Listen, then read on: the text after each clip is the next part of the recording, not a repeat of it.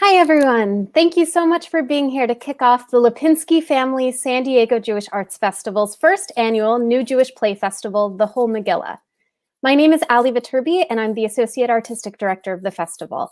To start this celebration of new Jewish voices in theater, we have some incredible Jewish artists here to discuss the question, what makes a play Jewish? Now, this is a question we've had many discussions about in starting the Whole Megillah as we solicited play submissions from around the country. We asked for plays that were unapologetically Jewish.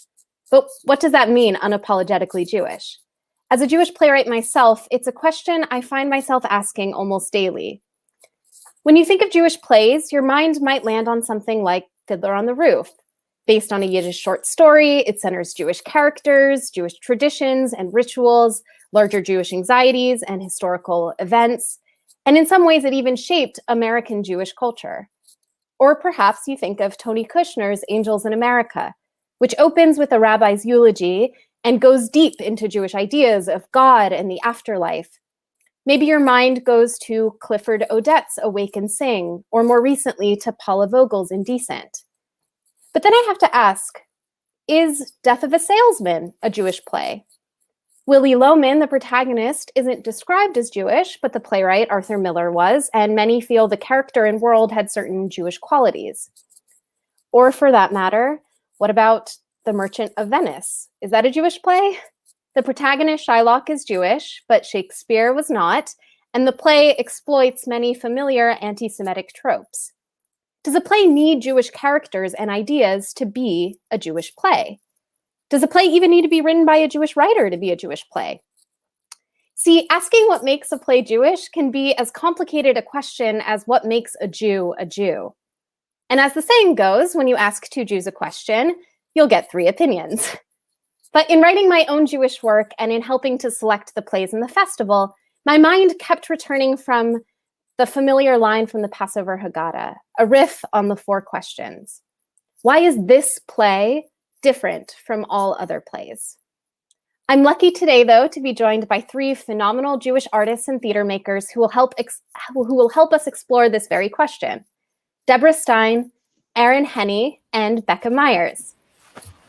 Hi, everyone.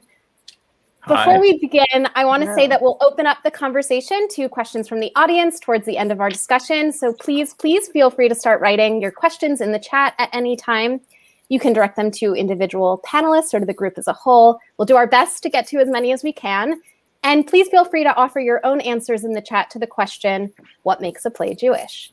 And so without further ado, I am so thrilled to introduce you to today's panelists. Deborah Stein is a playwright, screenwriter, and director based in Los Angeles. Her play Marginal Loss premiered at the Actors Theater of Louisville Humana Festival in 2018. And her plays have been published and produced across the world, from here in San Diego at the La Jolla Playhouse to the Gate Theater in London. She's also an associate professor of theater and dance at UC San Diego, where I had the great privilege and pleasure of being her student. Aaron Henney is the artistic director of Theater Dybbuk, an arts organization whose work illuminates universal human experience from a Jewish perspective through the creation of multidisciplinary theatrical works. In addition to his work with Theater Dybbuk, Henney teaches storytelling, and his award-winning work as a director and playwright has been presented across the country.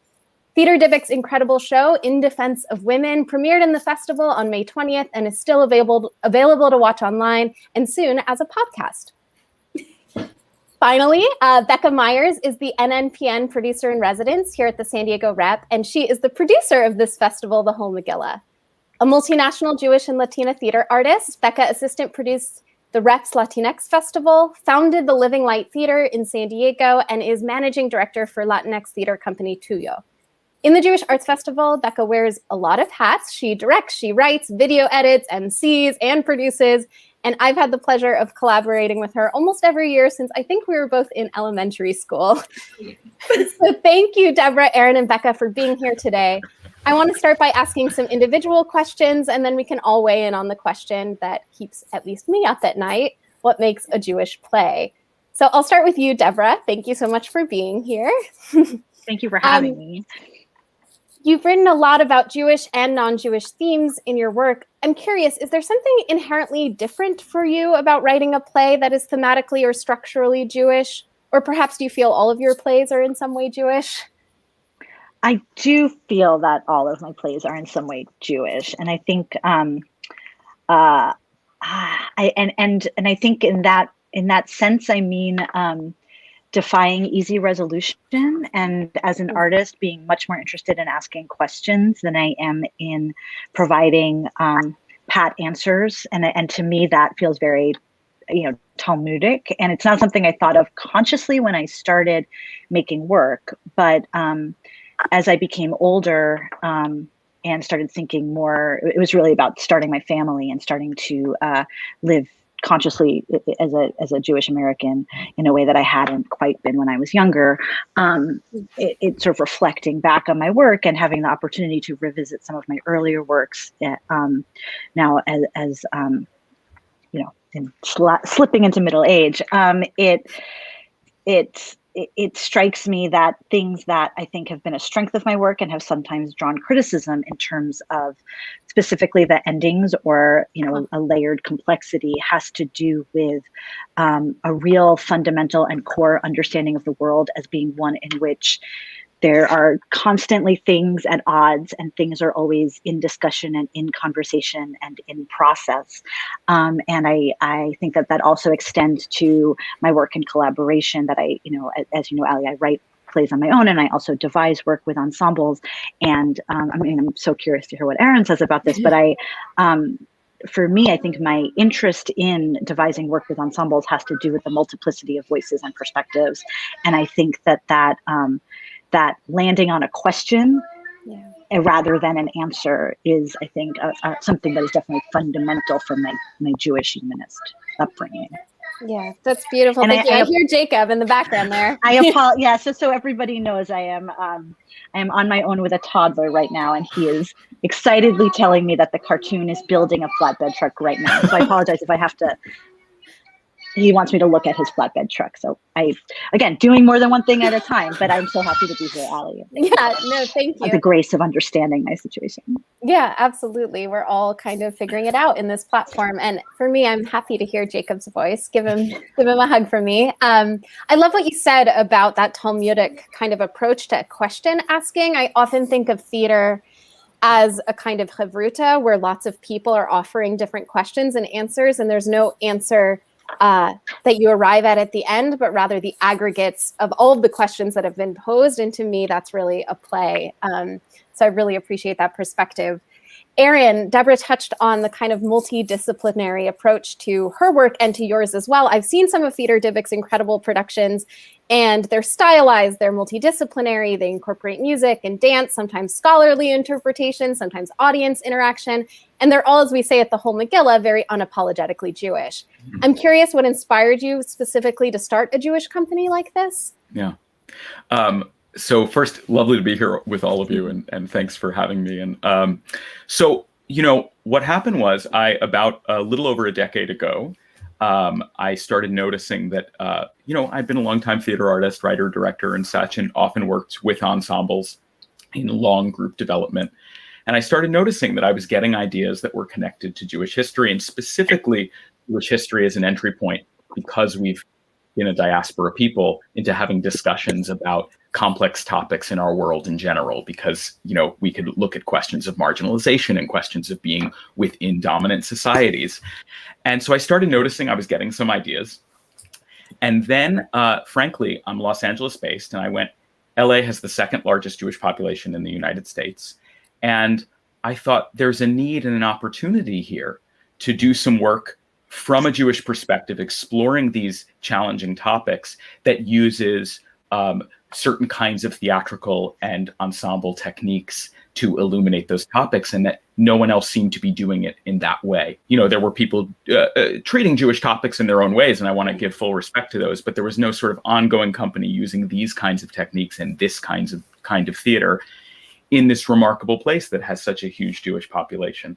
And so then we found that there was not only a local interest, but a national interest as well. So that was kind of the jumping off point, and it grew from there. That's so interesting. Aaron and Deborah, you both spoke about this kind of devising process. And I'm curious if this process at all ties into a kind of mission of Jewish storytelling for you, Erin, or how, Deborah, you drew that parallel between your the kind of Jewishness that creeps into your work and the kind of process in which you've created. I'm curious if both of you could speak to that a bit.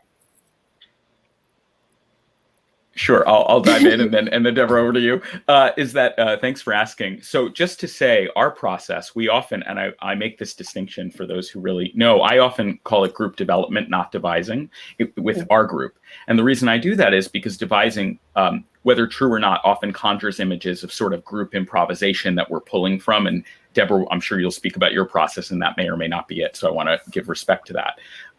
But I say it's group development because what we do is over the course of a year to 2 years, we have a series of dramaturgical meetings with the entire team where we're doing research and I'm bringing in pages and we're discussing them. And those are also met by 3 to 5 times a month physical development workshops that are about ensemble building and getting us in the same place physically.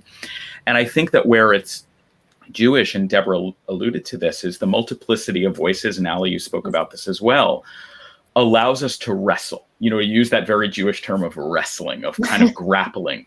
And that what that means is that we have to kind of have an open dialogue and challenge each other about what we're getting to, and are we actually are we even asking the right question, let alone getting to an answer? Are we asking the question? And so that's, I think, where it's Jewish, is the multiplicity of voices is what actually makes the conversation, makes the theater. And I think that's really aligned with many things in our tradition. Yeah. Yeah, I agree. That resonates quite a bit for me, Erin. And I do work with actors improvising text, and my work, I sort of came to playwriting through that process of working with a company of that with these sort of masterful improvising actors. It's a theater in Philadelphia called Pig Iron Theater Company, and it's not a majority Jewish company, but the director and I, and at the time I was the assistant director, are both Jewish. And I think that and we both grew up specifically as New York City Jews in the 80s. And I think there's something like very specific about growing up in New York as a Jew in the 80s and 90s that was very formative to my identity formation and his as well. And I think that there was something there about what it meant to sort of pull the best parts and create something that is layered through the creation, right? That I think you can see behind me that I have a menorah and a BB-8 toy, and they're sitting next to each other on the shelf. And that is sort of like, you know, it's accidental. That's not intentional interior design. But I think that there is something about these Zoom panels that allows for those kinds of insights into how people's minds work, and that in our family, those things sit quite next to each other. And I think that that's true in my work as well, that there is a layering, and that is what I love about working with actors who are improvising, because they are also bringing, like Erin used the word research, right? That there's a scholarly aspect to creating work with an ensemble, because everybody is researching, questioning, and responding to the material in different ways. And then that response engenders their questions and their creativity. And so you're already starting with this cacophony of insights, and sometimes that will harmonize and sometimes that will butt up against each other. And to me, that's where the real creativity comes in making work like that. And in my independent playwriting and screenwriting, what I'm trying to do is create these kinds of layered stories, and also create opportunities for my collaborators to bring that multiplicity of perspective. You know, in playwriting, we often talk about a play being the blueprint for a performance, and that describes a very particular kind of conventional playwriting where the writer comes first. So what I'm always trying to do is to create an opportunity for the multiplicity to flourish later. And I do think that's very Jewish, at least my understanding of what Jewish culture is. Yeah, I think so too. It kind of relates to the idea of the minyan, right, in Jewish, that you need a community in order to fully express yourselves to God, that there is something that is holy in itself of bringing voices together in community. And I think that speaks really beautifully to what you both just described in terms of process. Becca, I want to pivot to you a little bit as someone that read every single submission for the Whole Megillah. I only got to read about like 5 to 10, but Becca read all of the submissions. And I'm curious what your feeling is about having read all of them, the kind of current state of affairs of American Jewish playwriting or American Jewish theater? I know that's a big question. Well, I think I only have like a very specific view on the current state of American Jewish theater. And I think what's kind of funny that while I've been listening to Aaron and Deborah talk, that all three of us, and this might just be a byproduct of producing Jewish theater, we all are doing Jewish theater through kind of developing it. And so in the Whole Megillah, this isn't a presentation of shows that have been created and you put a bow on them and then you give them to the actors and the playwrights are off in another state doing something else. Like the playwrights were in the rehearsals doing this. They're there, they're changing the scripts. We got a new script every single day from these playwrights. And I just think that that's such a defining aspect of Jewish theater. So I just wanted to clock that a little bit because I thought that was kind of funny. But yes, I did read upwards of 50 Jewish plays, new Jewish plays that were not completely finished, that needed workshops, that needed development. And obviously I'm pretty excited about them. We were supposed to pick 4, we picked 5. And especially when it got down to kind of the last 10 or 12, which is a lot, it was really hard to narrow that down into a smaller thing because we got so many diverse scripts that were so different from each other and that told different stories about Judaism. And a lot of them were really fascinating and interesting. And I think I'm excited about the future of American Jewish theater. We're in a time right now where I think it's a good time to be writing. Yeah. That's really exciting. And I remember too, as you'll see in the festival this weekend, each of the plays are so vastly different, not just in terms of content and the playwright's kind of take on Judaism, but also in terms of structure and in terms of reinventing what it means to be a play. And I think that'll be very exciting for everyone to watch this weekend. So we're going to dive into the question that brings us all here. And I want to remind you in the audience to please send us your questions. I see a couple. I'd love to read more. So as I mentioned at the start of this discussion, one of the criteria we set for choosing plays in the Whole Megillah was that the play needed to be unapologetically Jewish.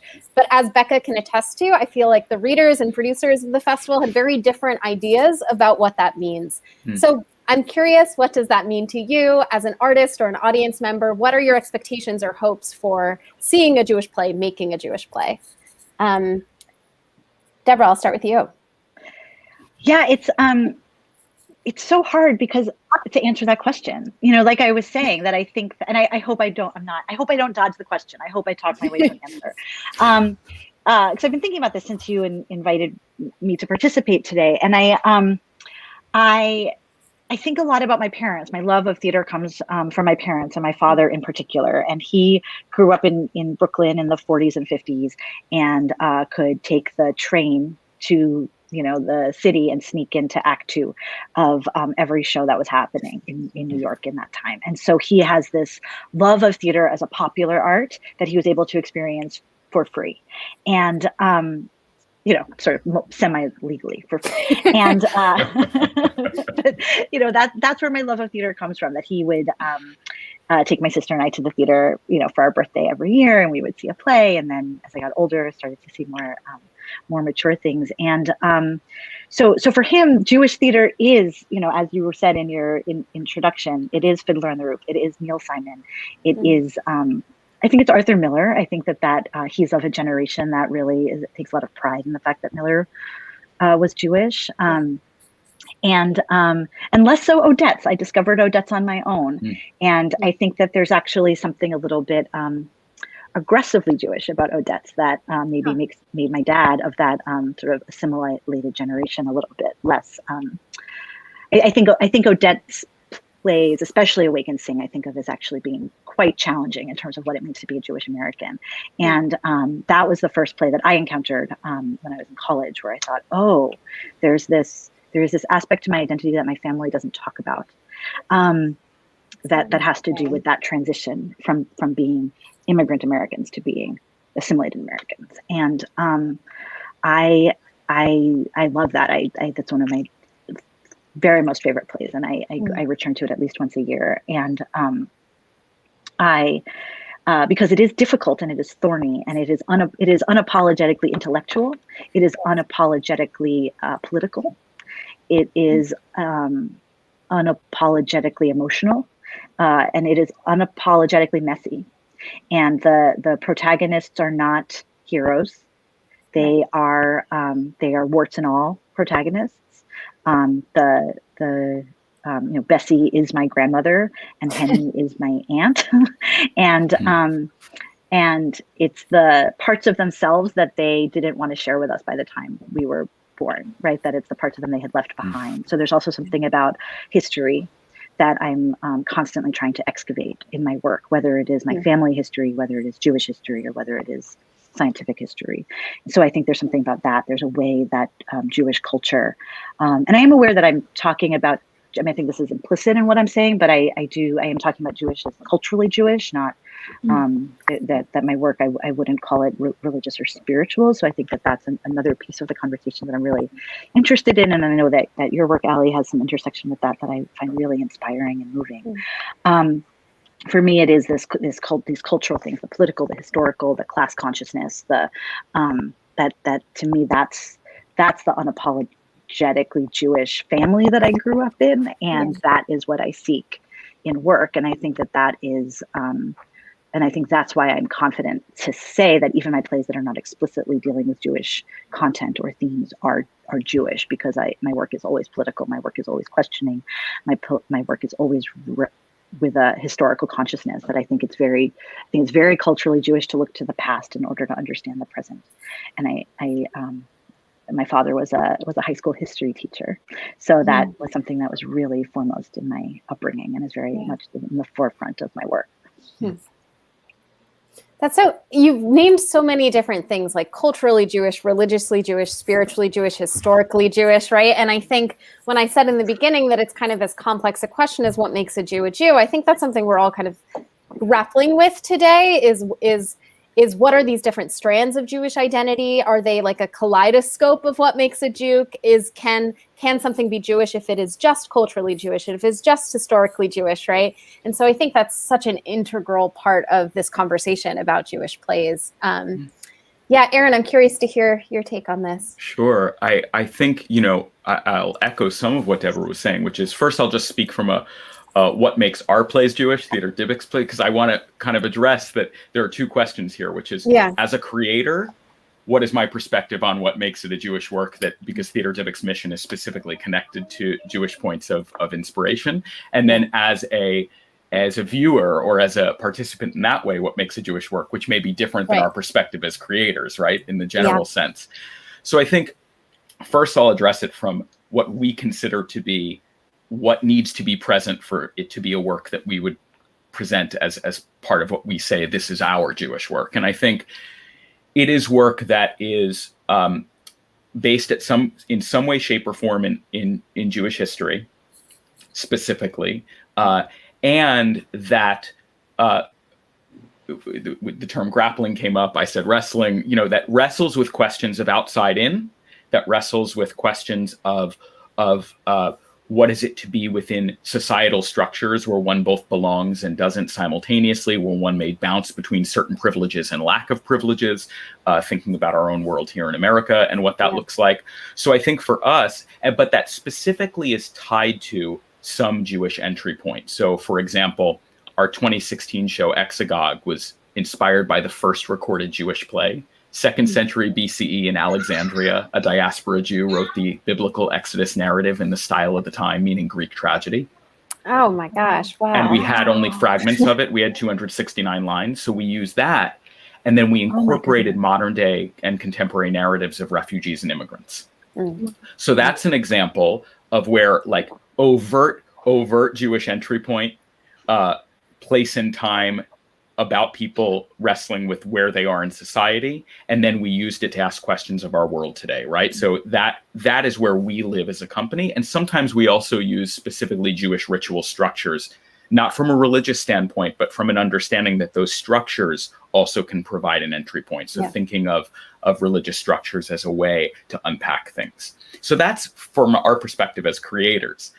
I think as a kind of viewer or audience member, I was thinking about this question too. If I removed myself from the equation as a creator, how would I address that? And, I started to go actually away from theater for a moment. I started thinking about Kafka because who doesn't think about Kafka on a Sunday? But I will share that, some people feel that Kafka's work is profoundly Jewish, right? That especially his work that's about people who find themselves grappling with being an outsider and not belonging. Kafka's The Castle is profoundly about waking up in a world where you don't feel you belong and you're constantly seeking for belonging but can't ever quite achieve it. Feels very Jewish. At the same time, others might say, sure, he's Jewish, and yes, but also this is 1920s in Europe, post-industrial revolution, things are changing in the world, bureaucracies are growing, we're between World War I and World War II, and so somebody might say, sure, of course he brings to it a Jewish perspective, but this is really a profoundly contemporary work about that place and time and what was happening. And so I was thinking about that, and that's often, as I come as a viewer, I don't have an answer, I'll just say, I struggle with that question of sometimes we want to ascribe, oh, this is Jewish because we see these themes in it, or am I seeing those themes because I know the writer is Jewish and that they have that in their background and they're coming from that place? And I don't have an answer. I'm just saying that as I think about what makes a play Jewish from a viewing standpoint, those questions are always present for me. And I guess part of it is, if I'm bringing that knowledge with me and I'm bringing that perspective and I am aligning it as an audience member, then maybe that's Jewish because that's what I am imprinting upon it and recognizing that that's what's possibly in its DNA. So I don't know, but that's the question on my mind. Yeah, oh, sorry, go ahead. I'd love to speak to that if it's okay, because I've been asking a similar, it's this question of, do the things that I ascribe to something because I have, I'm coming in with a preconceived notion of okay, the writer is Jewish. What does that mean? Because I am Jewish. And so obviously when I see something by Stephen Sondheim, I'm like, oh, is that Jewish? Is he coding Judaism into that? And I think what really interests me about this is particularly in American theater, Jews have had to assimilate so much. And so Fiddler on the Roof was revolutionary, and then Angels in America was revolutionary because it speaks towards more modern Jews. And then there's always going to be a more revolutionary play that comes up that's about modernity and about the now, but I don't think that means that shows that had playwrights that had to assimilate in some way, shape, or form are inherently not Jewish. You know what I mean? If I sit in an audience and I watch Death of a Salesman, I can't help but see Jewish themes in it. I can't help but see it, and I think they're there. I think they're there because if a playwright has been raised in that way and has that connection, it's never going to be able to be entirely divorced from who they inherently are. And then I, as a Jew watching that, can have that added depth of understanding that perhaps a Gentile would not have, or perhaps they would. And I don't have that experience, so I can't speak to that. But I don't think that if it's not falsettos, in your face Jewish, that doesn't mean it isn't inherently Jewish. Yeah, that's what's so, magical about theater, right? Is that the audience is half of the equation, and what you're bringing to it as a viewer is, to me, as important as what the creators are intending, right? That it's a conversation between the two. And so us in our perspectives can see Judaism everywhere. I would love to say Into the Woods is a very Jewish musical because it's my favorite musical and I want it to be a Jewish musical, right? So that's such a good question. I wonder if another way at getting at this, and perhaps maybe just posing more questions, because this is a Jewish panel and that's what we do. But I'm curious, in your own definition, kind of maybe what makes a Jewish play, do you have a favorite Jewish play? and what makes that play Jewish? Aaron, I'll start with you this time. Sure. Yeah, I was thinking about this, about, there's a lot of great works out there that I am choosing not to name, partially because they are quite known. And so I wanted to sort of, thinking about this, about maybe works that are not as known in our moment. And I will say that, obviously, look, I run a theater company called Theater Dybbuk. I'm a fan of the Dybbuk, but we know that play. So, right. But I'll share that the play that came to my mind is about a century old. And it's a play called Bronx Express. And I share this. It is unapologetically Jewish. It is a play by a writer named Osip, or I might be mispronouncing, but Dimov, and Yiddish writer.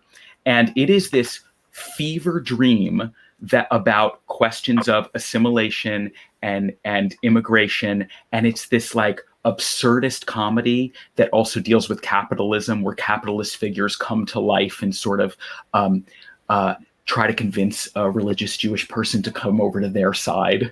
And it's called Bronx Express because, if I remember correctly, he falls asleep on a train and these advertisement figures come to life.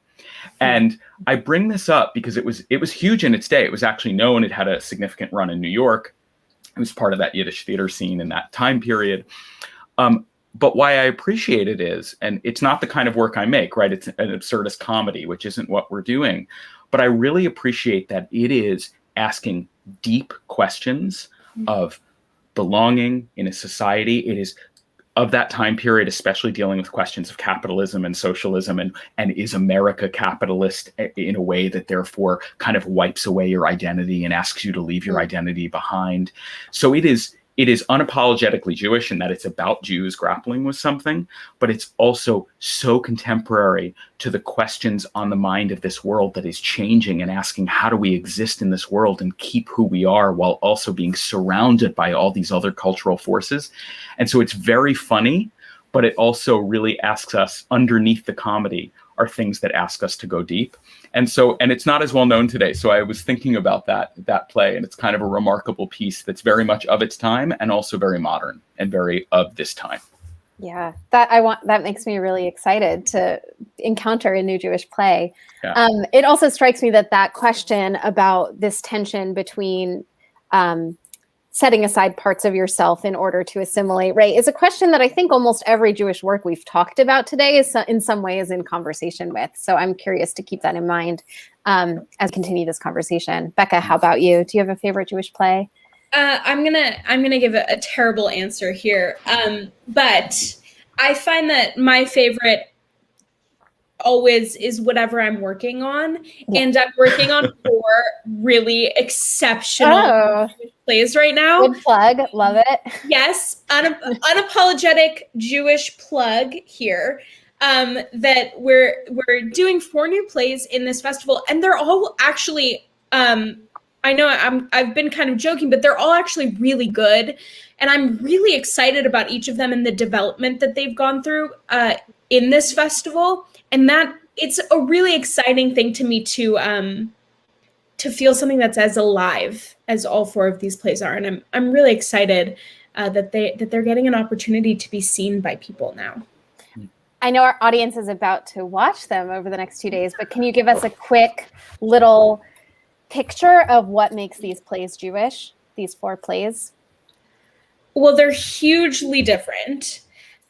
So we have in just about half an hour, we're going to show the Berlin Diaries by Andrea Stolowitz, and this is about a woman's kind of journey in finding and discussing her lineage and her family, and then it's really hard for me to answer that question because they're all 4 so I'm like, and then the next one's totally different, and then the one after that is totally different, but they're about pretty deep things. Like, they're about identity. They're about there's one which I would say is really about it has a lot of biracial Jews in it, which I think is an experience that we don't often see on stage or on screen.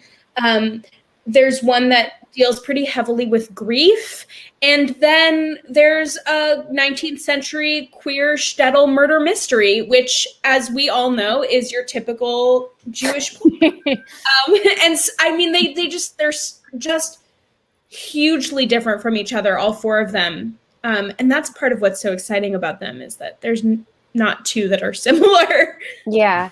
What I love about these selected plays too is it really gives a sense of kind of the depth and landscape of the diverse Jewish communities that exist within America and speak to topics that are so inherently Jewish and so very different. Yeah, so thank you for that plug, Becca. Deborah, how about you?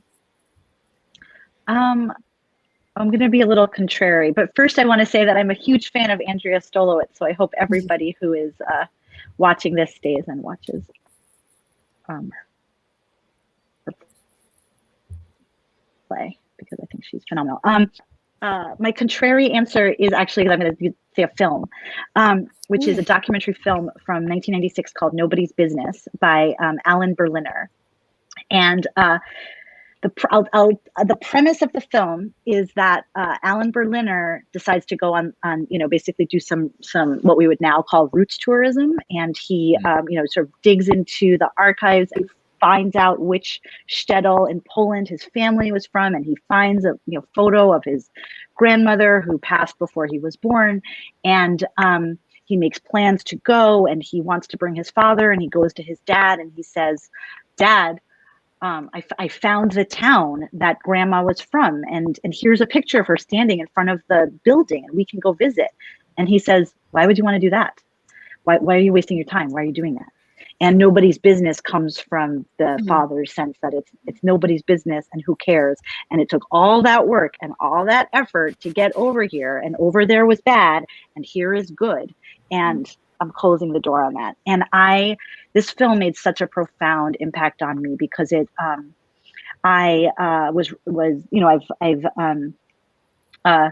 done some what we would call roots tourism and archiving of my family's stories, and find it really heartbreaking how many gaps there are.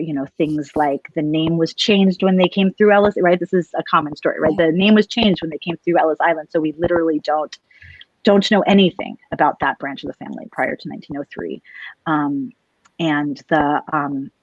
the tension in what I was saying earlier about a history-minded culture, and so many of my relatives who didn't want to talk about the past. Yeah. And my one grandfather who was born in what's now Poland, and he came over in the early 1930s, and my sister, for a elementary school interview project, asked him, what happened to all your cousins? And all he said was, "Oh, they're gone," right? There's no answer to that question. Yeah. And all my sister and I wanted to do was find out what happened to them, right? And a book like Daniel Mendelssohn's The Lost is such a totem for me, and such a towering work of intellectual and historical mystery solving, right? But so to be living in that space of wanting to fill in the gaps of the history, and then to encounter this voice of Alan Berliner's father saying, "Why do you want to know about that war?" It was very bracing, and I think has just made such a huge impact on me in terms of wanting to incorporate that complexity, and that there are reasons for the gaps that have to do not just with the fact that places don't exist anymore, but also because people don't want to remember. And what is that about is a question that I still find myself asking constantly. Yeah, that I'm very excited to watch that. Thank you for bringing a non-play into the play conversation. I'm sorry. I really want to watch it. But what I love, I'm something I think we talked about when we were picking the plays for the Whole Megillah, is that, at least for me, I think a Jewish play has some foot or tie to something in the past, to some kind of ancestral or historical tie, but has an eye towards the future. And what strikes me about the documentary you were talking about is so much of these questions of who am I have to necessarily be in conversation with where do I come from, and also who am I going to be? And there's something about that pull between the past and the future that strikes me as very inherently Jewish. I'm looking at the time. We need to move to questions from the audience. So please continue to write them in the chat. But I want to start with this one. which I think is an interesting question that we've been talking a little bit around. But do the panelists care to share their opinions on the question, does a Jewish play have to be written by a Jewish writer?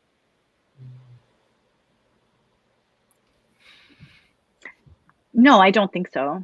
I mean, I think that, I think just as I was saying that my plays that are not about Jewish themes or explicitly Jewish content are Jewish because of just sort of who I am and what I'm bringing into it. I think that it would be absolutely possible for a non-Jewish creator to explore Jewish themes and contents, and I wouldn't think that wouldn't make it necessarily Jewish, but I do think it would be possible if this artist truly invested in what that meant and its implication. I'm thinking specifically of actually, this was my other answer when I was trying to make myself stick to a play answer for the previous one. I was going to say How I Learned to Drive, which is obviously, Paula Vogel earlier. She's known for writing Indecent, which is one of the great Jewish plays of the last generation, but they're building a lawnmower on the cartoon right now. I've been informed. But How I Learned to Drive, of course, is her play from the late 90s that is about a young woman's complicated and incestuous relationship with her uncle. That is very much about questioning, very much not about easy answers. And Paula wrote it before she learned about her Jewish heritage. That Paula was actually on she learned about her Jewish heritage later in life, and that sort of sparked her to do the research that led to Indecent in the 20 years between How I Learned to Drive. So that there's something about where I do think How I Learned to Drive is a very Jewish play, but Paula did not think of herself as Jewish when she wrote it. So that would be the example, right? That it is a play that employs a Greek chorus in order to embody and give voice to a multiplicity of perspectives that challenge the audience and refuse to let the audience sit in an easy answer or easy judgment on the central relationship in the play in a way that is extraordinarily powerful. I love that you just brought that up, because I too, there is something about that play that has also struck me as very Jewish, but the way that you described the question asking and the living in this like squishy, nuanced, complex place. And yeah, I just hadn't put that together, that at that point, right, that she hadn't identified as Jewish or learned those things about her heritage. So my mind is kind of blown right now. So thank you. Do you have any other responses to this question? Yeah, sorry. I was thinking, that it's a language question for me, right? Which is because my initial answer was immediately out of the gate to say, of course not. We're exploring, anyone exploring Jewish themes, Jewish history, and doing the work to get there, they've written a Jewish play. But then I was thinking about language, about Jewish play versus a play that is exploring Jewish history themes, etc. And is there a difference in the language there, right? Yeah. By putting the terms Jewish play, there is a kind of implication of there being a something in its makeup that is inherently Jewish.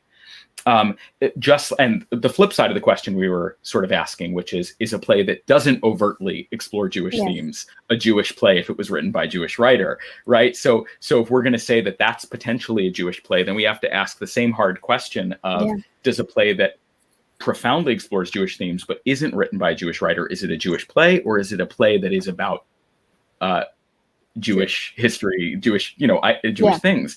And I don't know the answer, and I don't know that it matters. And I don't mean that as a way of dismissing the question. It's just as simple as writers are curious, talented people who are getting curious about a subject matter and presenting us hopefully with some provocations about our world. And if they're doing it through exploring something Jewish and doing it in a respectful and informed and curious manner, then all the better. Like the semantics of whether it's not a Jewish play are not that important to me. There's something really, I had the same impulse of does it have to be written by a Jewish writer? No, of course not. Like anything that explores those themes can be Jewish.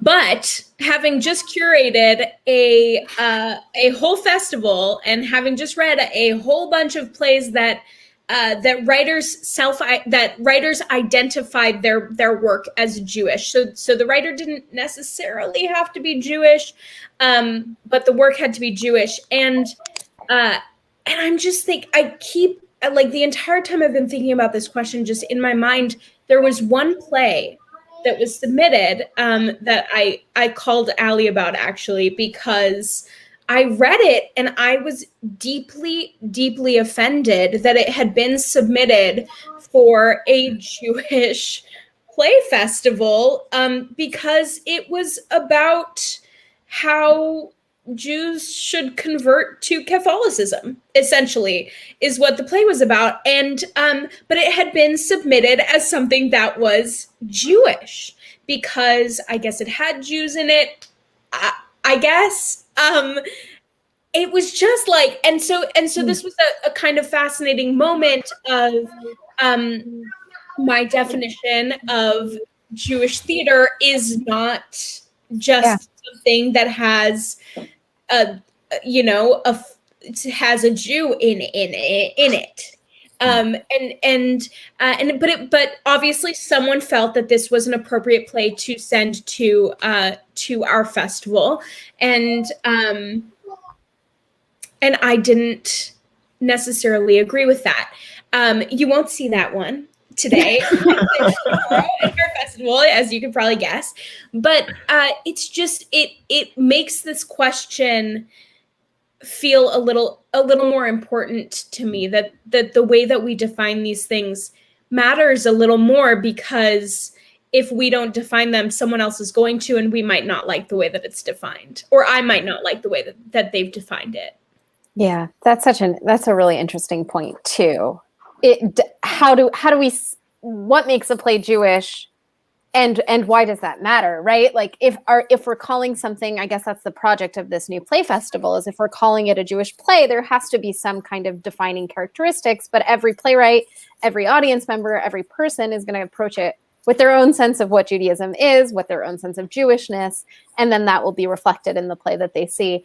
Feels very much that play, Becca, is in conversation with Merchant of Venice, which I started with, which is interesting. But I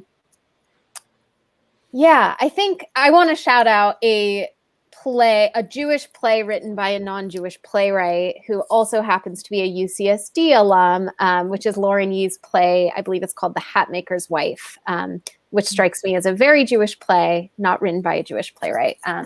So I think there are a lot of beautiful Jewish plays out there, just to give my own 2 cents. Cool. So I see we're running out of time a little bit here, although I really could talk about this with you 3 brilliant Jewish artists forever. But I'm curious, in a very brief explanation, we've talked about the different kind of phases of Jewish playwriting. Deborah, you pointed that out so beautifully about the kind of Neil Simon, Arthur Miller era, and then how Odette's was so very different from that, how we're in conversation with what it means to be Jewish right now with some of these plays. What do you see as like the next wave of Jewish theater making? What do you hope to see right now moving forward as Jewish playwrights are grappling with their own questions of what makes a Jewish play? That's a good question. I've thought about this a lot. I think. And start us off, Becca. I think that I've spent the last year thinking about this exact subject, and I think that what I hope to see, like in a very personal way, and not speaking for anybody else, but I think that there's we see so many stories of Ashkenazi Jews. We see so much of this like very paradigmatic Jewish story that we see on television, we see in movies, we see in theater. And there are so many diverse like perspectives and so many different ways to be Jewish. And those are the stories that I'm starting to kind of like gravitate to. That's what I'm really interested in figuring out. I've seen this side of Judaism, but there's all of these other sides of it that I don't know as much about, or that I know about because I've experienced this tiny little pocket of it, but I want to hear about all of the other experiences. And I think that will bring kind of American Jewish theater into modernity a little bit, and while still keeping a foot in the history of it, which of course is so important to Judaism. But I think that hearing newer and more diverse stories of Jewry is going to be what I'm looking towards in the future of American Jewish theater. Beautiful. Thank you, Becca. I think that one is, again, I want to build on one of my fellow panelists here and say, yes, there is an infinite amount of material from Jewish history and experience. And I think we've only sort of, in a lot of theater, scratched the surface of that infinite amount of perspectives and material. And so I think one is what I see coming next is an ability to go both into the present and into deeper history and pull from so many sources and experiences, when a lot of what's been associated with Jewish theater, often when people hear that term, it includes a relatively narrow band of experience. So I agree with you that that is really important. I also think about the purpose of theater, and we talked a lot today about grappling and wrestling, and again, all of those terms. And I think a lot of times people associate with Jewish theater, they associate commemoration, celebration, and preservation. And I think those are a lot of the associations for all sorts of historical reasons and all sorts of reasons attached to trauma, marginalization, et cetera. But I think that we're in a place where we are ready, not that issues aren't there and growing and all of that, but we are in a place to say, how can we dive more deeply into it, not commemoration, celebration, or preservation, but Jewish entry points as a way to really investigate our world. And I think that's really where we're headed. And people have been doing it, and I'm seeing more of it, where the concern is not so much about sort of upholding the culture, but instead using cultures, because it's not a monoculture, using cultures as a way to get really curious about the forces around us. Yeah, I think that's exactly right and really beautifully said. And I would, I was thinking when I was talking about Odette's that the political consciousness and the class consciousness of those earlier writers, and I'm so excited to read the play that you recommended, Aaron, because it sounds like that's present in that as well. And that being an element of early 20th century Jewish culture that I think is very needed now. And I think that the people with Jewish experience have a lot to offer to that conversation. And I also think that in this day and age, the concept of diaspora is becoming a concept that increasingly more cultures are going to need to grapple with. And I think we have a lot to offer there, right? That we come from a lineage of people who have been thinking about what it means to be living in diaspora for a long time. And with what's happening politically in the world and also in terms of climate refugees, I think that I really hope that the fact of our deep understanding of what it is to live in diaspora becomes a place where we can create opportunities to create empathy with other cultures that are experiencing this at that time, rather than thinking about what you're saying, Aaron, about celebration, preservation. Sometimes there's a little bit of a only us, only I have suffered in this way, and I think that that unfortunately that kind of suffering is becoming more common across the globe, and that there's a real opportunity there for us to use our art and our storytelling to create empathy, specifically in audiences who might not instantly perceive that commonality. Yeah. Beautiful. These are beautiful words to end on. Thank you all. This was such an inspiring conversation for me personally. I know for our audience too. And I think much like Jewish text itself, we didn't come to one answer on what makes a Jewish play, but I hope that these questions and all of the answers posed and the aggregate of them inspire all of your viewing of the plays this weekend. Thank you so much, Deborah, Aaron, and Becca, for your incredible insights. I know I will be thinking about them a lot as we watch the New Jewish Plays this weekend. And thank you all for tuning in to the kickoff event of our New Jewish Play Festival, the Whole Megillah. You can stay on this link at 1 p.m. to catch Andrea Stolowitz's new play, The Berlin Diaries. And be sure to watch the other fantastic shows and panels today and tomorrow in the Whole Megillah. In addition to the Whole Megillah, this year's Lipinski Family San Diego Jewish Arts Festival has 15 shows running until June 23rd, including Aaron's in Defense of Women. To see our full lineup, please visit San Diego Rep's website, sdrep.org. Thank you so much for spending your afternoon with us, and enjoy the rest of the Whole Megillah.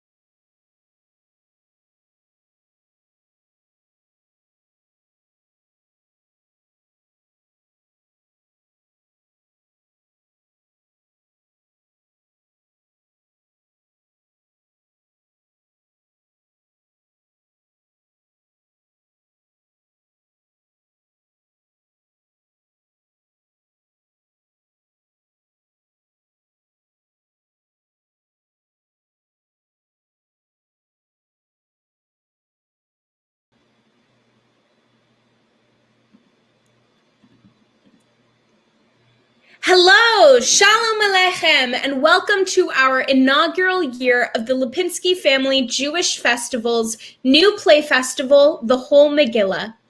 The next 2 days are going to be absolutely jam-packed with phenomenal new work by some really brilliant and unique playwrights and fascinating panels with leading experts. The first play we're presenting is The Berlin Diaries by Andrea Stolowitz and directed by Larissa Lury.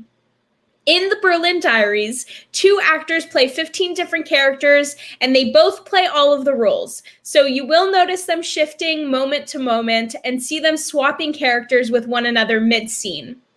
We are so excited to present this piece, and to continue introducing it, here is the playwright herself, Andrea Stolowitz. Hello, everybody. I'm so thrilled to be here and have my play being done here in this festival. I'll just add a little bit of context. The play is primarily, it is autobiographical. It is based on research that I did in Berlin. And as you'll see in the play, the characterization of that research, the year I spent there, and the playwriting itself is included in the tale. So I hope everybody enjoys The Berlin Diaries, and I'm so thrilled to be here with you.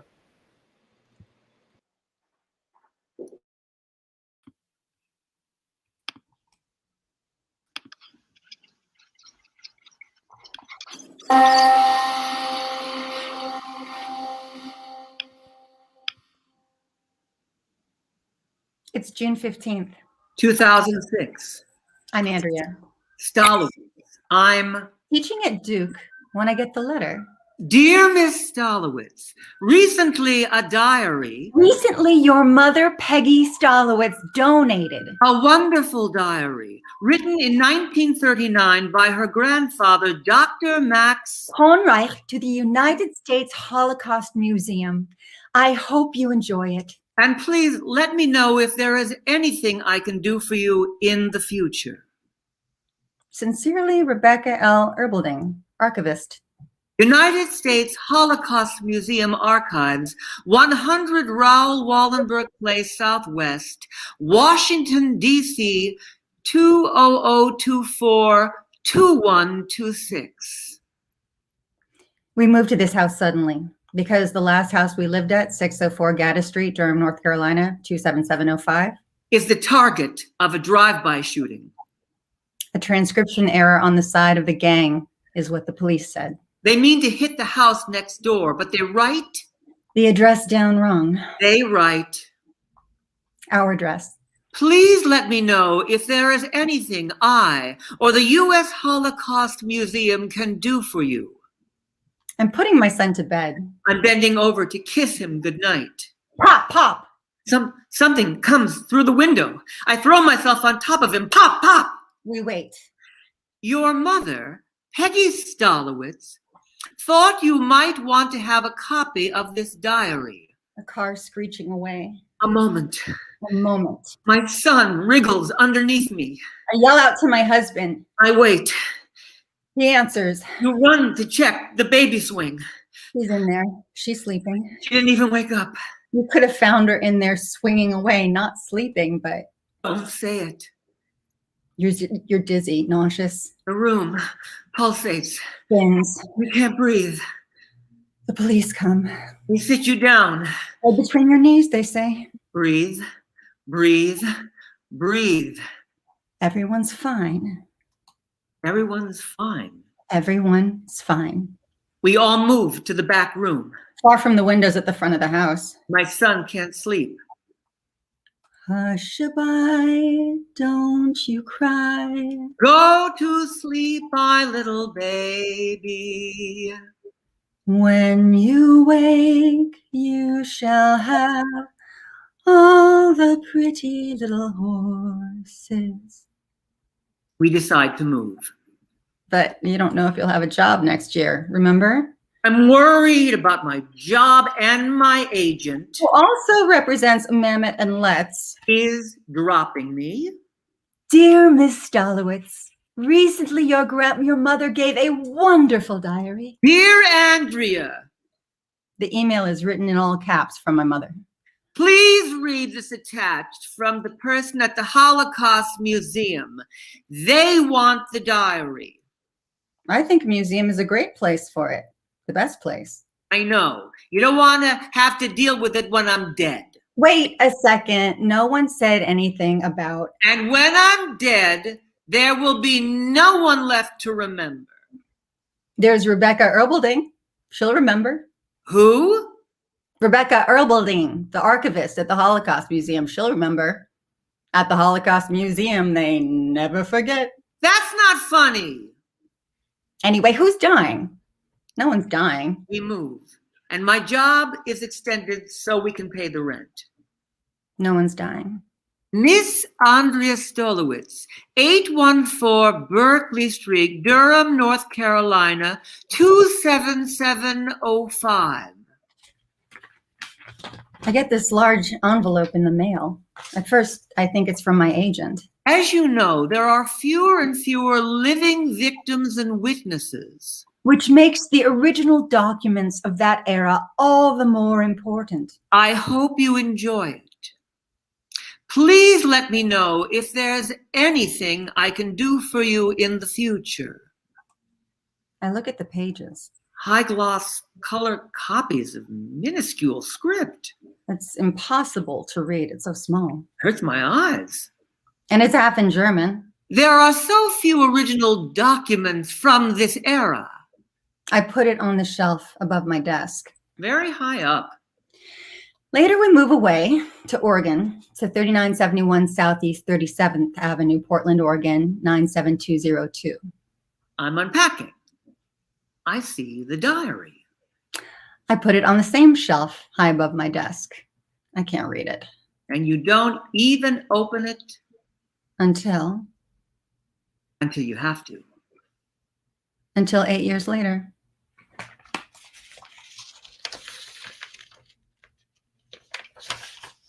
January 1st, 1939, to my dearly beloved grandchildren, I dedicate this film of my life. I dedicate this film of my life. I dedicate this film of my life.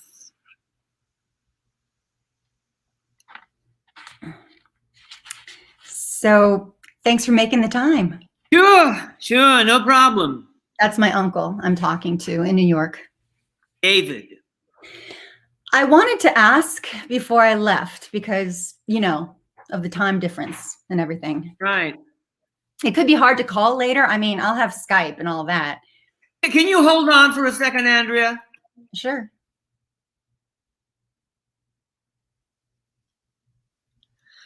Oh, sorry. That was Nancy. Say hello from me, us, all of us. Of course. So what can I do for you? I guess I called because I wanted to ask, I'm not sure how to put this. I know, Nancy told me. You know, this sort of thing, this type of thing is really her field. Yeah. You're breaking up. Can you speak a little louder and into the phone? Yes. I mean, I said, yeah. Is this better? Now there's an echo. Better? I guess I always wanted to ask. For trauma to be passed on, there needs to be some kind of event. Right. And just because something happened doesn't mean it was a traumatic event. Lots of things happen. I'm sorry, Andrea, because I feel like that's not what you want me to say. I feel like what you want me to say, there was some terrible trauma. It just wasn't, you know, everyone made it here alive. Everyone escaped. The diary is a nice tribute to that. Right. I'll be clean here. I don't believe in what you're doing. I mean, what you're trying to prove. Not trying to prove anything. Any kind of problems you're experiencing, well, they're not related to the family history. You're looking for something in the past, but there's nothing there. Right. It's just that, have you ever wondered? So I'm sorry this won't fit into your theory of whatever your theory is. Right. I don't really have a theory. I was just wondering why, I mean, trying to understand why we have such a small family, and of the ones we have, why no one really gets along or talks to each other and hasn't for a while. Because it's a little weird, you know? I don't know about that, Andrea. Lots of families are weird and small, and we're talking right now. Right. I mean, don't get me wrong. I think the diary will be a terrific source material. It's a truly fascinating resource and an important family heirloom. Your mother and Claire, I am sure, can tell you that. They actually fought over it for a while, over who should get to keep it. There was some bad feeling. Now that your mother donated to the museum, they probably worked it out. I'm sure you'll be able to use those memories and ideas in it to make something very artistic. Maybe like Driving Miss Daisy or Sundays with Maury. Tuesdays. Or something. It's just my grandfather's diary is not going to explain anything. And this is really my view because there's nothing to explain. I'm sorry. You know the Tolstoy quote, right? All unhappy families are alike. All unhappy families are unhappy in their own way. Yeah. Families are unhappy. It doesn't mean there's any reason for it. There's nothing to find out. Okay? Okay. Now have a great time in Berlin and go eat a cream puff at Cafe Kronzler for me. Shit, Andrea, the cappuccino maker is backing up. Gotta go. Talk soon. Bye. Bye. Bye.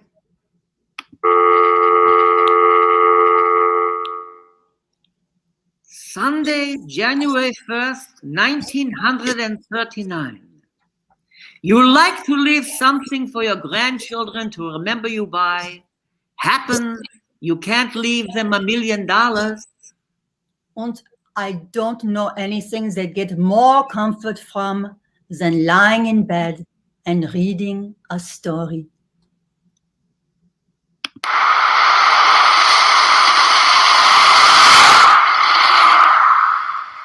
I'm on the entrance ramp of the I-5.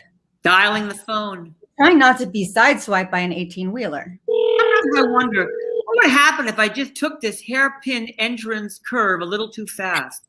Or just slightly the wrong turning angle, 1 degree off? I imagine this as I'm holding the steering wheel, trying to be steady. It's exactly an hour from the parking lot of the college where I teach to my house. Most of it is on the interstate. I often think of quitting. Some days I just can't stomach being excited about the American theater. It feels somehow dishonest to encourage anyone to go into this line of work. I often believe it's some kind of pyramid scheme into which I'm obliged to recruit people, otherwise the whole system will break apart. Kind of like the one that brought down Albania. The truth is, I need the money. Hello? You have reached the voicemail of Lillian Lathrop. Please leave your message after the beep. And then all of a sudden, I don't know what to say. Hey, Cussy. I'm screaming into the headset. The car vibrates as I accelerate. Just leaving you another message. I'm leaving on Tuesday for Berlin. I think you remember that I got this grant to do a project, well, a play based on our great-grandfather's diary for the year. Lucas and the kids are coming too, of course. You asswipe. Sorry, I'm driving home from Salem. Anyway, sorry we missed each other on the weekend. I mean, we were there at the Big Rock on the coast. And Eric came with your kids, and then his brother and wife and their kid. Fucking crowded today on the I-5. Anyway, yeah, I'm sorry you couldn't make it. It would have been nice to see you.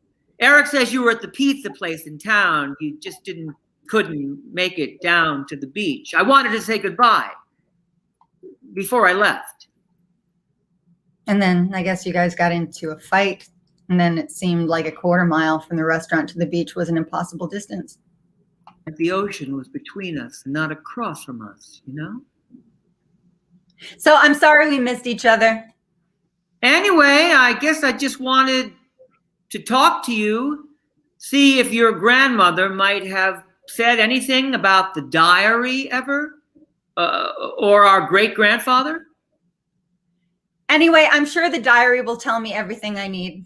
But if you have any thoughts, you could call me. Just wanted to reach out before I land in Berlin. Yeah. Well, hope to see you soon. Sorry we didn't find each other on the beach. Hopefully next time. Hopefully next time.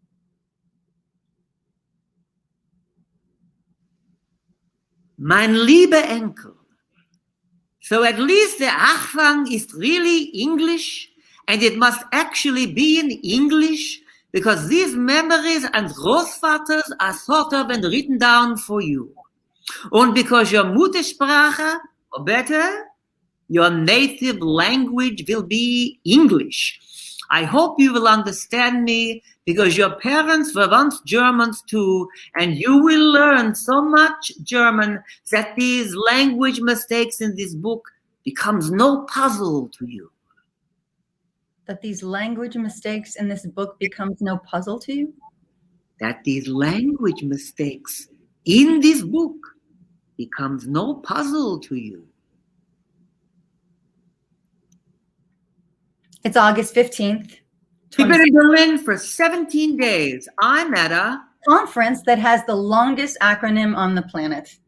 WFJHCSND. It's mostly at the Hilton, but not today. World Federation for Jewish Holocaust Child Survivors. I've been invited and their descendants.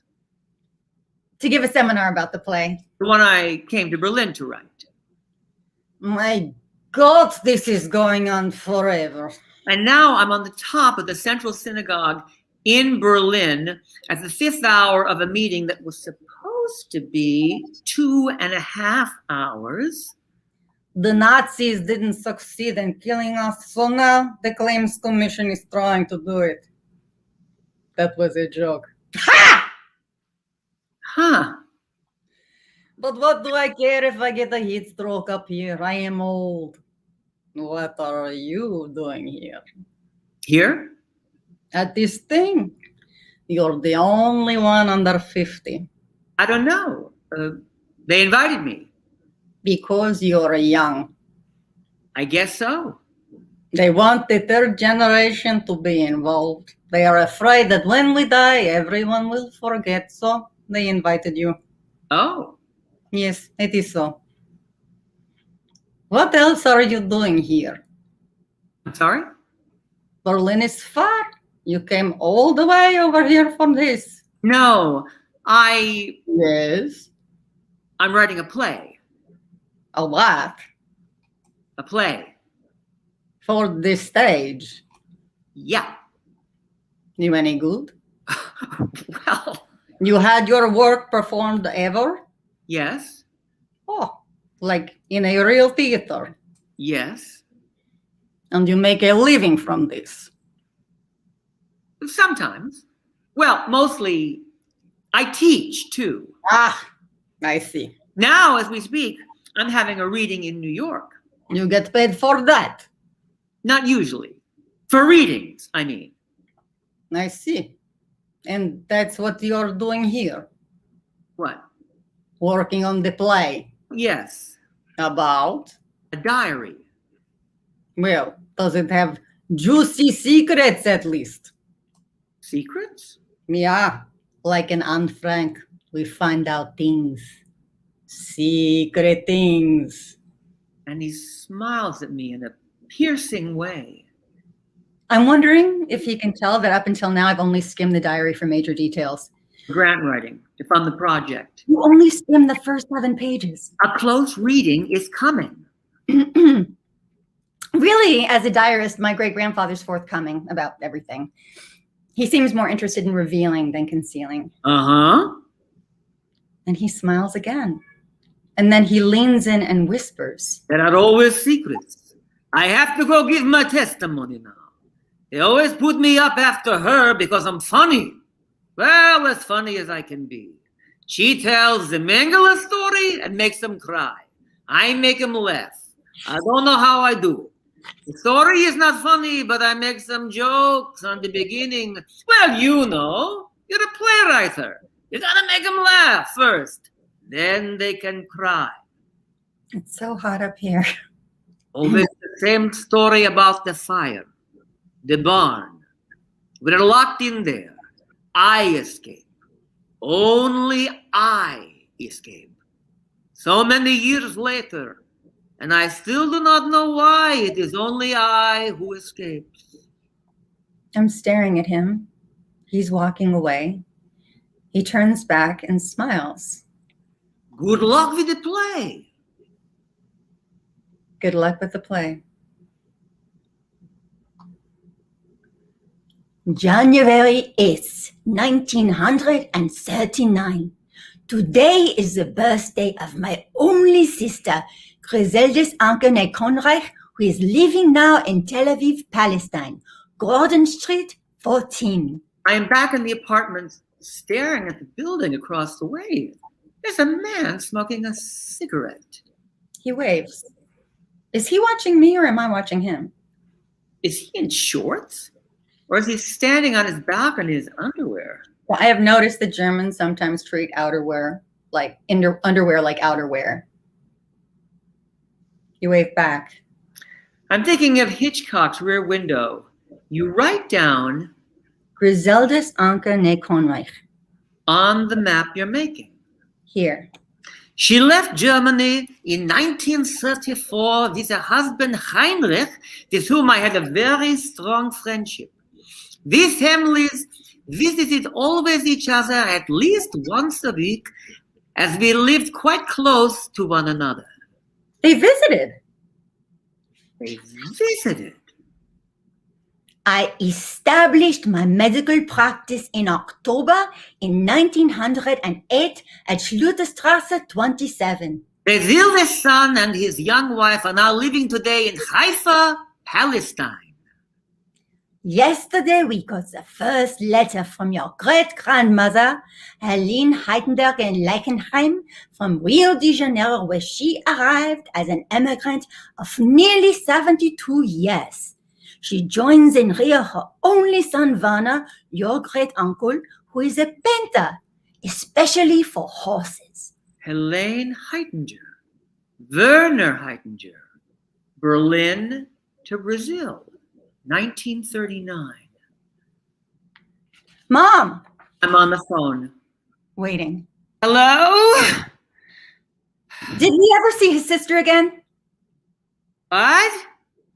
Did Max ever see his sister, Griselda's again? The one who went to Israel? Or what about the ones who went to Brazil? Andrea? Yes? It's the middle of the night here. Oh, shit. I miscalculated the time difference. It's okay. What is it you wanted to ask? No, it's okay. I'll call tomorrow. Well, you already woke me up. Sorry. Okay. Did your grandfather ever see his sister again? The one who went to Israel, or his nephew Wolfgang, or all the others? My grandfather died in 1949. I know that. I don't think he did. No, I'm sure he didn't. But what about your mother, Eva? Did she ever visit her aunt or cousins? I remember her sending packages to them with sugar when I was small. Or maybe the packages of sugar were for a cousin somewhere else. Maybe Yugoslavia or Sweden? But you never met them? No, None of you? Not Claire, not you, not David? no. I think Mother may have visited once in the 50s, but I can't be sure. Oh. I wait. Andrea, Yeah? something else? Did you know he and his sister lived near each other in Berlin? And that Werner lived with Helene? And that they all saw each other, hung out, visited, that kind of thing? They did? Yeah. No. No, I didn't know that. They used to see each other once a week, at least. How's the play going? Oh, I don't know. Oh. I'm not sure why you had to go to Berlin to write a play. Mom. Sorry. Okay. All right. Bye. And she's about to hang up. But there's always that lingering on the phone with my relatives. That lingering. And you're about to hang up, but before anyone does. It's like we're all scared. Somehow genetically scared that this could be the last time we ever talk to each other. We are there now, in that pause, before everyone has gone to Brazil or South Africa or Palestine, when there's still time to shout. And I'm shouting across time. Wait. And of course, she's still there because she's been waiting too.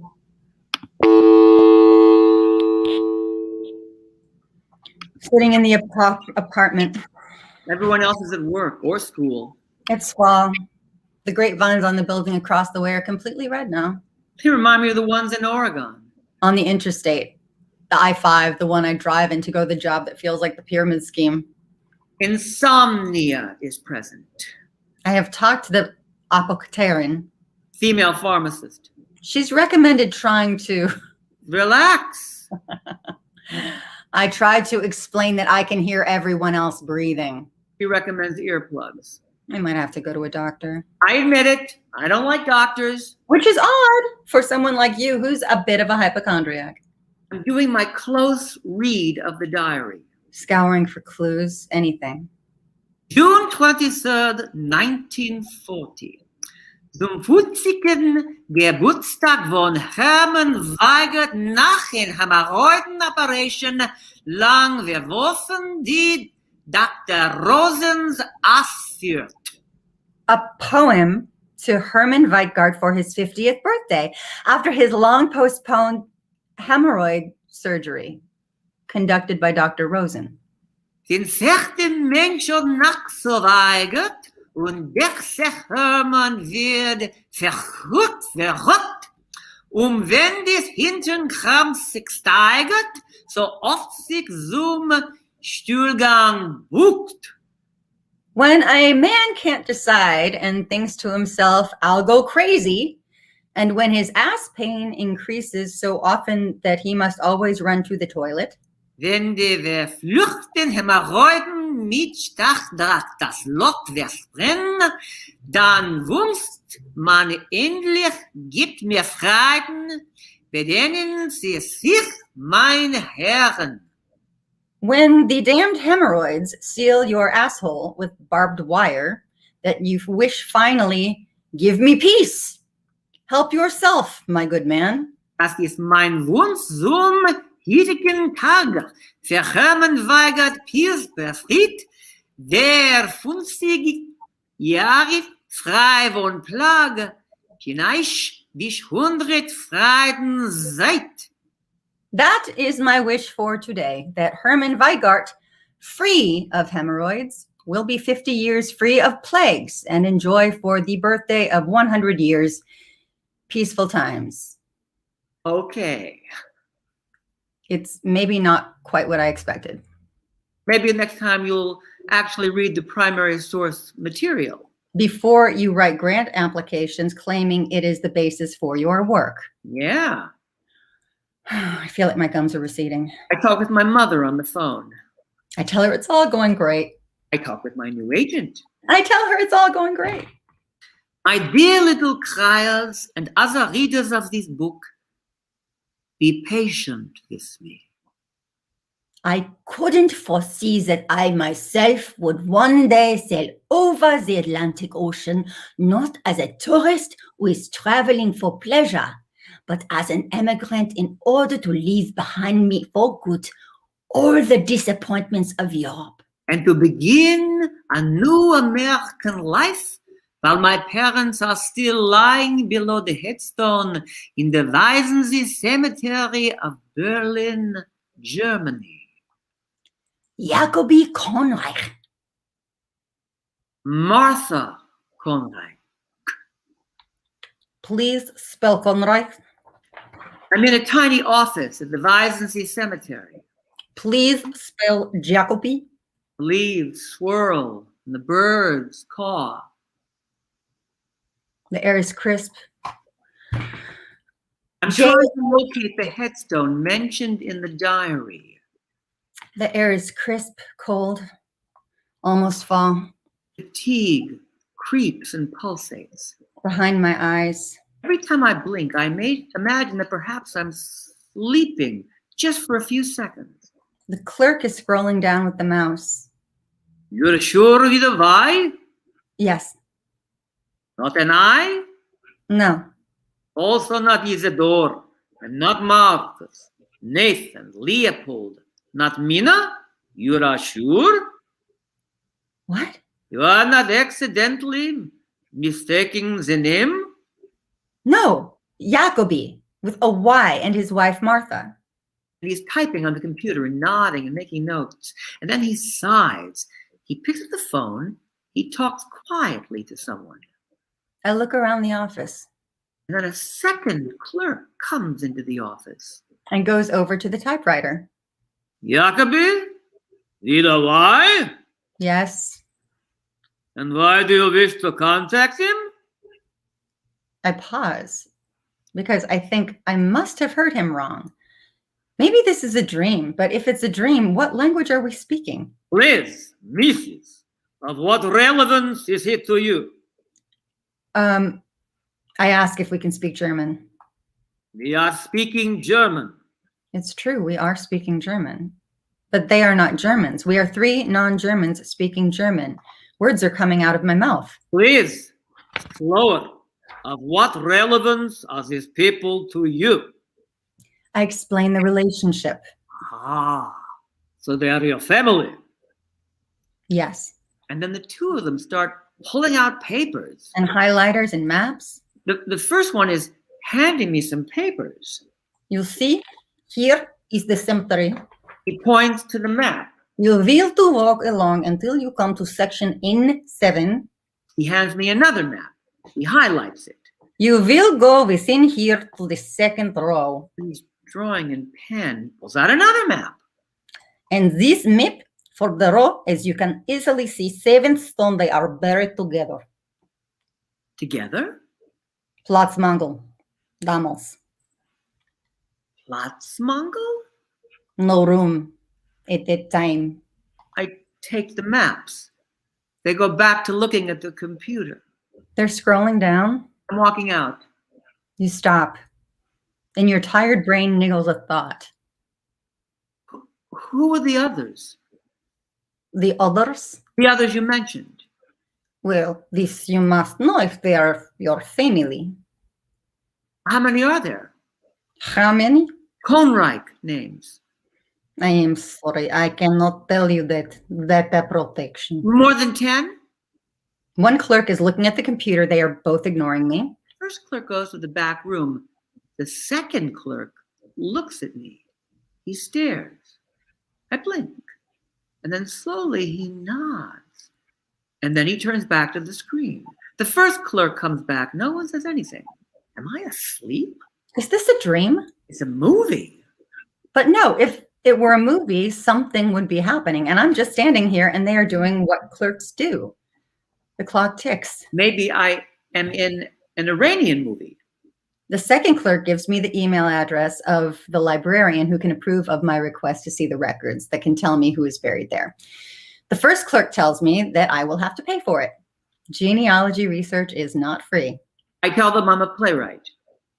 I have a DAAD grant. I'm working on a project. They shrug. You see, I'm trying to understand what happened. Why there is no one. And why of the ones we have, no one gets along. Tell it to the librarian. And then they both turn back to the screen. And then you're walking.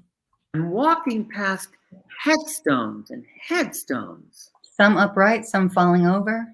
I stop to look. Verschollen, 1943. Verschollen. I know that word. It's what the library says when a book is lost. Where is it that people can disappear like library books? Perhaps they're all together. The lost people and lost books and lost socks. Maybe the Verschollen are all together reading books that no one can find in mismatched socks. Who goes to the cemetery anymore anyway? It's a burden of an old time. You pass a couple with a baby. They smile. Very peaceful here, they say. I finish with map 1. I'm in N7. You walk forward, map 2 in front of you. You look like a tourist. I look around to see if the other Konreich names are in this section. They are not. It's not a library. They don't shelve all the authors together, even if the books are Verschollen.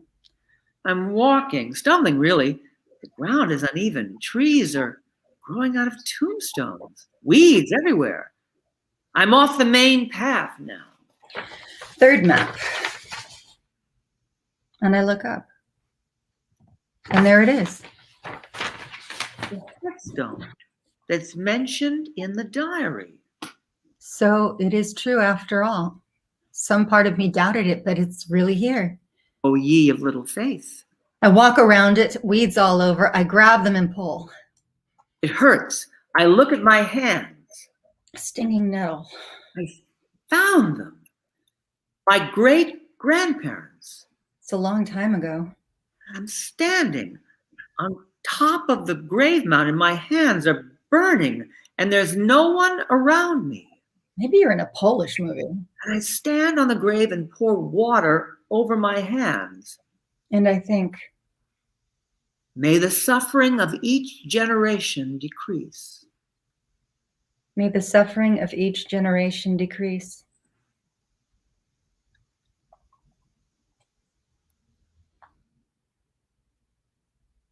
Hello, and welcome to the Center of the Study of Berlin.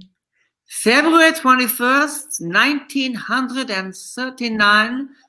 Today at noon, I brought Ifchen to Park East Hospital to get her child there. This is 7 blocks from her apartment, 112 East 90th Street to 112 East 83rd Street. Last night, I finally slept a full night's sleep. She was as courageous and charming as ever. And today I found this archive. They have these books. These address books. 7 p.m., everything is all right, as telephone calls assure me. From Berlin, from the 1920s and 30s, and you can request them. When Alice, or better, Mutti, arrived home at 8 p.m., I hurried back to the hospital where I arrived at 8:35 o'clock. And they bring them to you. But Ifchen worked quicker. At 8:27 on Tuesday, February 21st, 1939, she gave birth to a fine and healthy American girl who will be called Claire Helen, our first grandchild. The actual books, not a microfiche. We also have them on microfiche, should you be desirous of microfiche. I look in the books from 1928, 1931, 1934, and 1939. Her weight is almost 8 pounds. Her eyes are clear, bright, deep brown. Her hair is dark. Adentum, 1946, though it is changed to blonde. The weather forecast is cloudy and colder, with rain turning to snow tonight and possibly continuing to tomorrow morning, then partly cloudy and moderately cold. I'm looking up all the people mentioned in the diary. He sent announcements via telegram to Paris and Amsterdam, to Rio de Janeiro, Heitingers, and Tel Aviv, my sister Giselle-Molly. And suddenly the names in the diary. Giselle-Molly, Tel Aviv. I find in the 1934 address book at Kantestrasse 129. Colleen and Werner Heitinger Rio de Janeiro, 1939. are at Havenstrasse 5. That's right near me, in Schönberg. My niece and nephew, Pupi and Gunther. Wielenstrasse 18, in 1939. They are waiting to emigrate. My cousin Betty Stein, South Africa, 1936. Berchtesgadener Strasse 5. My cousin Siegfried Blochert, Who taught me to ride a bicycle when I was 15. Santiago de Chile, 1941. 1940. Fasanenstrasse 65. Herr Siegfried Konrad. Wiedelbacher Strasse 13. And now? And now I have this crazy Google map. This bike route from my house to all these addresses. Walter Conrad, If it's 1931, he and Betty Stein live on the same block. It's around the corner from our apartment. We live here. Lindenhauser Strasse 11. And on and on. Ernst at Wiedlandstrasse 18. Rosa at Rentestrasse 83. Fritz at Zantenerstrasse 19. When I was 13 years old and became a bar mitzvah, we had guests of over 100 people from the family, and we all gathered on this day in Berlin in the Cohen van Portugal Hotel in Bergstrasse 12. And I'm biking through Berlin, and the weather's fine. And I'm not tired. This new child, this new legacy of all of you, you little criers, is the start here of the favorable new American life of our family after all the disappointments of Europe. And now I shall go attend to the newest one-day-old member of our family, Claire Helen, by visiting her in the hospital today. And off I go. And off I go.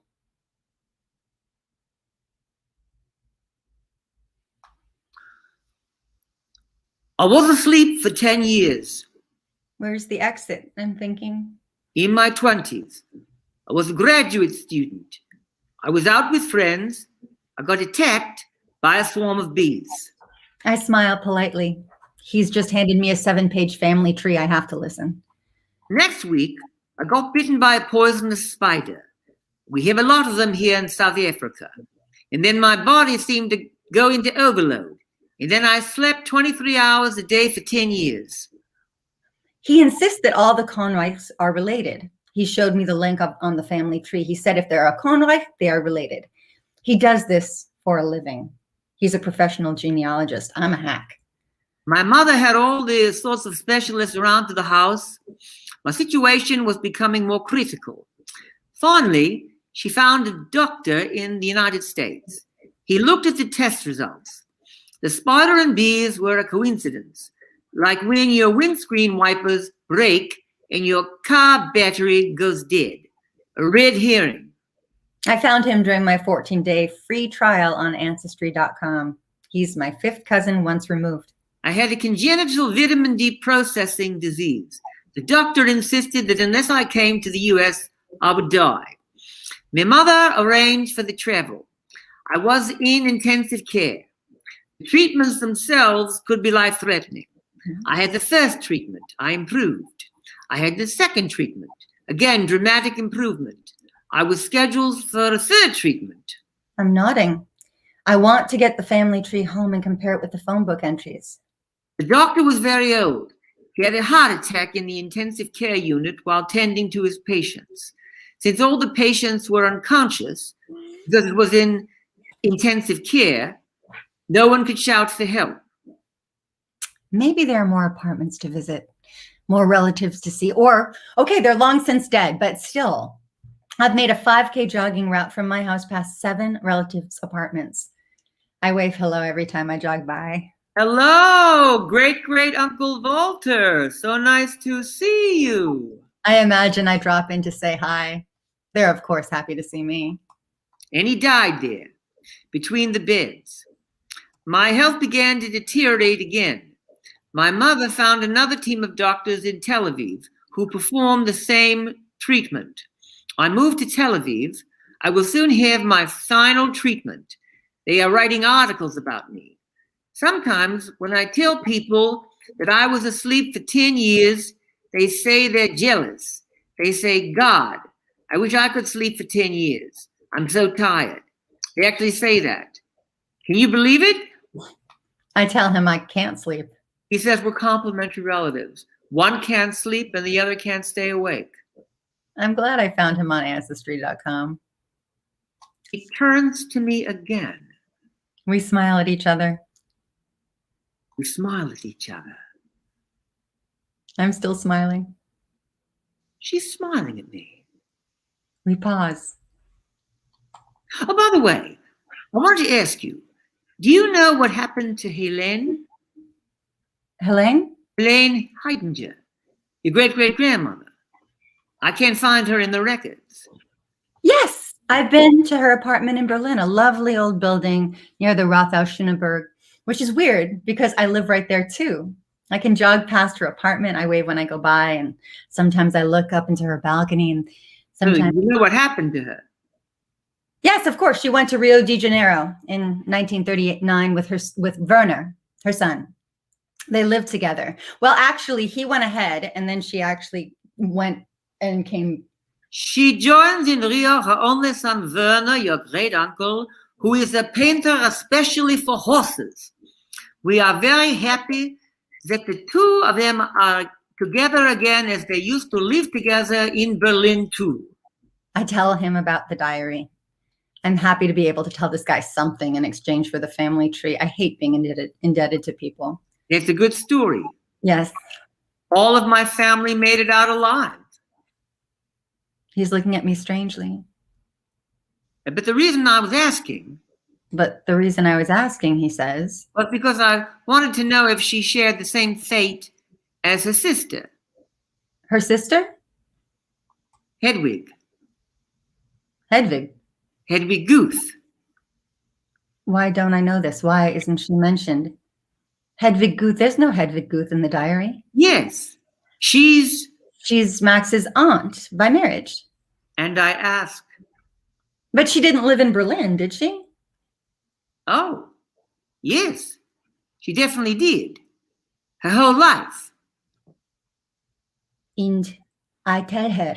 Which I'm sorry to do because it seemed like she hadn't known. But I didn't know there were people nowadays who didn't know. Hedwig Guth, he says. Deported. 1942 to Riesenstadt. 1943 killed. Bergen-Belsen. I'm staring at him. You're dizzy. Nauseous. The room spins. She's staring at me. Breathe. Glad to know that Helene did not share the same fate as her sister. Breathe. I take a sip of water. And I thank him. I go outside. Dizzy. Head between your knees. Breathe. Breathe. Everything is not fine. The street pulsates and spins. How many more Hedwig Guths are there?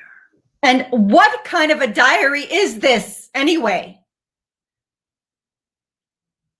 My dear grandchildren, my friendly teacher in English, Mrs. Florence Tim, is prevented this week from giving me the usual night school lessons. I write her the following poem. My dear Mrs. Flo Tim, what is love without a dream? What is coffee with no cream? What is the flower with no scent? What is a whiskey that's not blent? What is the eye without the dot? What is the shoestring with no knot? What is a worker with no boss? What is a gambler with no loss? What is a castle with no ghost? What is the breakfast with no toast? What is a garden with no sun? What is a sweetheart with no fun? What is a champagne that does not spark? New York without the Central Park. What is an orange with no peel? What's Roosevelt with no New Deal? What Rockefeller with no center? What's the center with no renter? What is the beer without its foam? What is the Pope without his Rome? What makes my temper harsh and grim? What makes my body thin and slim? What fills my glass not to the brim? That is a week without Flo Tim. Hello? Andrea, good to hear from you. Thanks. It's my uncle in New York. David, I'm nervous. how's Berlin treating you? Great. How's Great. Ray?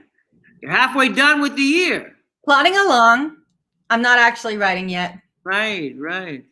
Yeah. Yeah. So I wanted to ask, did Omi, your mom, Eva. Yes, I know who you mean. Right. Did she ever, talk about her great aunt in Berlin? Hedwig? Hedwig Guth?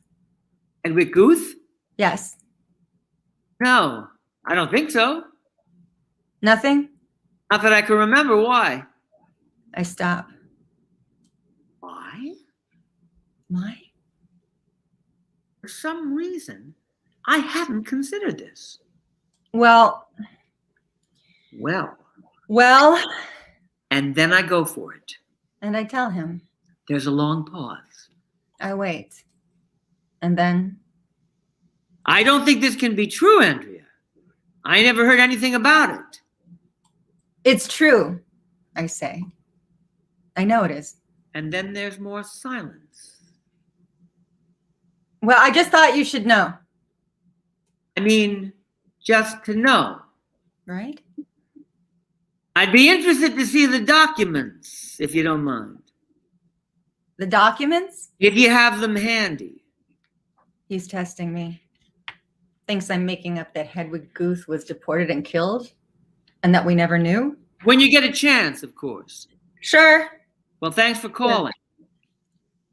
And we pause. And we pause. And we're both quiet. But we're there.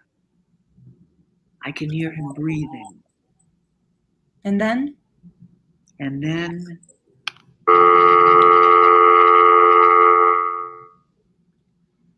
I read the diary obsessively now. It's so cold I don't go outside. I'm convinced I will find something out.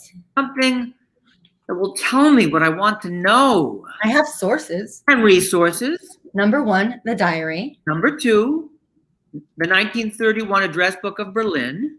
Number 3, the family tree, compliments of Paul. Number 4, the central database of Shoah victims' names. And today I have to cross-link the names on the family tree and in the address book. With the Shoah database. From that information, I'll see which ones lived. and maybe the diary will mention any of these people, dead or alive. I'm nervous. It's sleeting outside. I pour some whiskey. And I go through the lists. Name on tree, name in phone book, alive or dead. I'm moving on, notating, searching, looking. I drink more whiskey. I print out. There are 32 Konrad relatives living in Berlin in 1931. They are cousins, aunts, uncles, step-parents. I have the names. I pour more whiskey. August 27th, 1943. I have not opened this, my diary, since over 6 weeks. The reason is that I am in a bad temper and in such a condition that I am not able to enjoy anything. I cannot play the piano. I cannot write. I cannot go to a museum. I am without pluck and fervor. But what are the reasons? Fritz Konreich on Zantener Strasse. I type in his name. I wait for the endlessly long database to crunch the name. He's not there. He's not in the database. He makes it out, alive. Elsa Konreich. She makes it. This isn't as bad as I thought. We're 2 for 2. And then I see. I see. There's an advanced search function. I can search by name and location. I type in Konreich. I type in Berlin. It crunches the numbers slowly. I wait. It strikes me as odd that no one did this before. I mean, from my family. Maybe it's not weird. You have 32 relatives in Berlin, and you never bothered to find out what happened to them after the Holocaust? Fine. I'm still waiting. Maybe it's only Hedwig. Still loading. I'm looking obsessively at the names. And the birth dates. If they're old already, I feel like it's okay if they die. I mean, not really okay, but if some have to die, I prefer not the children, not the young ones. It's like I'm rooting for some. And out come the results. 20 people. 20 people from Berlin who were my relatives disappeared. Died. I look at the list. I look at the names. How could that be? Some families just aren't close. I always wanted a close family. I have a secret. How can I tell them this? What's past is past. These events are so long ago. No longer influential. But still, shouldn't I tell them? Wouldn't they want to know? Shouldn't someone know? Someone does know. No. Yes. Yes.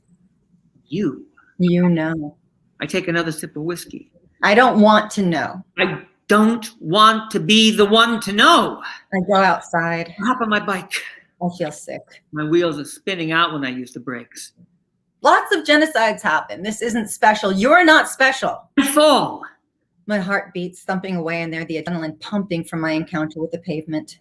I'm biking faster now. The sleet has changed to snow. Cushions the falls better. Schulzestrasse 27. It's Max's address. I stand under a street lamp in front of the building. The snow is dumping down heavily now. Everything around me is surrounded by swirling white. I can't drink any more whiskey. The world is tilting and spinning, but I have both legs on the ground. Did you know? I lobbed the question to him across the snowy sidewalk of 70 years. Why did you leave me with this information? Why are you making me the one? You should have told them. You made them think nothing happened. Nothing did happen. Nothing happened. I want to lie down on the sidewalk. I'm tired. One of the reasons for my internal dissonance is my bad business in the practice. I am afraid of the future, and I fear that I cannot reach my goal, material independence. I will never achieve that here. I turn the corner where it's quieter. I'm lying down. The snow is falling on my forehead. Second, the situation with family matters. I squint my eyes and watch the snow falling down. Cold is creeping through my coat.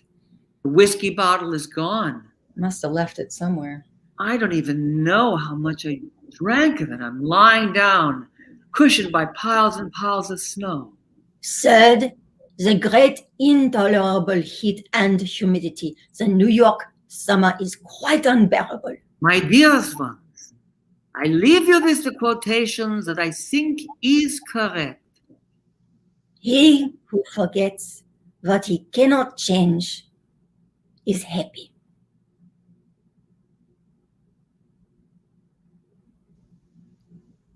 Hello, Mom? Andrea? Yes. How's the play going? I haven't told her about the dead relatives from Berlin. I'm not sure how to say it. By the way, You know how you thought no one from our family died in the Holocaust? Well, sorry, that's wrong. And obviously no one else cares. This is not important for anyone. So I haven't told her. The play's going fine, I say. You sound sick. I am. Oh. Well, have some matzo ball soup. Don't suppose they have that there anymore now, do they? I'm so sick I can't even get excited about this.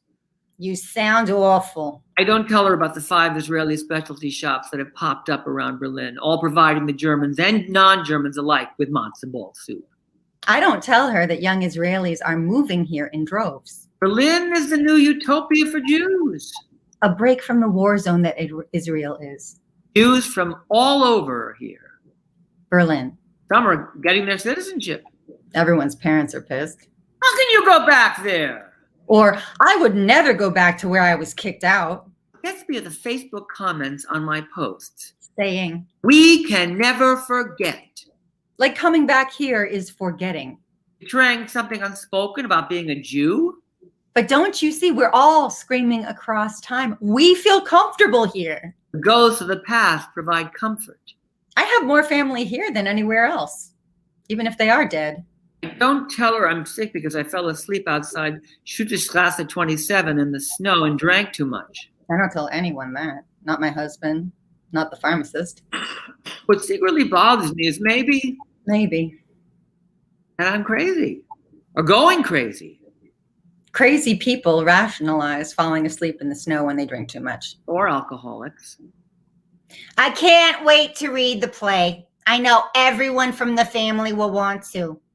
Great. Uh-oh. So what's going on? I guess I just wanted to know if I read you a list of names, if you'd perhaps recognize anybody. What kind of list? I read her the list. She doesn't recognize any names. Sorry.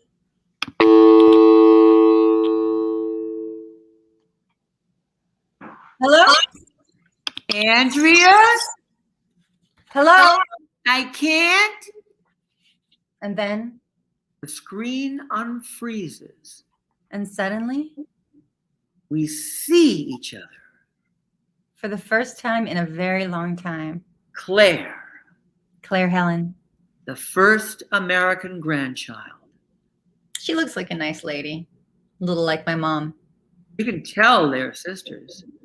And her face is a bit like David's. I'm asking about her memories of her grandfather. I was nearly 9 when he died. I remember my grandmother Alice too, his wife. She died when I was 3 and a half. I remember lying in their bed during a thunderstorm.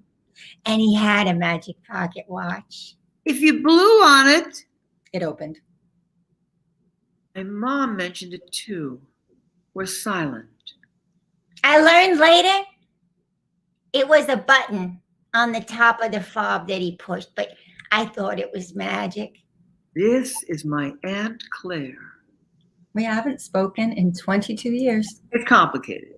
I wouldn't say there are hard feelings between us. There aren't. But it's good to see her. I mean, I have an aunt, and here she is, alive. I haven't told her yet the big news about the cousins, about the ones who died. And I want to read her the list of names. I'm trying to go slow this time. What else can I tell you about him? What do I say? Well, I'm wondering if he mentioned any of his cousins Cousins? from Berlin. I don't think he had any cousins. We smile.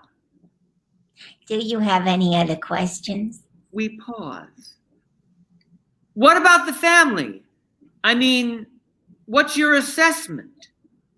Mine. Yes. We wait. I don't know what I should say to her. I don't understand this family. I don't understand why we're not close, why we don't speak, why we were never close. I was close with my grandfather, but that's it. It's very strange, Andrea. It's like we have no one. It's some kind of curse. I mean, if you believe in curses. Like there's this thing that sits on us from generation to generation. Dysfunction. Generation after generation. I don't say this. I don't say it. I want to. The diary, the family history in it, it doesn't point to a curse. The early Berlin days seem familial. Max had over 100 relatives at his bar mitzvah at the Koning von Portugal Hotel. I never have more than 5 relatives in a room at one time. But then, Back then. the front door opens. Noises. It's my kids. I ask. She's nodding. I stand them proudly in front of the screen. They all stare. The kids look at me questioningly. A long pause. Hi, I'm your great aunt. Claire. They smile. They say their names. She asks them how they like Berlin. They say something. They glance at me. I nod. They ask her where she lives. And they're saying goodbye. They run off to the park to play ping pong. They have ping pong tables in the parks here, I explain. It's a great little sport. Fun, free, in the parks. We stare. I ask her if I could read her a list of names. I do. Anything? She's shaking her head. I read on. Sorry. I nod. Suddenly, she volunteers. I remember a Tante Flora. Flora? Yes, she was old. She lived with my grandparents, with Max and Alice. Yes. Now that you are asking, I remember. She lived in the back room behind the curtains. She lived there? Yes, you should ask your mom. She'll remember. Yes, Tante Flora. My mind is reeling. Flora? Who's Flora? The problem with the address book records is a lot of people Women. aren't in them. Did Flora come to the bar mitzvah? I'm glad you're working with the diary. I love that book. I smile. I want to go figure out who this Flora person is. Track her down on the family tree. Chat with Paul. It was mine, you know. Flora, Flora, Flora. Well, not mine, but I had it. If I weren't on Skype, I'd be pulling out some of the documents. Your mother borrowed it, circulated it to family members, but never gave it back. I have no idea where it is today. I thought I wrote it to her. I'm sure I did. We peer into each other via Skype. It's in the Holocaust Museum. And I tell her about how it's been donated, although I'm pretty sure she knows this already. So it's safe in perpetuity. I would like to read the diary again. I tell her I know the archivist. I tell her she can be provided with high quality color copies. I smile. I want to hold the book. I tell her she can. It's in the archive at the Holocaust Museum. In DC, not far from her house. She could drive there in 45 minutes. I can't go there. I went one time, and then I had nightmares for weeks. I can't go back there. I tell her how the archive is separate. She won't have to go to the museum. She says she can't go. I offer to send the PDF. No, she says. I suppose what's gone is gone. I suppose what's gone is gone. It was nice talking to you, Andrea. Good luck with your project. It was nice to meet you kids. Maybe. Maybe someday we'll all see each other for real. And she's gone. Her face frozen on the screen. We've been on vacation. Stop. The diary ends. Nothing more in it, just dedications of poems to people I don't know. I'm missing something clear. I reread everything. There must be a clue. But if there is, I sure can't find it. I need a drink. I'm flipping through the papers and books and notes. I pull out the family tree from Paul. More tiny print. And then On page 7, I see something. a name I recognize. Weigert? Weigert. Wasn't he the guy? Diary pages are flying. The guy in the There. Den sich der Mensch auch noch so weigert?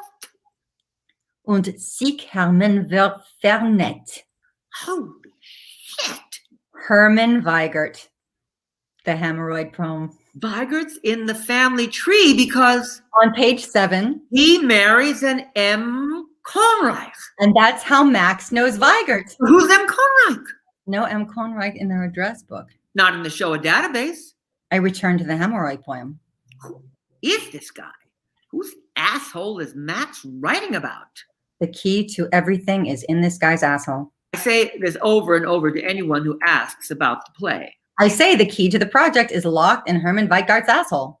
It's hard to assess people's reactions after that. I go back to my files and books.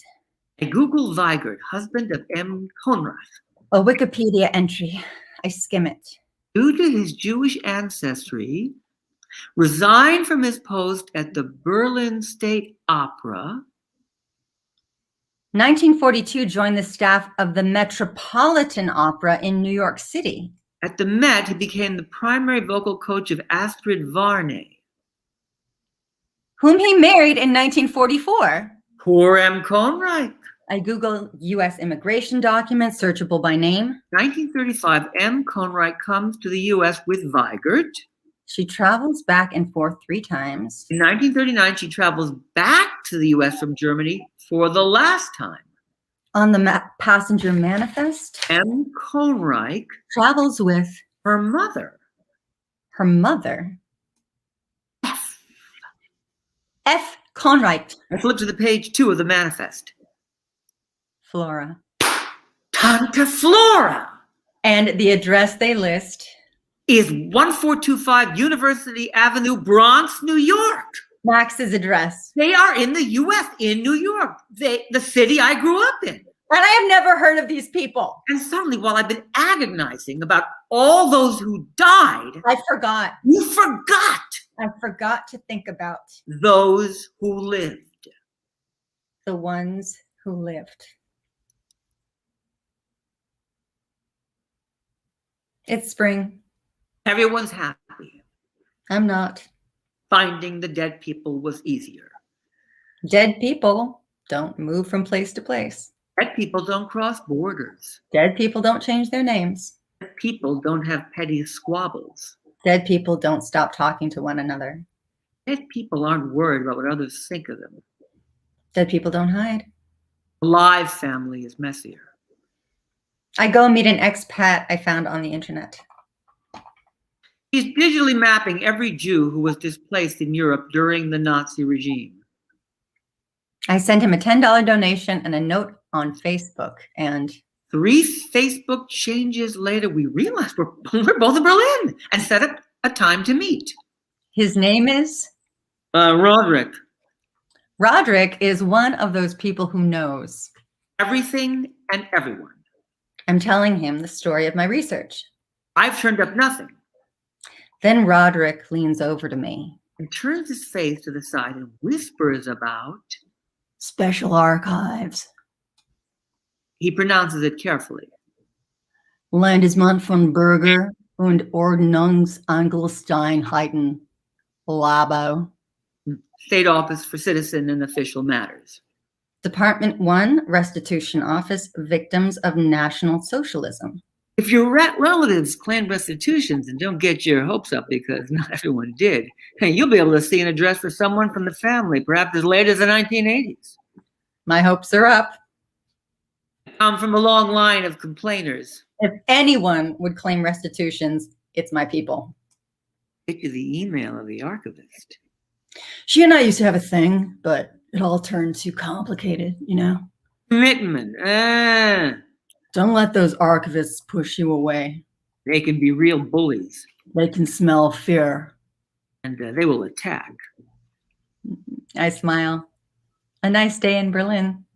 Roderick tells me about his new girlfriend and his band. And we drink our cappuccinis and sit in the sun and eat cake from a cafe near my house called Kuchenkultur, which, when I come back 3 weeks later, will be closed. But for now, none of that has happened yet, and we are just here, drinking coffee in the sun. I am really very, very sorry. On behalf of all the Germans, I am sorry about what happened to your family. I smile. I'm at the restitution office, surrounded by files. I'm an independent researcher. I am currently researching a Jewish family here in Berlin who owned a newspaper. No relation to me, though. My parents were just unfortunately your ordinary Germans. I know that doesn't have a good connotation. I also have a scanner you can use if you need it. A scanner? Yes, You don't mind if I use it? I will help you. I hand him a pile of files. Names, Berlin addresses, international addresses, in the countries they emigrated to, names of children, Deportation dates, next of kin. international tracing service records confirming deaths in concentration camps. Those alive claiming on behalf of those who died.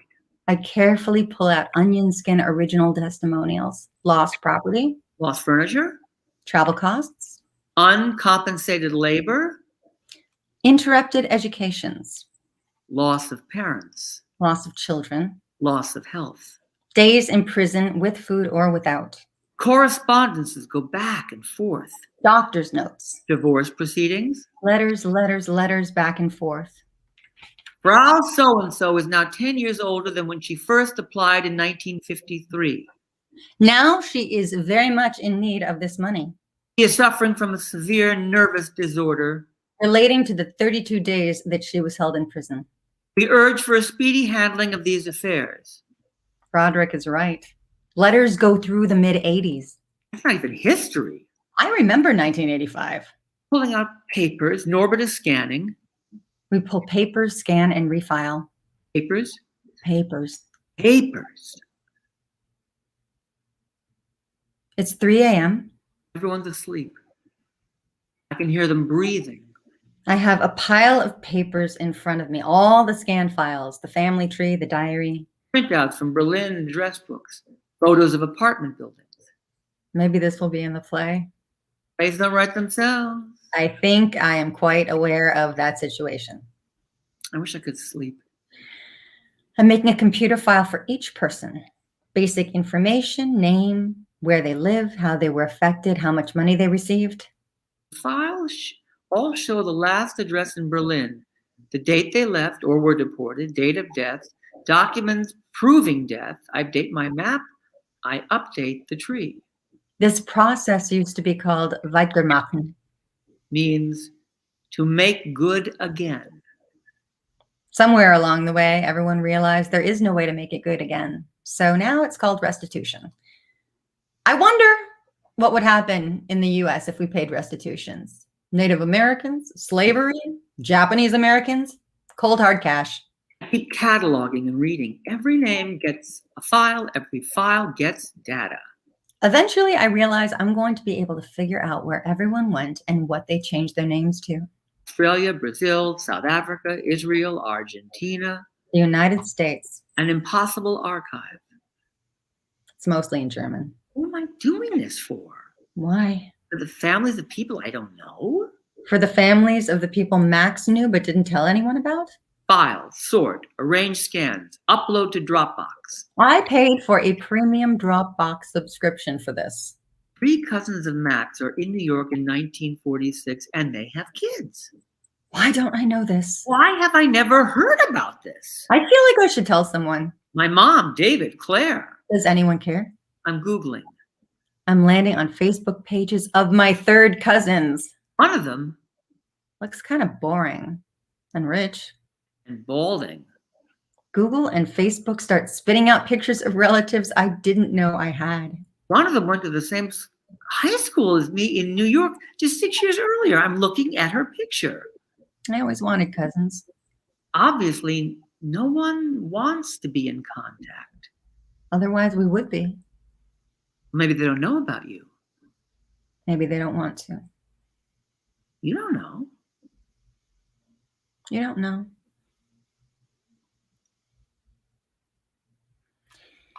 Sit down, please, Frau Stolowitz. Frau Krautz, the archivist that Roderick knows, his ex-girlfriend. She's back from vacation. She called me yesterday. They found Max's restitution folder. At first, they told me they didn't have it. But that was just a transcription error on the side of the archivist. They wrote the case number down wrong on the request form. She drove to the off-site document storage facility and picked up Max's file. He's apologizing that it took so long. She hands me the folder. Thank you. Danke. And she walks me down to the reference room where I can make myself more comfortable. It's empty. No other appointments for today, just me. I open the folder and she closes the door. The first thing I notice, which is unbelievable because I've been going off what's in the diary, That his address is not Schluterstrasse 27. the application lists his German address as Schluterstrasse 53. He must have moved. I feel stupid. I got drunk and almost died in the snow in front of the wrong building. Okay, Schluterstrasse 53. I sit in this somewhat small, sort of rundown archive reading room. I look into the tiny courtyard of this wing of the building. An office worker is outside having a cigarette. He doesn't notice me. Hours have gone by. Is this what a life adds up to in the end? What you're worth in dollars and cents? What about family? How do you measure the value of family? Frau Krautz comes in. There's a second folder. It's thin. She's handing it to me. I open it. October 14th, 1948. Last will and testament of Max M. Conroy. These are a few comments and some more detailed explanations in order to palliate your imminent tasks, my beloved ones. It's signed by 3 witnesses. One is Uncle Flora. He asked for an obit in the Aufbau. He asks to have Mahler's Adagio from the 5th Symphony played. Then, And then, an extra paragraph. handwritten in that same minuscule script. Paragraph D. Paragraph D. It would be very nice if all my beloved ones would meet on my birthday anniversaries and one of my grandchildren would read a chapter from my diary. A shiver goes down my spine. It's like he's speaking to me from beyond the grave.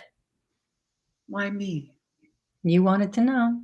My dear ones, you see each other so rarely, and I saw you all so seldom together that I would be happy to know now you will be together and enjoy yourselves and perhaps talk about Papi and Grandpa and spend some time with each other.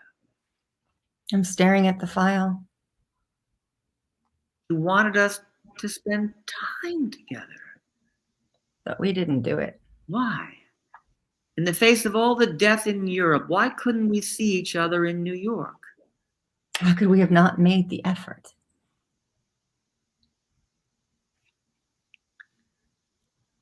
My darlings, today sat 5 old mourning women at my side in the subway, all of them in dignified black clothes and one in a black cape. Surely a husband had died. Such is life. And you will one day realize the truth of the Bible saying, let the dead bury the dead.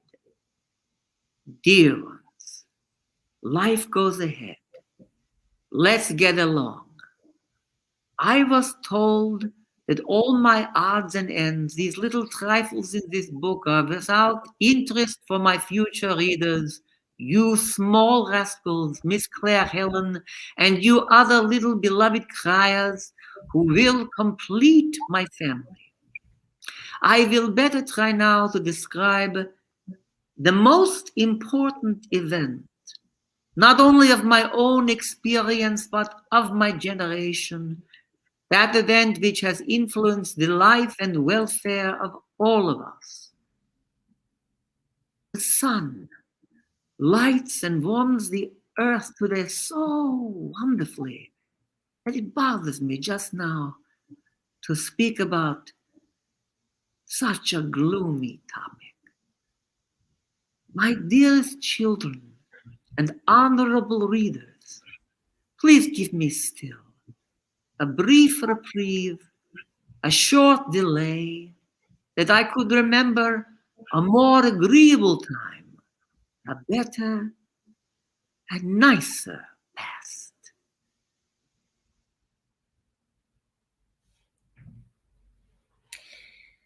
It's August 4th, 2017. I'm at 39,000 feet. In the belly of the plane are 4 boxes, 2 suitcases, and 2 duffels. In the cabin are 4 carry-on suitcases, wheeled variety. 4 shoulder bags, backpacks really, 2 children, mine. and 1 husband, They're all happy. plugged into movies or devices or sleeping. I'm not feeling well. Bad fish in Reykjavik, I think. We've been on vacation for the week in Iceland. On the way home to Portland for Berlin. I look out the window. Crazy to be so high. The world is big out there. Everyone probably thinks that. I never said I was an original thinker.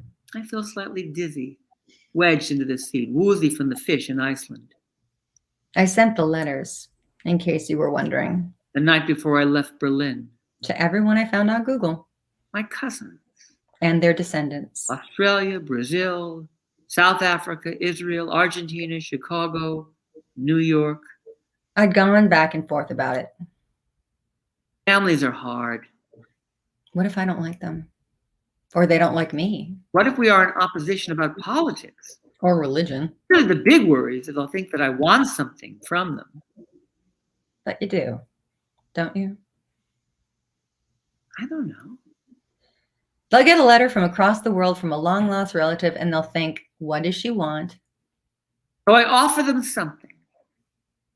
I send a photo of the apartment building of their relative in the cover page of the relative's restitution file.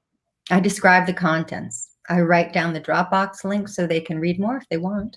I'm writing them to give them information about their families. That's why I obsessively scanned everything from those files, though I didn't know it then. Some part of my brain must have known it.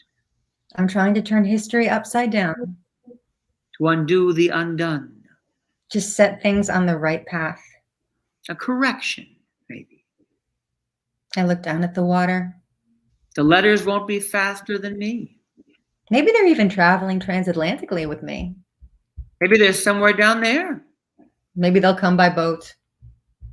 Do letters do that anymore? I stare down at the ocean. It's really blue down there. I stand up and feel wobbly, claustrophobic. I head towards the front of the plane. I just want to stretch my legs. I stand there, waiting in the midsection of the plane. I look out the windows on both sides. All around, everywhere, it's just blue. Everywhere blue. The ocean around me, the sky. And the room starts to pulsate. Thin. I feel dizzy. Breathe. Breathe. I look over at them. The ones there. The ones in the plane. The ones who have been traveling with me all along. My daughter waves at me. They all look up. Steady. Steady. Breathe. I head back to my seat. And as I pluck down, I close my eyes. everything is spinning. My husband touches the back of my head. My daughter squeezes my hand. I sit up. My son leans in. Hush-a-bye, don't You cry. Go, to sleep, my little. baby. When you wake, you shall have all the pretty little horses.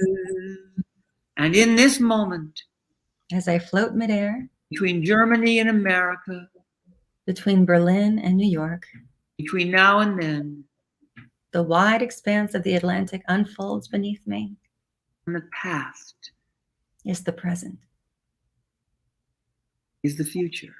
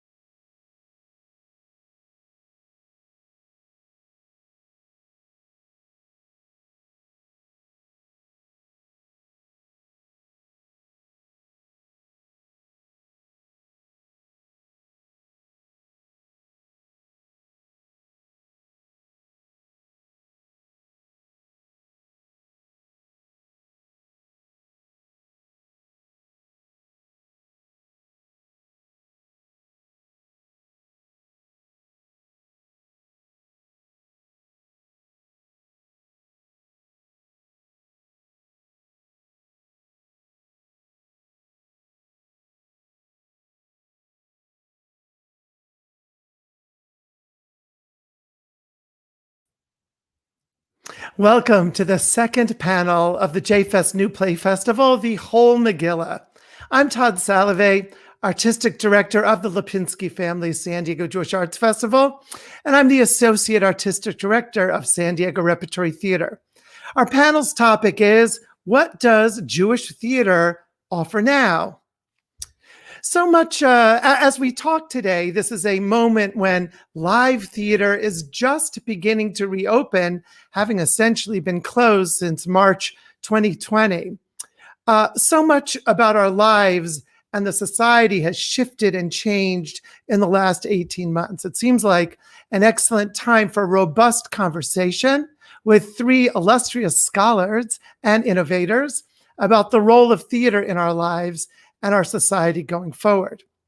Today's conversation will focus on two main topics. One, what does theater, just theater, offer now? And two, what might Jewish theater offer?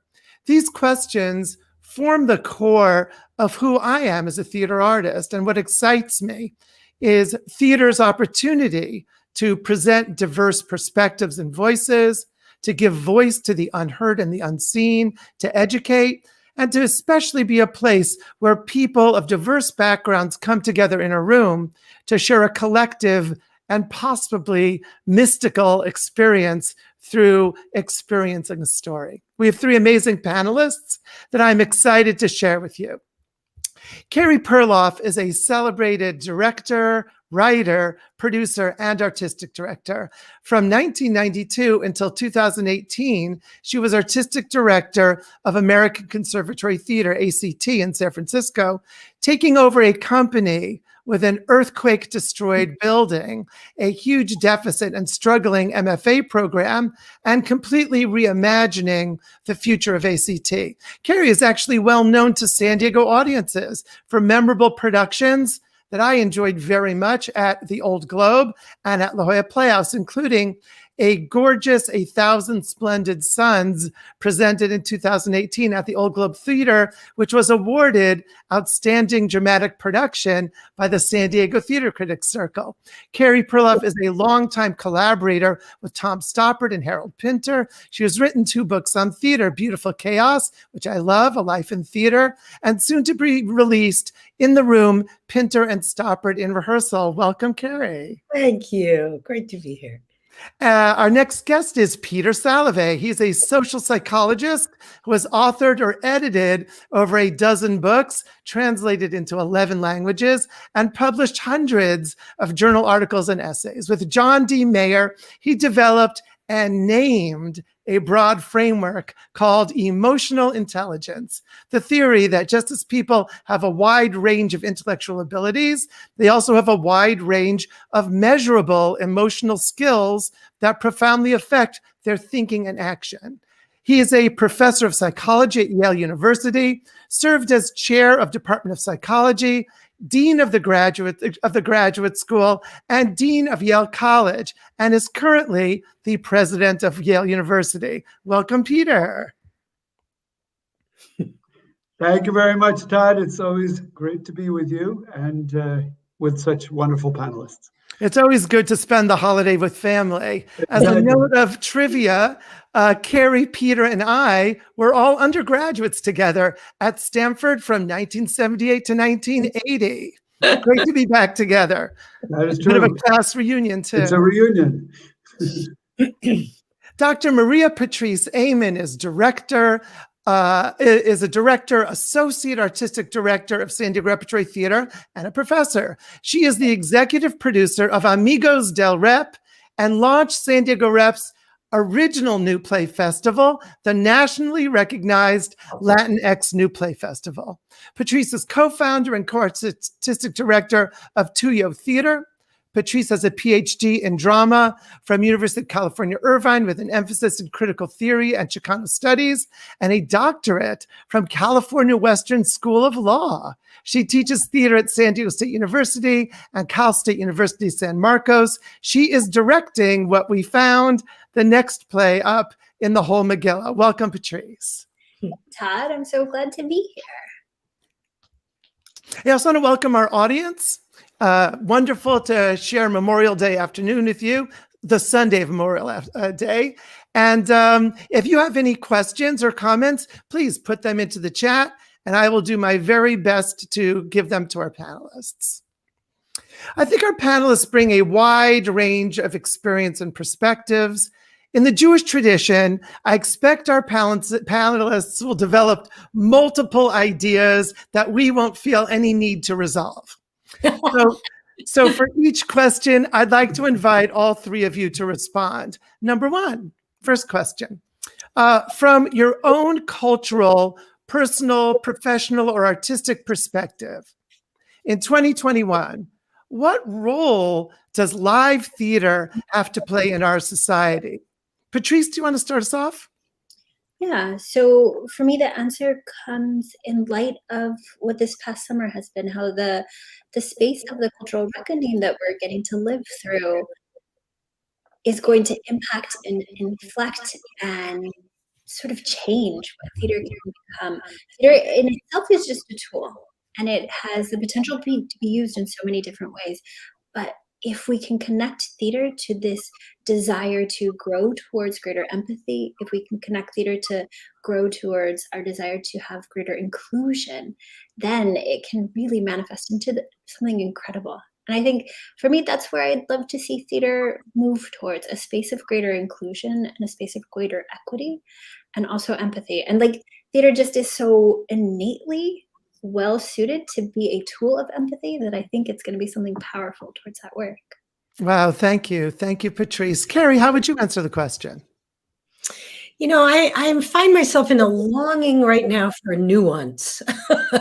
I can't tell you, I think partly because we've all been so isolated and everybody's been in their own ideological silo. I sort of long for that thing that happens in really great theater when the character that you thought wasn't the person you were going to empathize with turns out to be the person you're drawn to, or a dialectic, an argument that you thought was going to go one way went another way, and you're left kind of less sure about your own dogma than you were when you started. And that may not be the most popular thing to say right now, but I think it's actually crucial. I think we've been hammered on all sides by incredible polarity and incredible anger, and the anger is useful, but it also ends up sort of shutting people down. And so, you know, I'm sort of hungry right now for surprise in the theater, and as Patrice says, for empathy with things that we don't necessarily think we're going to empathize with. And the other thing I would say is sort of multi-generational. That's what I'm longing for. I'm finding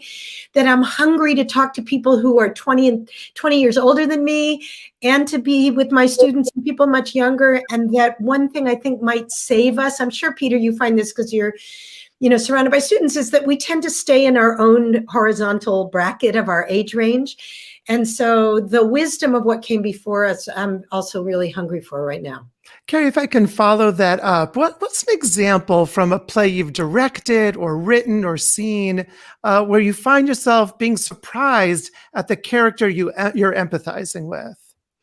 Oh, I mean, it happens constantly. I just lost, my great mentor and goddess, Olympia Dukakis, who was my heroine, for 30 years. And when we did Hecuba together, what I learned from Olympia is how to hold contradiction. That's what she always talked about. She said it was Greek. I said it was Jewish. But, this sense that a character could hold contradiction. So Hecuba, who is the victim, right? She is Priam's wife who gets enslaved by the Greeks, becomes through vendetta the kind of victimizer. And it's terrifying because you see somebody that you've loved and admired turn into something else, but it also shows you the price of war in a very unsentimental way. And Olympia never shied away from that. She didn't wait for the audience to like her. She wanted you to see a character in all his or her contradiction. And I took that away from, or I'll give you one other. I was just working on Chekhov with my students, and Kaligin, who seems like the pathetic husband of Masha, and you think, oh, he's such a schmuck. He gets left behind. You realize in the end, that's the man in the play with the heart. He's the one who actually knows what love is, and he's going to love Masha, even though she's betrayed him. And I find that heroic and moving. So there you go. Thank you, Carrie. So Peter, what role do you see theater playing in 2021? Yes, first of all, I've really enjoyed the answers by Patrice and Carrie, and mine won't be very different. First of all, the question emphasizes 2021, and I think that's important. What have we just been through? I would say we've been through two things, over the last year. The first is pandemic, and the social isolation that pandemic produced for almost everyone, and at some level. And theater is going to reintroduce us to each other when we do something jointly, sit in the dark next to each other in chairs in some way, watching another world being created in front of us. But also the theater, the play itself. The play is the thing that's going to actually remind us that we're social creatures and that inherently we want to be with each other. So that's sort of one. But the other, what else have we just been through? We've just been through a time of deep polarization, of deep questioning about fundamental questions of race and ethnicity and violence, and embedded in policing for some of it. And that what is theater going to do around those questions? That it's going to help us identify with the other. It's going to help us understand the perspective that's not ours. This is a lot like what Patrice was saying. She was talking about empathy. To actually, what does it mean to empathize? It means to use the cliche, walk a mile in someone else's shoes, to see the world through eyes that aren't your eyes. And a year and a half almost of social isolation, a year and a half of being bombarded of overstimulation around very emotional and difficult issues. We're gonna have to relearn. We're gonna have to relearn an awful lot of what it means to be a social animal. And I think theater is one of the ways we'll do that. I think in general, it's the arts that are going to get us back into life. I was going to say as we know it, but it's not really as we know it. Whatever post-pandemic life is going to be. Peter, to follow up on your answer, given that your field is emotional intelligence, what do you feel in 2021 can be the relationship between the power of theater and emotional intelligence for us as a society? Sure. So first of all, I am a psychologist, and you can tell I'm not in theater because I'm the person in the panel with the poor lighting and the worst production values here. But I'm actually wearing a navy blue outfit. It looks purple on my screen. But the emotional intelligence. First of all, what is emotional intelligence? Very quickly, 3 sentences.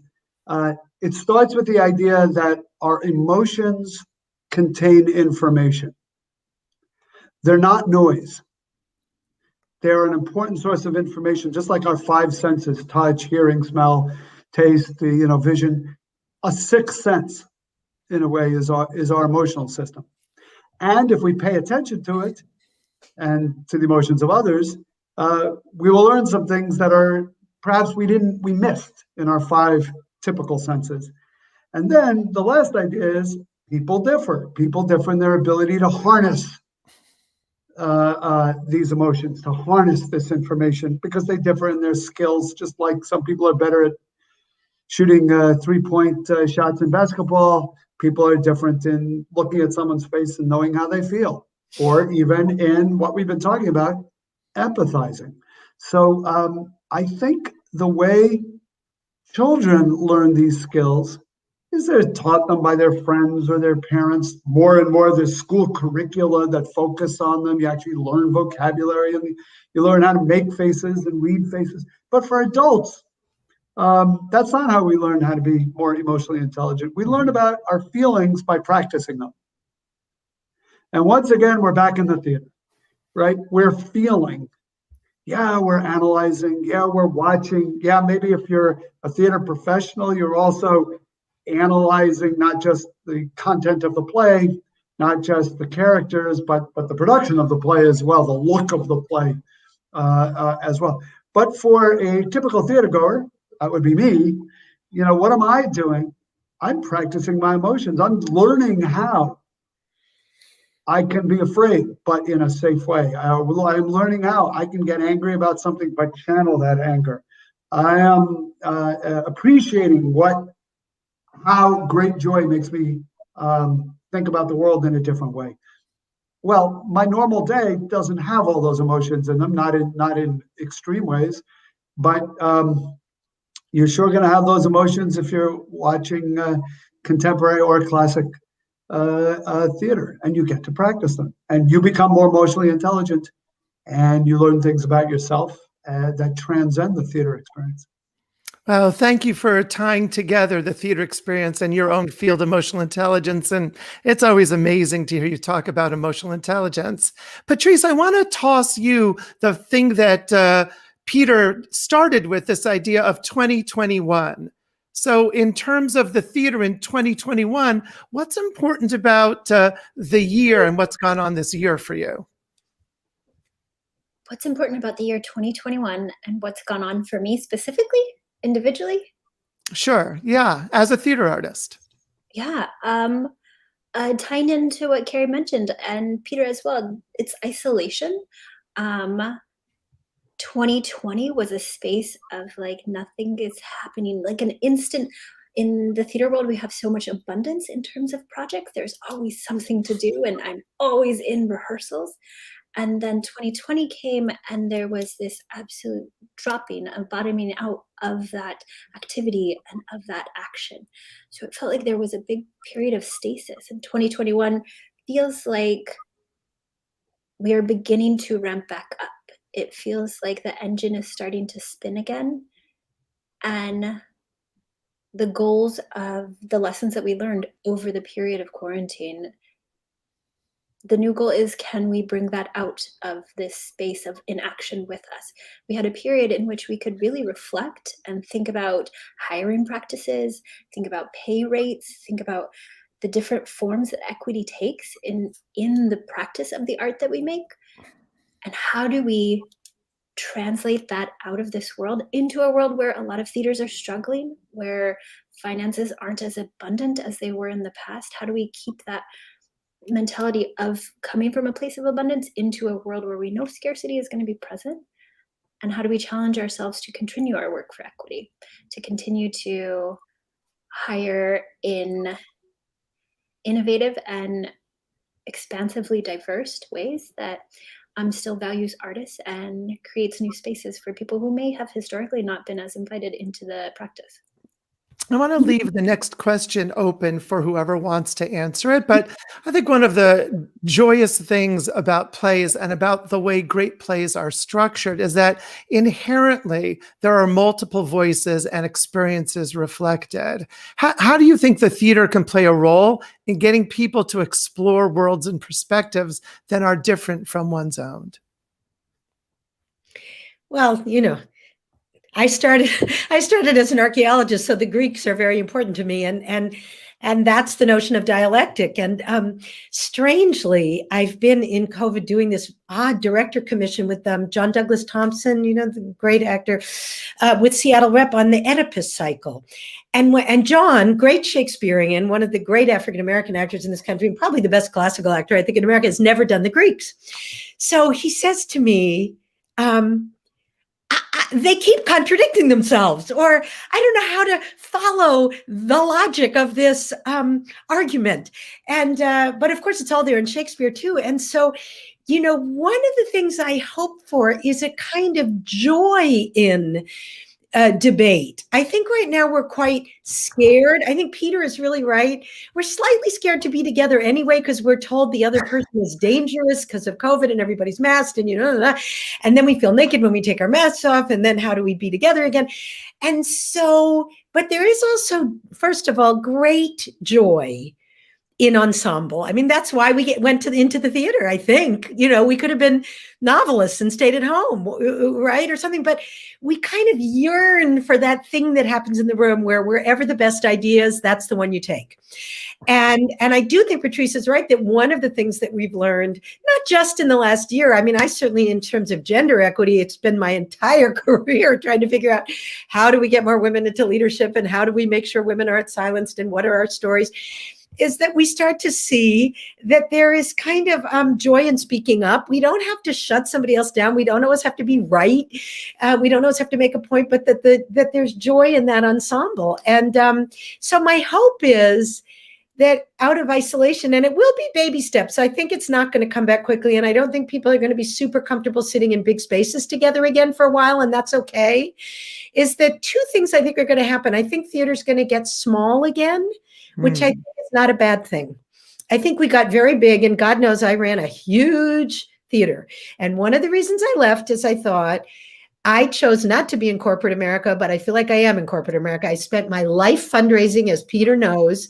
And at a certain point, and it's not that I don't deeply honor every person who gave us money, and thank you to all the donors. And you were great at that, just great. I know, but it's a curse to be a good fundraiser because that's what you do. And eventually I thought, this is what it is to be an artist in America, is you're on your hands and knees perpetually, which is what I felt. So if it means things need to get smaller again, because I think Patrice is right, there wasn't even really abundance before, let's be honest. The pie is shrinking, but we're going to have to find other ways of raising money for the theater. It doesn't have to be the same structure with the same kind of board of directors and the same kind of foundations and the same kind of philanthropy. I think there are lots of other new ways of putting theater together that could be nonprofit, for-profit partnerships or memberships or all kinds of things that I know the next generation that's smarter than I am is going to think of.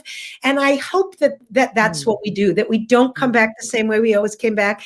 And that in addition to getting smaller, that we also really make sure we look after our own community. That New York is not the only thing that matters, that it doesn't. We don't have to move a show to New York and get reviewed by the Times to feel validated in our community, with the work we're doing. And so those are things I hope might shift. Absolutely. That's actually something that when people ask me, what I love about theater, I love being in a small room and being touched with people. We feel each other together. And it's not about what you read about. It's not about the reputation. It's that moment. And to me, it's very intimate. Yeah. I want to start with the next question with Peter, because it's my first Jewish question and your bar mitzvah was before mine. So I'll start with you on this. Do you think that theater has a role to play in the contemporary Jewish experience? So that is a question that could go in a lot of different directions. I think the answer definitely is yes. One of the issues that's been hovering under this conversation so far has been empathizing with people who are different than oneself, empathizing with people who have a different point of view. Well, I am struck by the pluralism of the Jewish community, right? There's lots of jokes about that, right? Put 10 Jews in a room and you get 15 different versions of Judaism. Right, we're fundamentally a monotheistic religion. We believe in one or fewer gods. I mean, they'll write all of those kind of jokes about right. What do they all reflect? They reflect diversity within a community that has a shared identity. And increasingly, I am taken with the fact that there's been an explosion of diversity within the Jewish community. Yes, Orthodox, Reform, Conservative, what have you, but that hides incredibly amounts of other aspects of the Jewish community. Here at Yale, I look at the Hillel Slivka Center, which is our home for Jewish life. The primary organization is Hillel, but there's a whole LGBTQ Jewish community. There's a Black and Jewish community. And everybody's interacting. Everybody is with each other, but also there's a certain distinction in all of that. And so, growing up, I had a pretty monolithic view of what it meant to be Jewish. And I think partly what exposing us to theater that has Jewish themes is to recognize that I identify with some of those themes, but they're also different than some of those themes. And whether it's a classic play like The Dybbuk, whether it's a romanticized version of Another Time like Fiddler on the Roof in whatever language you're watching it in, whether it's contemporary Jewish theater, they're going to offer me points of view about being Jewish that are not ones I thought of.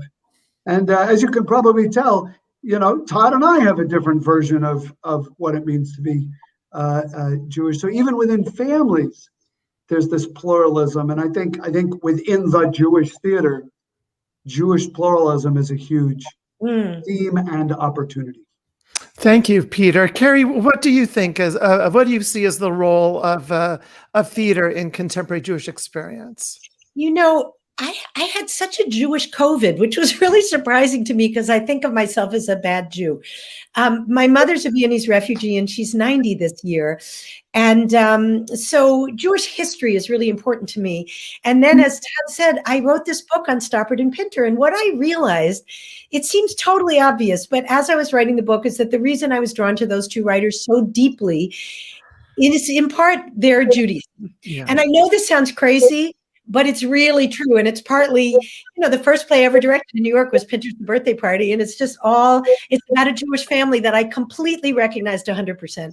When I met Tom Stoppard, who at that time seemed so English, I could tell underneath it all the sorrow in that man's eyes was so profound, the loss in his life. And I didn't know till much later how he had been taken away from his home as a child, how he grew up in India, how his mother remarried a woman who said they could never speak about being Jewish again. They could never speak Czech again. And he rebuilt this incredible life. But underneath that life, if you read his plays, they're all about divided identity. They're all about a broken self. They're all about the search for a lost culture. And I know that the reason that in a way for me, they're so deeply moving is they spoke to me personally. And I finally thought, 10 years ago, I would never have written about this. I just would have thought that's not relevant, whatever. And now I thought, you know what? Why not? Why can't we talk about that? Let's talk about it. Let's look at it. And so I think one thing about theater and Judaism is history. We are a people that sort of are obsessed with history. We have a very long and complicated history. We've been in diaspora forever. As Amos Oz has said, if you want to leave your children something, don't build a building because you're going to have to emigrate again. Just write a book. So I think the sense that we carry culture with us, and that culture in my family, my Viennese Jewish, culture was like a religion to be worshipped. It was incredibly important that you took it seriously, And so now that I'm older, and I was alone, and not alone, but I'm here in COVID, thinking about these things. And I thought, what do I want my children to know about their grandmother and about their history and all those things that come up? I thought, I wanted to write this play about Jewish history, which is why I wrote a play about Edgardo Mortaro, which is an amazing Jewish story. But anyway, I think one of the things that I'm hungry for, and I'm hungry for it as an American, because we're arguing this now in very complicated ways in America, is how do we reckon with our own history? as a people? How do we rigorously look at our history and allow, as Peter said, multiple points of view on our history? There's never one narrative about history, and it's really important that multiple stories get told. And I think that's an exciting thing that's happening anyway in America. And so, you know, it's a particularly, in a way, a particular thing to Jewish culture that reckoning with our history informs how we live our lives today and what we think an ethical life is. And that's something I think kind of can meld our experience in theater. Yeah, thank you. That's why I mentioned Pinter and Stoppard in introducing you, because I was like, these are two Jewish writers. There's a reason why you're connected with them. When I turn this question to Patrice, I just want to give as an anecdote. We're doing a lot of exploration at San Diego Rep about the power dynamics that are part of our own experience as a theater. And one of the questions we explored is there a dominant religious perspective of the theater? And, you know, it was an interesting conversation. And Danny Ward, who's our great, amazing literary manager, said, yes, we come from a Jewish perspective at this theater. And I was like, Danny, what do you mean by that? How could you possibly say that? She says, well, we talk about Jewish things as a theater more than we talk about any other religion at the theater. Huh. So Patrice, as a member of our artistic staff, what do you think the theater's relationship to the Jewish experience could be? Yeah, I agree and echo with both Carrie and Peter, and sort of build off of that idea of pluralism.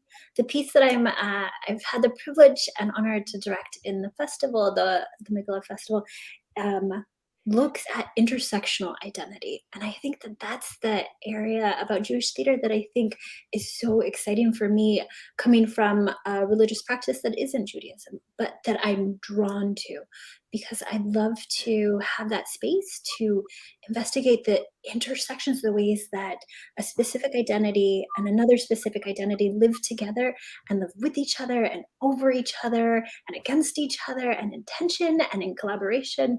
And this piece looks at Molly Krost, our playwright. Her piece, What We Found, looks at a set of three cousins, and each is Jewish, but each is also something else. And there is just this lovely moment in the piece where the characters talk about being half and half. Half Black, half Jewish, half Asian, half Jewish, half white, half Jewish. And they call it out and call it in and really recognize that maybe we're not half and half, maybe we're whole and whole, maybe there are many parts to all the different aspects of us. And I think that intersectionality, that like hybrid blend, multiplicity of identity is going to be the thing that develops empathy and that allows people in different identities to come in to see humanity and to see and value and to connect, right, with their own intersectional commonalities. Thank you, Patrice. I want to combine two questions. The artistic director of Whole Megillah, Rebecca Myers, read more than 50 plays in selecting the plays that are in the festival.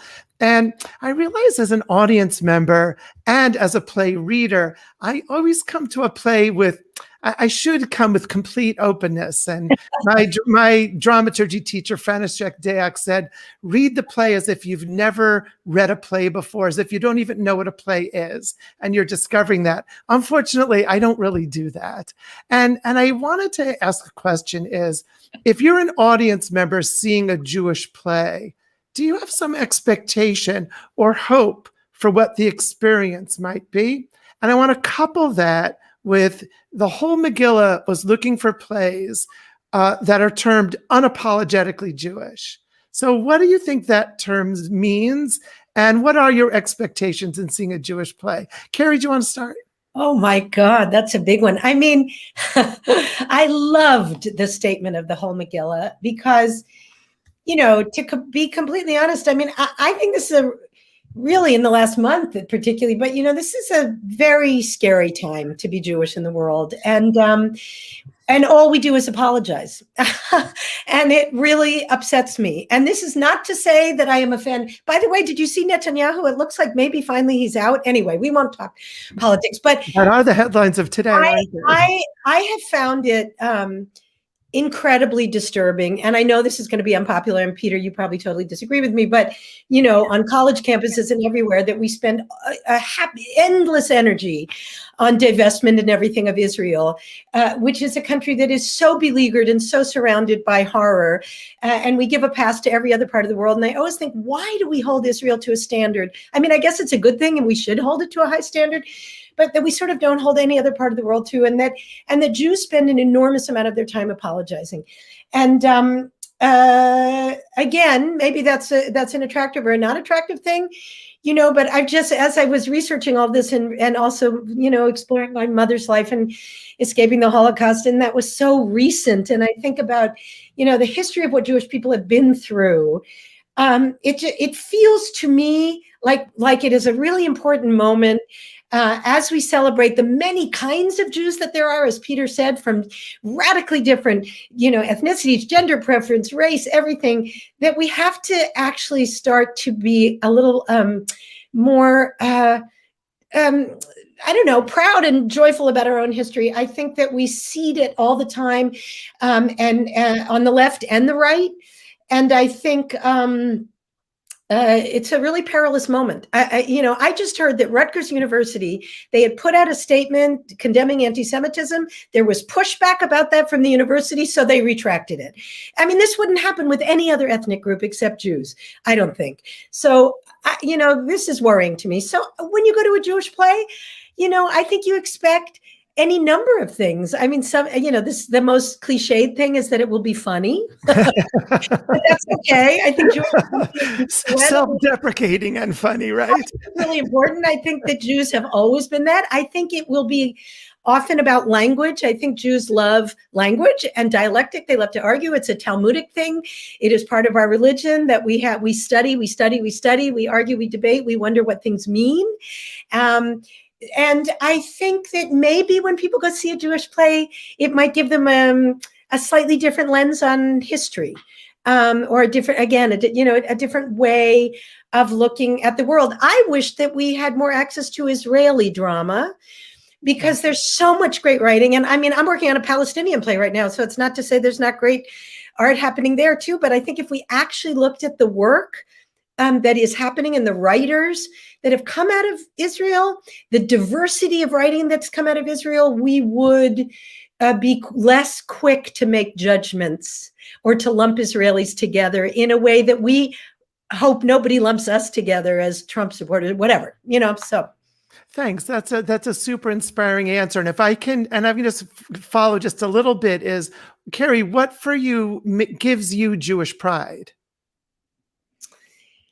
Oh, God, I think, you know, I stand on the shoulders of my family, you know, and I know it's such a cliche and every culture cares about family, but I think when you have, you know, you look at the history of your family and how they've been in diaspora for so long and what they've carried with them, you know, it gives me incredible joy. My, 90-year-old Viennese mother, she and I decided over COVID we were going to read Proust together. And what she brought to me, what she opened my eyes to, how she loved the world of those novels, it just made me cry to think about. So, you know, it gives me the Jewish family, and that tradition gives me joy, and the pride that Jewish parents have in their children, and then and their children. And the other thing I would say that gives me joy is that I think it is a religion that is about ethical behavior. You know, I think, and not always, and it's not to say there aren't other religions about that, but, you know, the notion of tikkun olam, the notion that we are here to repair the tears in the world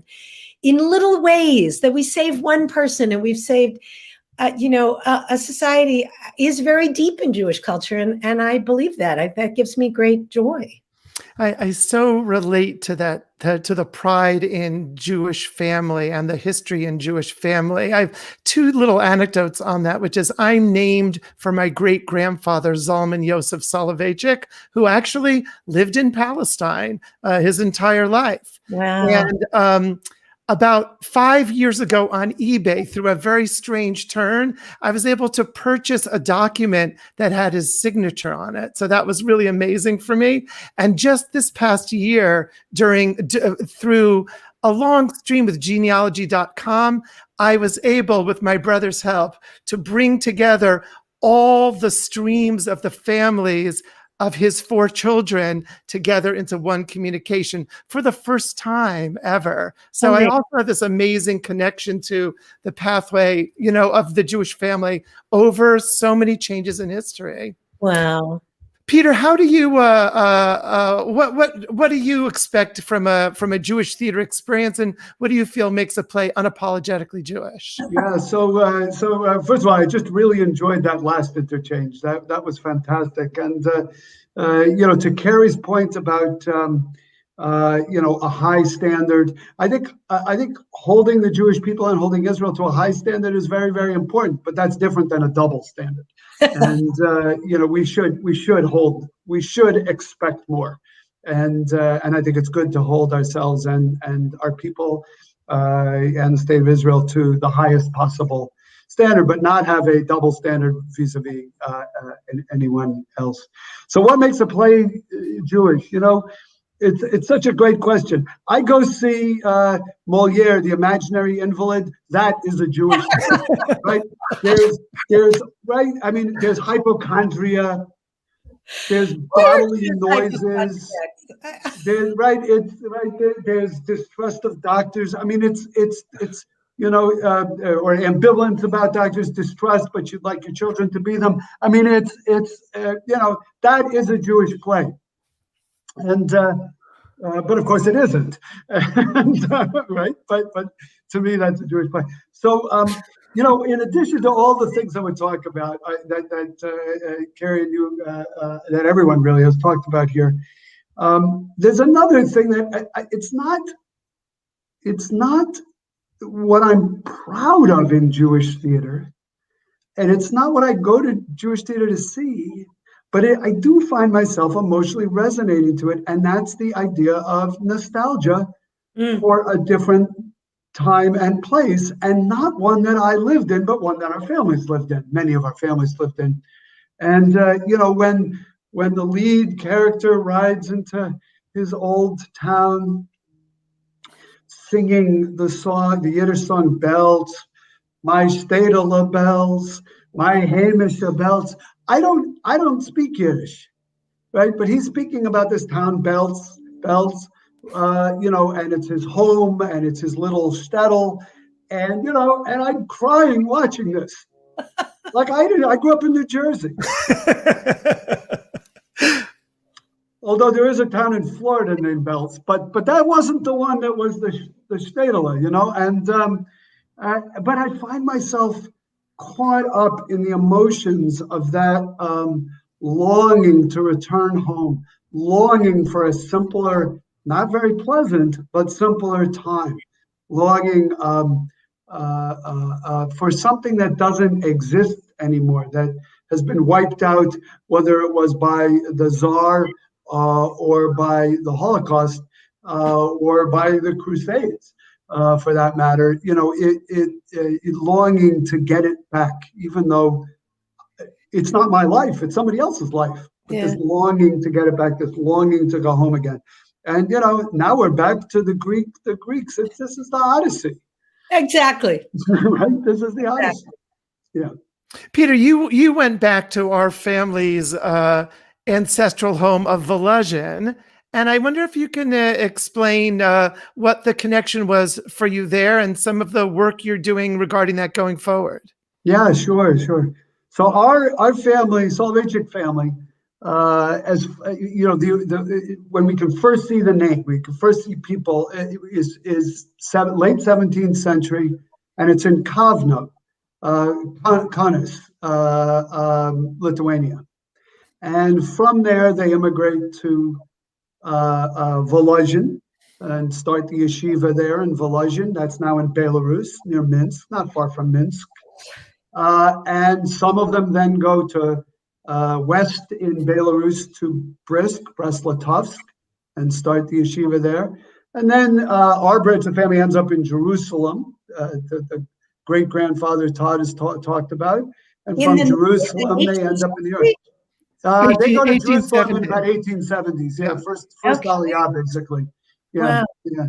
And so you know, when I go to these places, And we're going back, the Kavno, the Kaunas, Lithuania, that's 7 great-grandfathers and grandmothers. And in Volozhin, it's 5. Uh-huh. And in Jerusalem, it's 2. You know, and so, you know, I go back to these places and I just stand there. And I've stood there at the yeshiva in Volozhin. The building is still there. You know, and I've been to the Brisker Yeshiva in Jerusalem. And in Kavno, I've stood in the place where the great synagogue built by 5 great-grandfathers in the late 1700s in Kaunas. I've stood in the place where that synagogue was. It was there until 1930. It actually was destroyed by a fire, not by war. And I feel something. Yeah. I feel connected to something that came before me. And of course, grateful for the sacrifices they all made in a way so that I could have a middle-class American life where we ended up. So I'm now on a committee that is planning a Jewish arts festival in Kaunas, in Kavno, in Lithuania. And it's they refer to it as a Litvak festival. And trying to figure out, and people, mostly it's people with Lithuanian Jewish heritage, that's Litvak, who are in Israel, South Africa, and US. That's mainly the 3 places where they are now. Going back and reconnecting. But it's also a festival where they're hoping that a lot of Lithuanians will attend too. To a Lithuanian, I'm not sure what the analogy is, right? So keep in mind, during the war, it was terrible. I mean, right, Lithuanians who sympathized with the Nazis, in part because they hated the Russians so much, they hated the Bolsheviks. You know, they killed their neighbors. I mean, it was really terrible. It was hand to hand. Yeah, like Romania. Yeah, just awful, just awful. And so part of this is some kind of truth and reconciliation, but I don't know if there's an analogy in American history, but I think of it something like Native Americans and non-natives, right? Everybody knows they're there. Americans know they're there. Americans know they were there for a long time, but they may not know anybody who's native. And how many Jews are left in Lithuania now? Very few. There's a couple of hundred in the town of Kaunas where I the problem is, how do you keep that history alive? Yeah. And bring people back. Do you remember a graduate student at Stanford, an Israeli woman named Miriam Yahil Vox? Yeah, of course I do also. Yeah. He has just written a memoir about that is so extraordinary, about trying to figure out who her father was. And he was a Romanian communist Jew who, and the research she did and what went on in Romania in the 20s. I mean, I thought I knew this history, but it is, as you say, it's brutal beyond imagining. It's like a civil war. It is not just anti-Semitism, the violence of neighbor against neighbor. They finally escape to Russia. I mean, anyway, and they end up in Israel.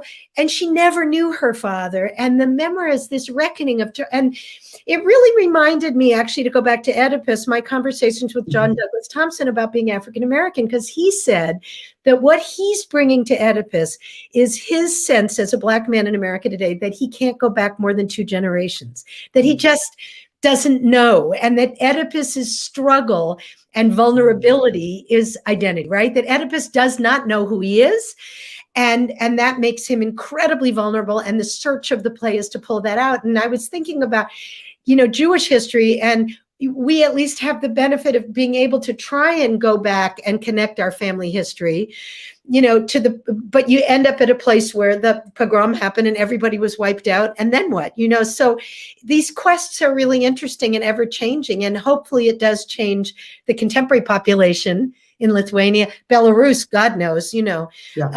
to move that dial a little bit. Hungary, is even more of an extreme, that once 400,000 Jews were killed in Hungary, look what's left. And how do you ever tell that history again? Patrice, I wonder if you can think about or share your thoughts about what is your expectation in seeing a Jewish play, and what makes a play unapologetically Jewish? Sure thing. First, just to echo that idea, Carrie, that you shared of the actor that you worked with, this past year has been struggling to reconcile that chasm, knowing that in my Latinidad, there is a chasm of history. Like I listened to you say, like, oh, in the 1800s, like I can find a signature of an ancestor. I'm like, oh, in the 1800s, I don't know. In Mexico, and like it's not a history that was shared for my people. And when you go further back, if we go to like the period of colonization here in the US, that like, what does that mean? And it is a wound that I feel, that like history is such a big part of like, I think, my worldview and like the importance of lineage and generations. And it just feels like a hole, and I can't get to the other side of what my ancestors might have looked like what the shape of their nose, the color of their skin. Would they even recognize me today? To see the influence of like the Spaniard colonization in my body, would they know me? And I couldn't even guess what language they would speak, because that's not information that was allowed to transcend time, that I'm not given access to, and that I wonder, and that I wish I knew. In that same way, when I'm seeing a Jewish play, my expectations are largely centered around generations, around history, and how maybe more culture than specific religious practice creates that sense of identity, creates that sense of like generational identity, that it doesn't exist in just the person, the character that I see on the stage, but they're standing on shoulders, that there is so much shoulder work going on with the characters, that it's about generations and lineage, and that one person is never there on their own, which I really like about seeing Jewish theater. Well, this whole conversation about the impact of Jewish history, I think, leads very strongly into the next question. When we created the Whole Megillah Festival, one of the primary goals of it is to help to nurture and generate the next generation of Jewish plays. And so if you, as artists, scholars, were to give a direction to Jewish playwrights and say, this is the kind of thing we'd love to see explored or developed in the next generation of Jewish plays, what might that be? Peter, do you want to start? The next generation of Jewish plays, what would the themes be? What would you tell her? What would you, I think that to be a great director, I don't know, Kara, if you'll agree with this, but, is to give a simple note that someone can use as a springboard for their own creativity. Prompt. Yeah. A prompt. Yes, as an educator, a prompt. We've been talking, about pluralism, but we've also been talking about nostalgia. We've been talking about home.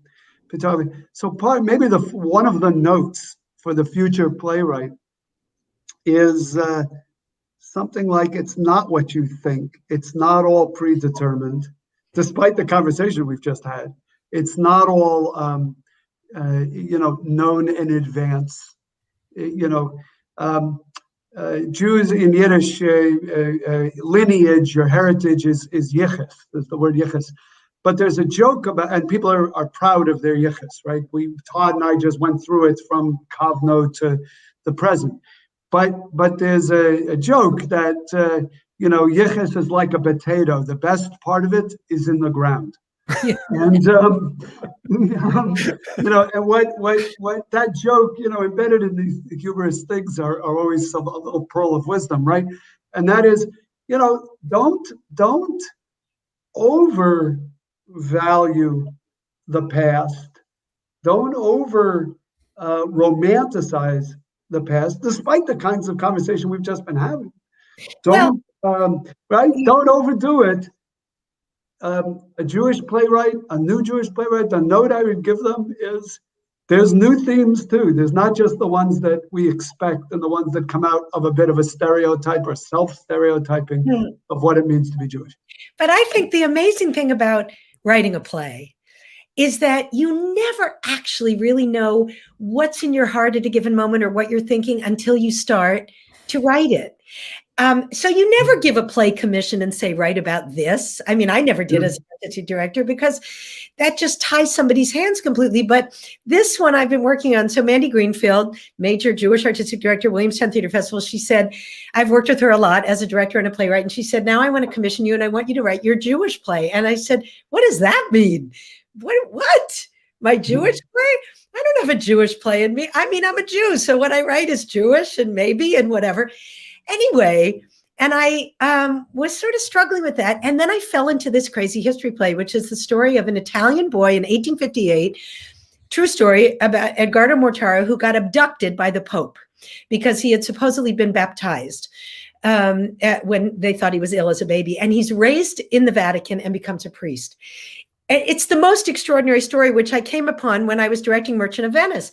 Anyway, what of course I realized after struggling and writing this play for a year during COVID is that it's a play about a Jewish mother, because that's what I am. And I didn't know I was thinking about that. I have a son whom I'm very devoted to. And I realized ultimately the play is about a choice. This mother has to decide, does she hold on to her son ultimately or her faith, which is an impossible thing to determine. And of course, I started reading the Kabbalah and everything else, and it's really about the white space in between, which is there's a third way, and that dialectic, you should never have to make that choice, and that there's a way to hold on to what you love and what you believe in some way that goes together. Anyway, all that to say, I ended up writing something that was very personal to me, that was sort of I hope Mandy thinks it's my Jewish play, but I didn't realize that that's what I was thinking about right now and wrestling with. And then I was also thinking about children at the border. How can we not? You know, you all are in San Diego. You know, this is something that's an American theme right now, is children getting taken away from their parents. So they're both historical themes and they are contemporary themes because history keeps coming back into itself. And I would just say, write on your instinct. If you're a human being and a citizen of the world will walk into it naturally. Yeah. Awesome. Thank you. And Patrice, same question. Jorge Huerta, one of the godfathers of Latinx theater, Chicano theater, has this term for Latinx theater as necessary theater. And I think I would just encourage the contemporary Jewish playwrights to take on that identifier, that this is necessary, and find the necessity in the place you're creating. Well, there's so much to think about in this conversation. I want to thank our three incredible guests to the Whole Megillah: Carrie Perloff, Peter Salovey, Patrice Amon. It's been a thrill. Can I say it's been geschmack talking to you? Well, bravo to you and Becca and the whole festival. It's amazing. Thank you. Thank you so much. Well, thanks for including us. We appreciate it. Have a great reading, Patrice. Thanks. Yay. Good luck to you. Patrice is up next. So JFEST continues with 15 programs through June 2nd, through June 23rd, with many great programs coming up in the next 2 weeks. All of the programs in JFEST are available for donate what you can. We set that up so that for any price or no price, you can get involved with JFEST or the Whole Megillah. So coming up at 4 o'clock Pacific time is What We Found, directed by Patrice Amon. And at 6 o'clock, the play about the baby carrot. Thank you so much for sharing in the inaugural day of the Whole Megillah New Play Festival. Thank you so much. Thank you.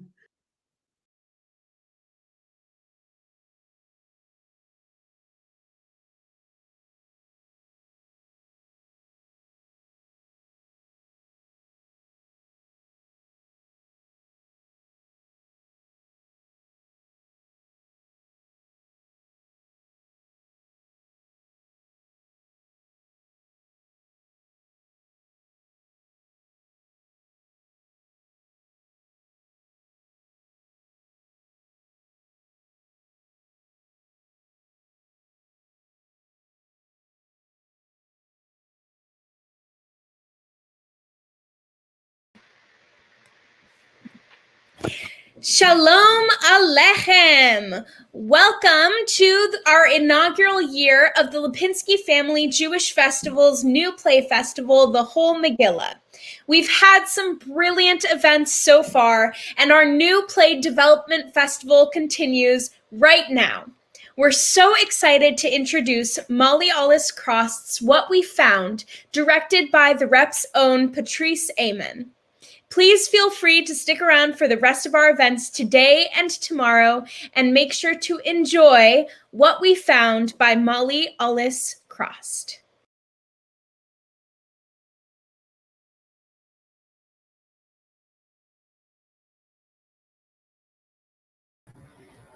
What We Found by Molly Olis Krost.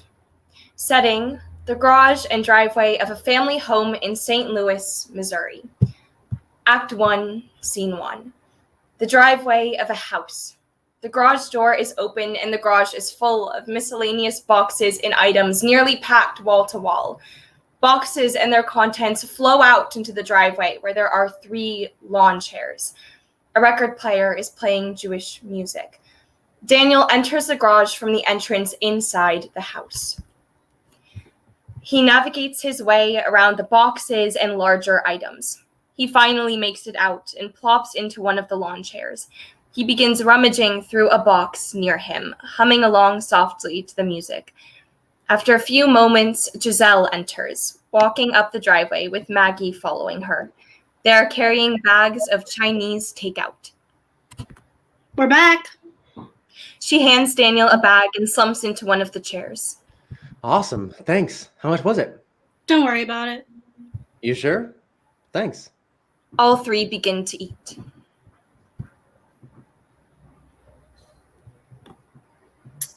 So, what is this? This. Yes? That's chow mein. No, the music? What is it? Some record I found in that box labeled Socks and Miscellaneous. It looked pretty beat up. I put it on just to see if it would still play. It must have been Zeta's. No, but like, what is it? what kind of music is it? Klezmer. Klezmer. They eat while the music continues to play.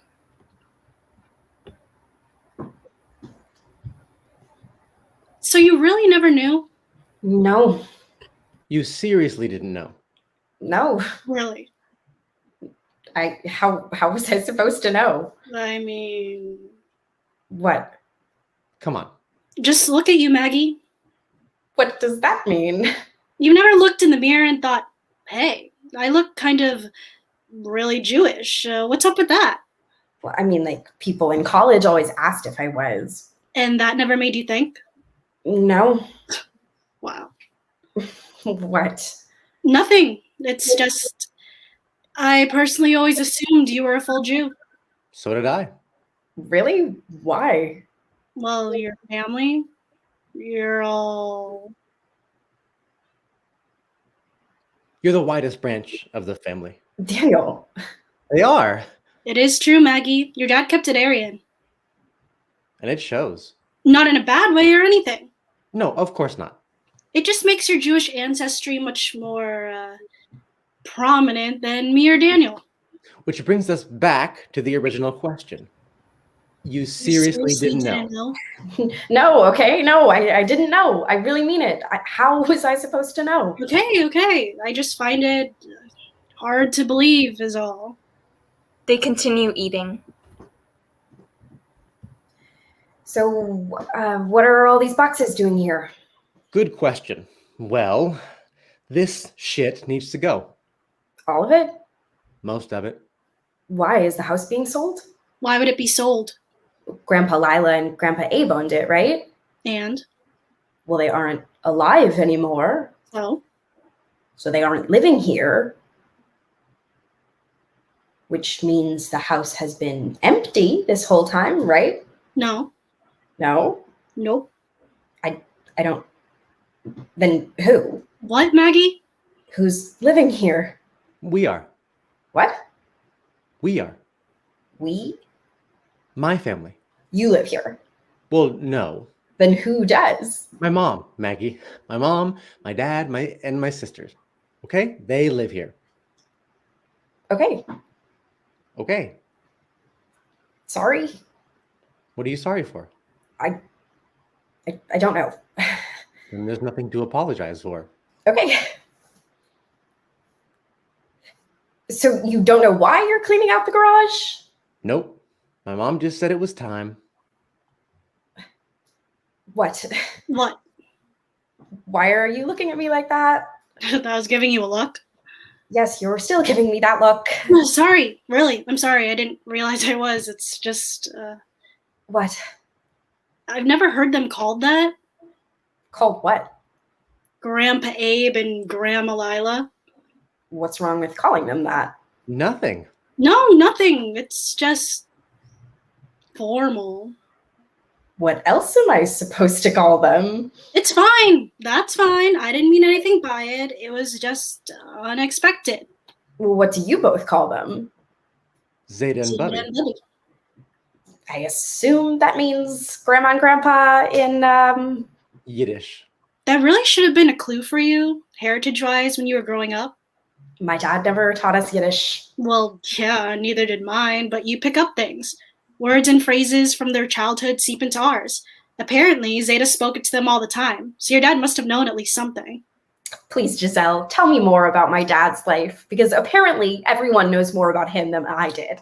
I knew nothing, and now I will never know anything about his life. Can we get back to the task at hand? Which is? This shit needs to be sorted out. What does sorted out even mean? Who knows? The only thing my mom said was that she'd like to see a car in there one day, and it's up to us to make it happen. Well, one thing's for sure. And what is that? We can't do this sober. She begins to leave. Where are you going? You just got back with the food. Grocery store. I'm serious. I'm not doing this sober. Aren't you tired? You just took like a 6-hour flight and it's like 2 hours ahead for you. The drive will wake me up. You two get started. I'll be back. You know, Giselle really isn't trying to attack you or anything. Oh, really? I know. Did she seem okay to you? You're worried about her right now? She has this habit of repressing instead of expressing, and then deflecting with light insult, and then if she's really grasping, casual fleeing. What would she be repressing instead of expressing? What? Oh, shit, Maggie, I'm so sorry. I didn't even think to ask. It's fine. Really, I'm so sorry. It's fine. I'm fine. Well, I will be fine. How was the funeral? It was formal. I'm sorry I didn't go. My mom said it was a really touching service and that your speech... Oh, how long has your family been in this house? Fuck, I can't find my keys. Ugh, we literally just got back. How can I not find them? How about I go? Really? Why?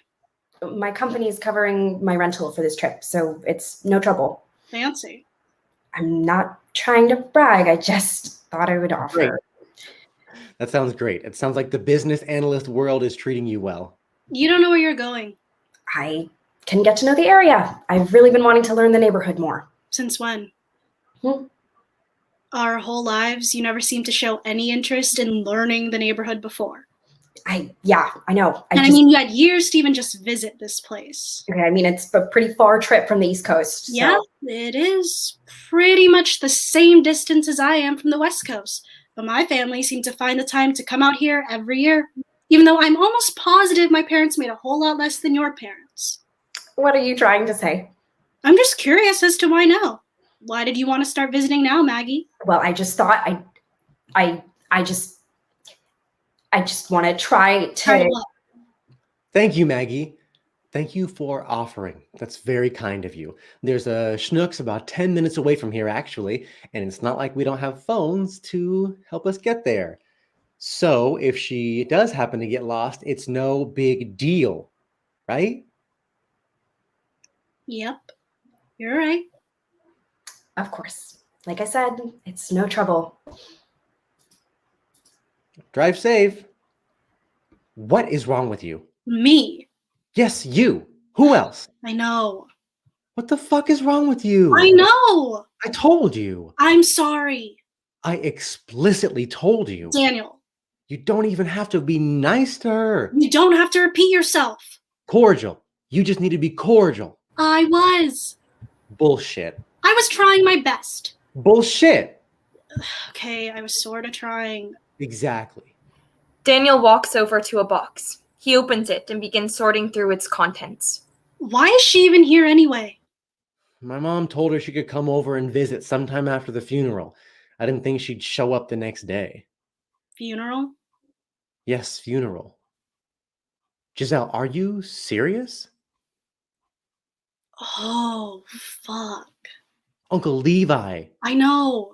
Her fucking father. I know. Shit. You forgot? I didn't forget. I just momentarily forgot. I'm guessing you didn't go to the funeral. No. Oh, don't act like you're better than me. Aunt Hannah told me that she went alone. I wanted to go. Really, I did. I know I should have. I just felt, I don't know, with everything going on about the house, it just seemed weird to... That's why we need to be nice or cordial, in case... I know. Because this house could actually belong to her dad, which means that it would belong to her mom, which would be... A nightmare. Exactly. But it cannot be theirs. Or it could even be Maggie's. Which means? Exactly. We don't fucking know. But... Giselle. Why are you so sure someone in her family owns this house? I'm not. That's the problem. Daniel, even if Maggie or her mom somehow have some stake of ownership over this house, your mom has been living here for years. They're not going to make her just leave. Are you so sure? No. That's the problem. Okay. You said it yourself. She's never shown any interest in us before. I did. She hasn't. And I guarantee Aunt Susan cares for us even less. I actually kind of like Aunt Susan. Zeta and Bubby didn't. Really? Seriously, they fucking hated her. They did? Weird. I always thought they loved Aunt Susan. Why? You know, because... Because she gave them her white grandchild? Well, yeah. Well, they didn't. I mean, Levi and Susan did give them 2 white grandchildren, but Zeta and Bubby still hated Aunt Susan, which means she would definitely sell a house that primarily held people who hated her. Fair point, I guess. Now, will you fucking help me? Okay. Giselle opens a box. They silently begin sorting through them. A lid of a random box flies open. The sound of a gust of wind is heard, and stacks of photographs fly out from the box, scattering themselves across the entire driveway. Shit. Leave them. We'll get to them later. Maybe we can find something before Maggie gets back. You never even told me what we're looking for. Because I don't totally know. A will, a deed, something that can clarify anything about who actually owns this house. Just keep an eye out for anything that looks like it has, I don't know, important paperwork in it. That is incredibly vague. Apparently, so were Zeta and Bubby's final wishes. According to my mom, all we know is that they wanted the house to stay in the family. But they didn't say whose family? Well, we're all technically family. And do you know what you're going to do if you find some magic document that says Uncle Levi's the one who inherited the house? No. Well, that's a problem. End of scene. Act 1, Scene 2. The lights focus on the driveway and the scattered photographs. Maggie enters, holding a grocery bag in one hand and a 6-pack of beer in the other. She begins walking up the driveway, but stops when she sees the scattered photographs. She puts the bag and beer down and circles the driveway, looking at all the photos. Daniel and Giselle can be seen in the garage, methodically sorting through boxes. When Maggie speaks, she does not speak to Daniel or Giselle. He never told me. Maggie kneels. She reaches out to pick up one of the photographs. As she touches it, a harsh snap is heard. That's how I never knew. He never told me. Maggie reaches for a different photo. Snap. The lawyer came into the house with his will. there weren't any explicit instructions about what to do with his body. Maggie reaches for a different photo. Snap! She gets up and begins circling the driveway again. He was supposed to be buried at Calvary, the cemetery my mom picked. Well, supposed to, meaning that that's what she said was going to happen, and we were just supposed to listen. The one where her family is buried, where she's going to be, where I'll be one day, I guess. But he had a funeral plot in Chesed Shel Emeth, a Jewish cemetery, the one where his parents are buried. Maggie reaches for a photo. Snap! We didn't know. I didn't. It was too late. We had already made the decision. Maggie walks over to the beer and begins drinking. What was I supposed to do? We were in Boston, almost 1,000 miles away from here. How else was I supposed to get him home? I was the one that had to bring him, and I just couldn't travel back with a body. Maggie sits in one of the lawn chairs. She reaches her leg out, the toe of her shoe pushing a corner of a photograph. So I made a decision by myself. No mom, no brother. I was the only one there, so they lost their say. So I said, cremation. Maggie kneels in front of the photos again. She reaches out confidently for one. Snap! She begins crawling around the driveway, reaching for different photographs. Snap!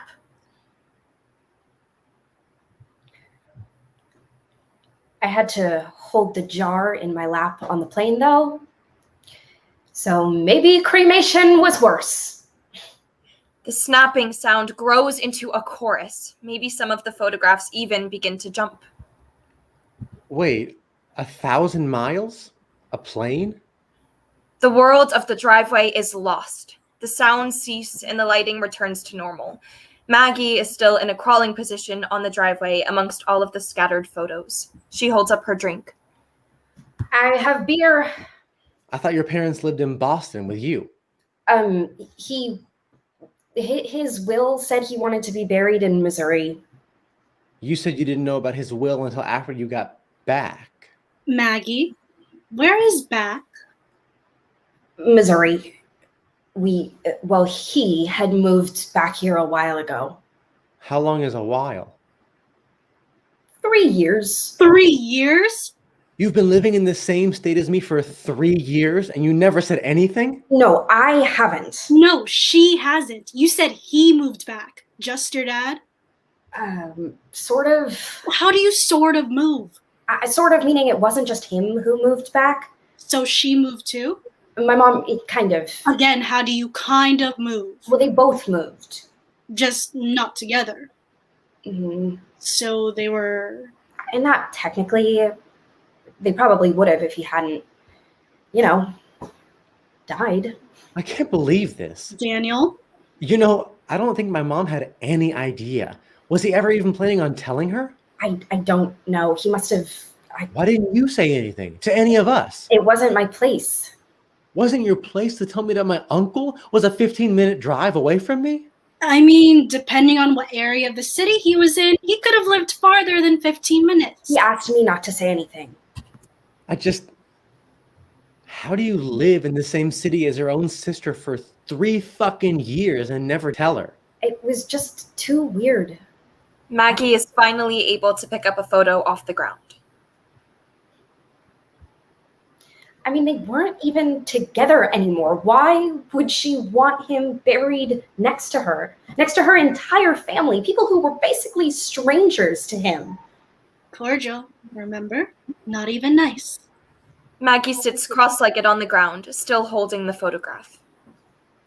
He never mentioned any of them once, but he had a funeral plot right next to all of them in a Jewish cemetery.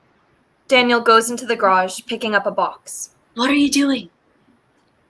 We can help her out, just a little bit. I thought you were trying to keep her out of this. This one is just a bunch of my mom's old scrapbooks. Are you sure about that? I swear, some of these boxes aren't matching what it says on the label. I already went through the box, though. You saw me. I don't know. I feel like I'll look in a box that says one thing, and then like an hour later, the same box will have entirely different stuff inside of it. That's because you're not following my organization system. You're supposed to put all the finished boxes I over to am. the left. Clearly you're not, because you're mixing all of your piles, and you're going to make this whole process take twice as long. Daniel walks over to Maggie with the box. He drops it on the ground in front of her. What's this?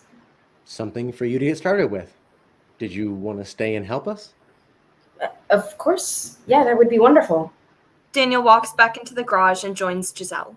Look at her. She's practically screaming for something sentimental. I wonder if my dad ever thought about any of them. If he had any memories he wanted to tell us, but thought he would another day. The snap sound is heard, and the photograph flies out of Maggie's hand. Why didn't he ever share any of them with us? She'll be distracted for hours. It's perfect. How will I know what to keep and what to take out of here? I trust your judgment. End of scene. Act 1, Scene 3. Maggie is sitting in the front corner of the garage going through a box labeled Hannah's Scrapbooks. Giselle and Daniel are in the back opposite corner looking through their own boxes. I don't know if I should be going through this box. Why not?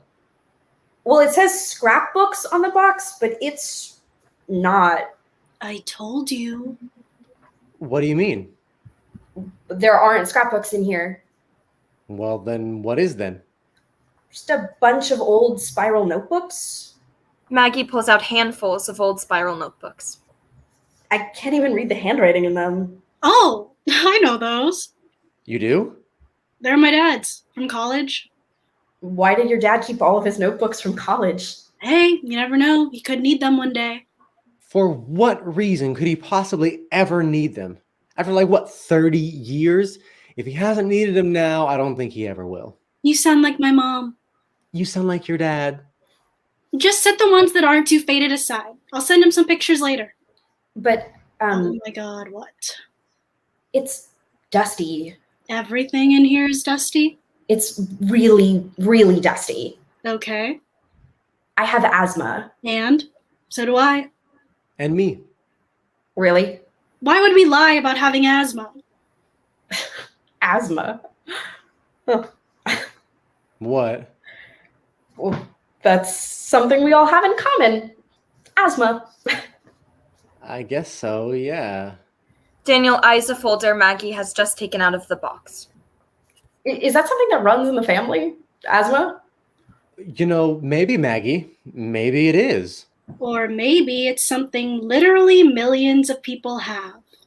Maggie turns her attention back to the box in the folder now in her hands. Daniel nudges Giselle harshly. What are you doing? What? Do you see what she has? A red folder? That could be it. Or it could just be a folder in a box of old school papers. Giselle, please, if it is. Why are you so sure about that particular folder? What do you think is in there? I don't know. I just have a feeling about it. Well, can you have a feeling about a different folder in a different box? Giselle.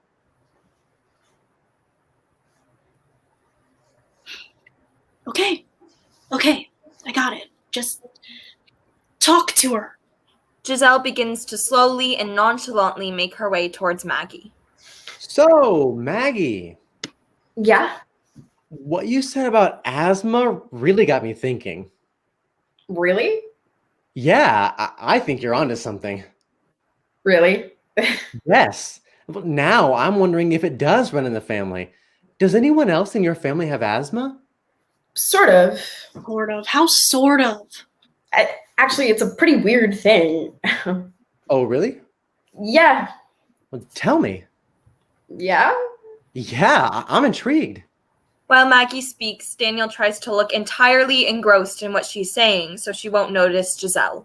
Giselle tries to get closer, hoping Maggie will discard the folder while telling her story. Maggie holds on to it, gesturing with it while she talks. Okay. Well, growing up, I had like perfect lungs. Like, I'm pretty positive my doctor said I had perfect lungs because, like, why would I remember such a weird phrase like that? Totally. Yeah, but then one day at recess, we were having a double dutch tournament. A what? A double dutch tournament? That's what she said, Giselle. A double dutch tournament. Yeah, and all the kids in my grade competed, but it was down to me and this other girl from my class. We had to double dutch next to each other, and whoever lasted the longest won. I had it. I was in my groove. I was so close, I could taste it. But then all of a sudden, totally out of nowhere, I feel my chest start to tighten. I could feel my lungs pressing against my ribs. I couldn't breathe. I had to stop. Just stop double dutching without warning. I could have tripped on the jump ropes. I lost the tournament, but I couldn't breathe at all. And everyone around me was like freaking out, including the teachers. I swear I was like this close to passing out. I was seeing black spots. And my teacher told my mom to take me to the doctor because she was pretty sure I had asthma. But my mom told her that that couldn't be true. I had perfect lungs. But she did anyway, because you have to listen to what the teacher says. And there it was. Asthma. That doesn't sound medically accurate at all. What about the rest of your family? Well, see, here's where it gets really weird. The same thing happened to my brother. Perfect lungs all his life. And then one day, boom, asthma. Except he didn't get his until like high school when they made him run the mile in gym. Wow. You're right. That is really weird. I know. And I swear my mom has it too. Oh, she probably does. Yeah, she tries to act like she doesn't. But like both her kids, come on, has to be genetics. Oh, has to be. Exactly. And I swear I see her coughing after she takes the dog for a run. She tries to hide it by like stretching outside on the porch before she comes in. But like, we can all hear it. I swear she has it too. Adult onset. Wait, what is this? What? This random folder was just like shoved in this box full of Uncle Michael's notebooks. Giselle, why did your dad even keep this here? They're here for a reason. And that is? If he takes them home, my mom will make him throw them out. Anyway, I don't think this is your dad's. Just looks like some kind of documents. Giselle grabs a fedora sitting in a nearby box. Oh man, I can't believe this. What? This hat. What about it? I haven't seen it in years. Wow, the stories this thing must have. Why? Whose was it? Uncle Jerry. Who? You've never heard about Uncle Jerry? Uncle Jerry? No. Oh man, what a wild dude. My dad told me all sorts of stories about him. He was both of our dad's favorite uncle. Apparently, I was supposed to be named Jeremy after him if I was a boy. Your dad never told you about the zoo story? No. Do you want me to tell you? Yeah, please. So, Uncle Jerry. This isn't just from my dad's words. I've done research to make sure this was true. He used to be in a mob. What? I know. Giselle, you got it. It's true. Daniel? Daniel nods. Uncle Jerry. He wanted money for a mob in Detroit. Wow. I know. It was a loosely kept secret in the family. Everyone knew. Even our dads? Oh, yeah. That's why they loved him. Every time he visited, he would come with wads of bills he would pass out to everyone. My dad told me Zeta never trusted him. He'd always hold the bills up to the light because he thought they were fake. Wow. I know. And this was his hat. Whenever he visited, my dad told me he'd take him and Uncle Levi to the zoo. And they would always look at him wearing this hat as he tossed money around, buying them whatever they wanted, charming everyone they passed. They thought he was the coolest guy they'd ever seen. Here. Giselle hands Maggie the hat. When he finally got busted and got sent to jail, he gave that hat to your dad. Really? Yeah. Drove my dad fucking crazy that Uncle Jerry gave it to him. So, Uncle Levi wore it almost every day. Maggie considers the hat. She thrusts it back into Giselle's hands. Here. What? Give it to your dad. What? He should have it. Why? Because he wanted it so badly. No. Really? No, really. Here. Giselle tries to force it back into Maggie's hands. No, Giselle, take it home with you when you go back. Uncle Michael should have it. Maggie goes back to her box. They watch her for a few moments, hoping she won't, but she picks up the folder again. Desperate, Daniel pushes stacks of boxes over. The boxes crash to the ground, the sound louder than expected. A visible cloud of dust erupts, filling the air. Contents spill everywhere, filling the floor. Dust is everywhere.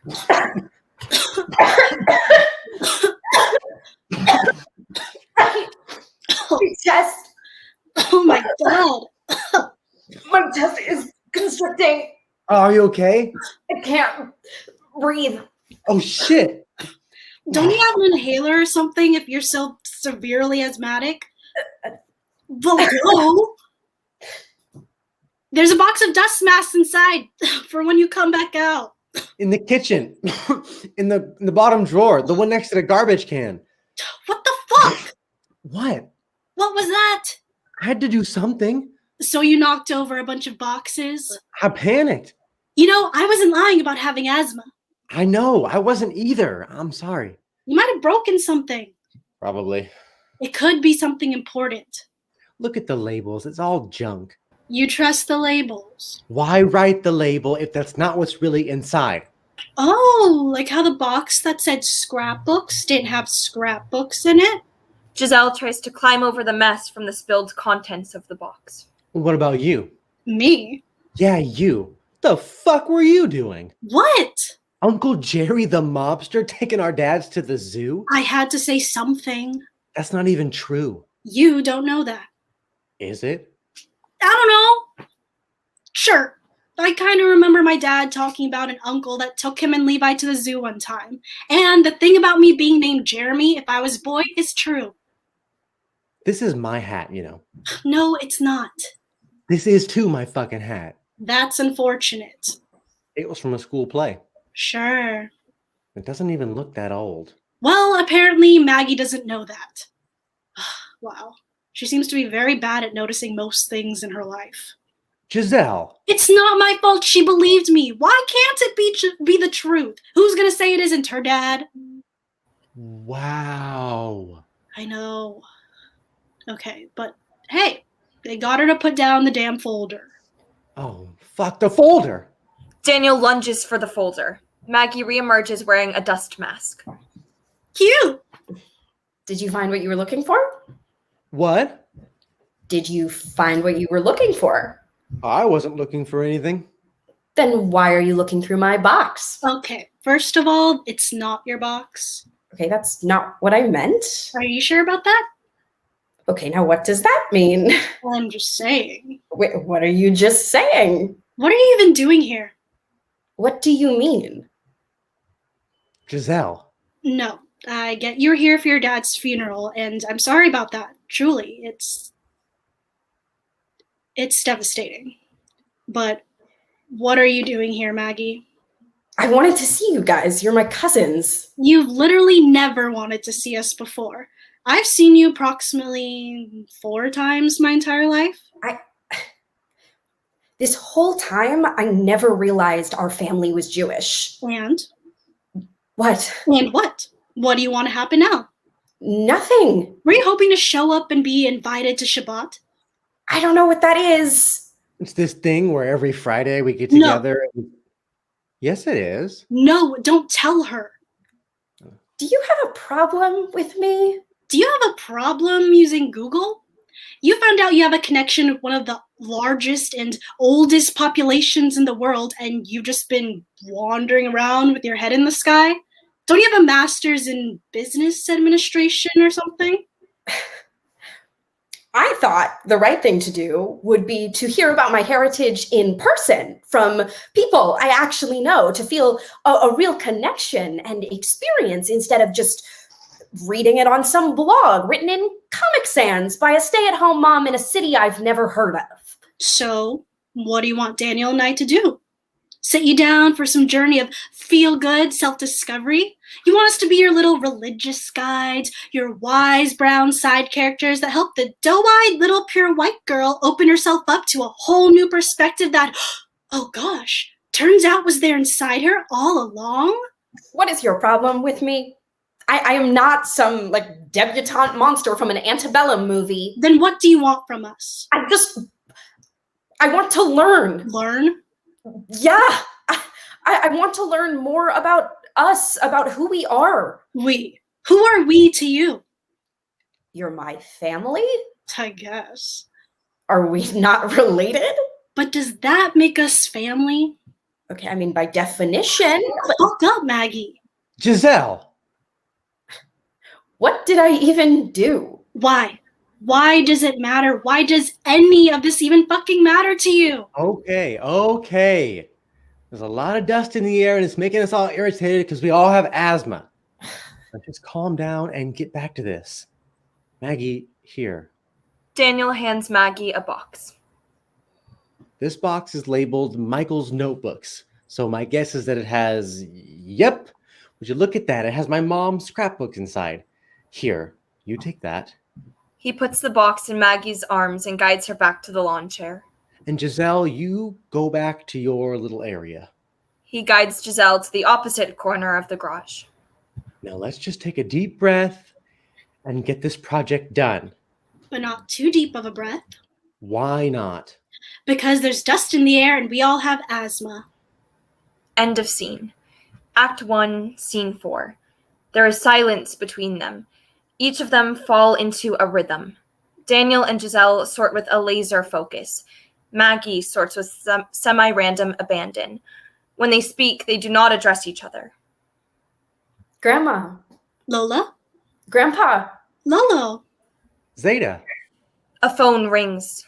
Hello? Magandang araw. Shalom. Ring. Goodbye. Magandang araw.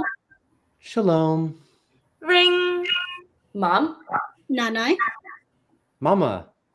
Ring. Dad. Tatay. Tate.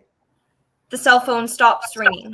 Michael, Hannah, and Levi are not seen on stage. Hi, sweetie. Dad? You know, it's very rude to not pick up the phone when a parent is calling. Mom?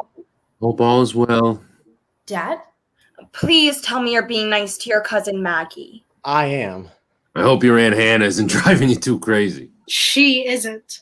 Please tell me Giselle is being nice to your cousin Maggie. She isn't. Well, let her and Daniel know that I'm sorry I couldn't make it out there with you this time. I will, but why couldn't you just come with? Everything here is the same. I doubt that. I hope you're eating. Please tell me you're eating. Of course Yes, I am, Dad. Your dad says hi. Your mother wants me to tell you hello from her. Hello, Mom. Oh, I figured out how to make my own Netflix profile. Now you can stop complaining about your recommended list being filled up with World War II documentaries. I kind of liked a few of them. I emailed you a very interesting article I read in the Times today. I've told you I don't have a subscription. I only pay for the crossword app. Oh, I'm at the farmer's market and I just saw the cutest little toddler. The round little face reminded me of you when you were a baby. My face wasn't that round. Anyway, I just wanted to see how you were doing. Anyway, I just wanted to say hello. Hello, I'm Mom. good. I hope work is treating you well. It is. Remember, you're my favorite daughter. I'm your only daughter. Don't work too hard. You always work too hard. No, I don't. I'm so proud of you, Daniel. Proud of me for what? I haven't done anything. I know you're my only daughter, but you're still my favorite one. And before you can say it, because I know you're going to, I'm proud of you for just being you. Learn from my life. Don't work too hard. What do you mean? What should I... The sound of a dial tone. End of scene. Act 1, Scene 5. A box next to Giselle spills over. Photographs spill out. Giselle bends down to pick one up. As she touches it, a harsh snap is heard. She pulls her hand away in shock and looks around. Maggie and Daniel have not noticed. Giselle attempts to pick another photo and the same snap is heard. She tries to pick up different photos, but the snaps continue, sound overlapping over each other until she can finally pick up a photo. She looks at it for a moment and tosses it away in anger. It's not my fault she believed me. She picks up another photo. She scoffs and tosses it aside. She's the one who just showed up here. We're the ones who've actually been here, and yet you look at all these photos and think, I know.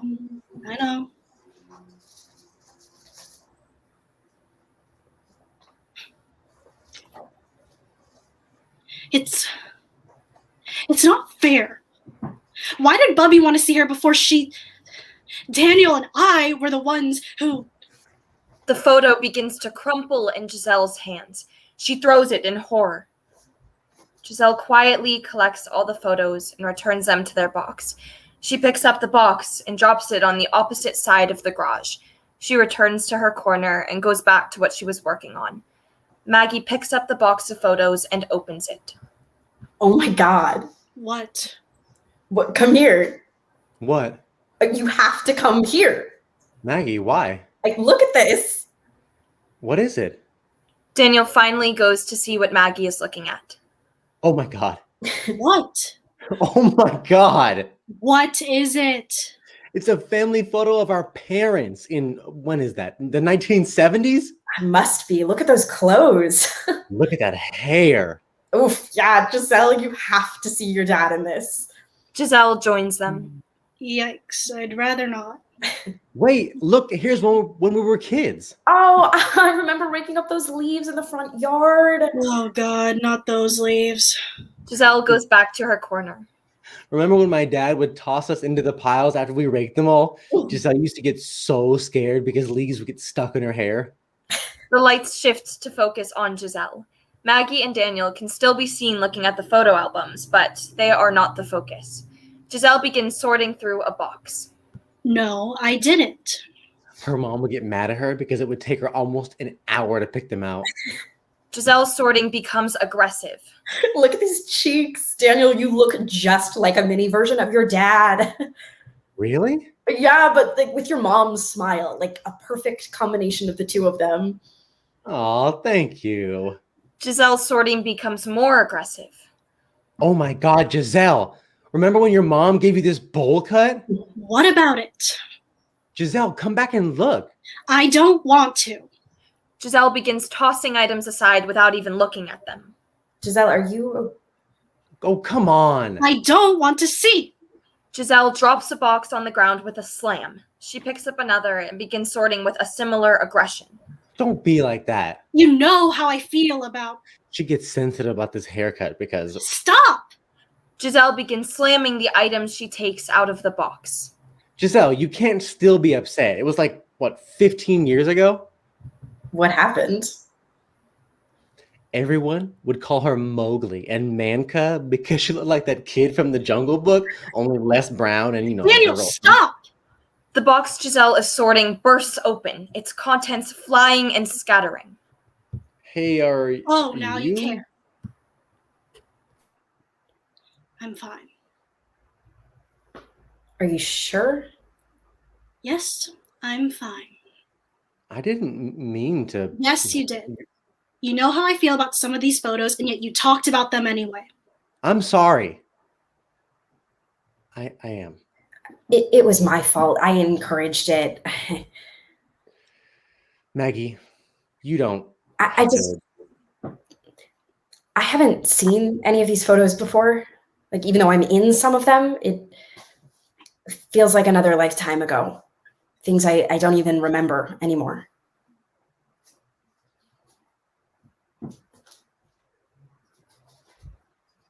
Maggie, why does any of this fucking matter to you? Giselle, seriously. What? Your damn dramatics. It's getting really exhausting. Oh, okay. So it's me now. I'm the one who's a problem. So sorry. I didn't realize you two had gone so close over there. You asked me to help you. I flew my ass out here from California because you asked for my help. You flew all the way to Missouri from California to help Daniel clean a garage? I didn't ask, you offered. After hearing you freak out for 45 minutes and telling me over and over that you don't know what to do. About cleaning a garage? You didn't even tell me this is what he needed. So you just flew all the way out here? Yeah. Just like that, like nothing? Of course. You paid for a round trip flight on a teacher's salary? What's your point?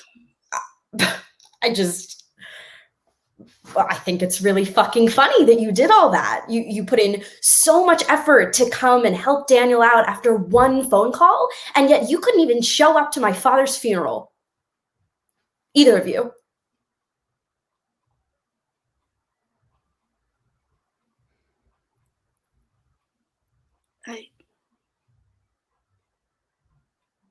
I'm sorry, Maggie.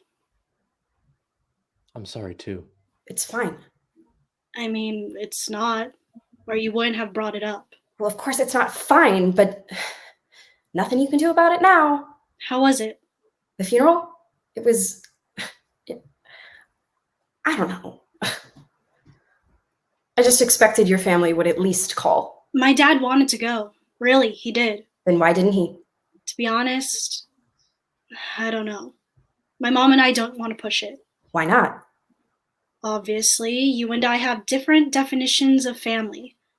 Well, my mom and my dad, they've just never seen eye to eye on a healthy family dynamic. I just don't understand that. Says the family member who was never around. You have any other cousins on your mom's side, Maggie? No, she was an only child. I have 14 first cousins on my dad's side. I have 10 on my mom's. Just first cousins. Wow. That's what we're trying to tell you.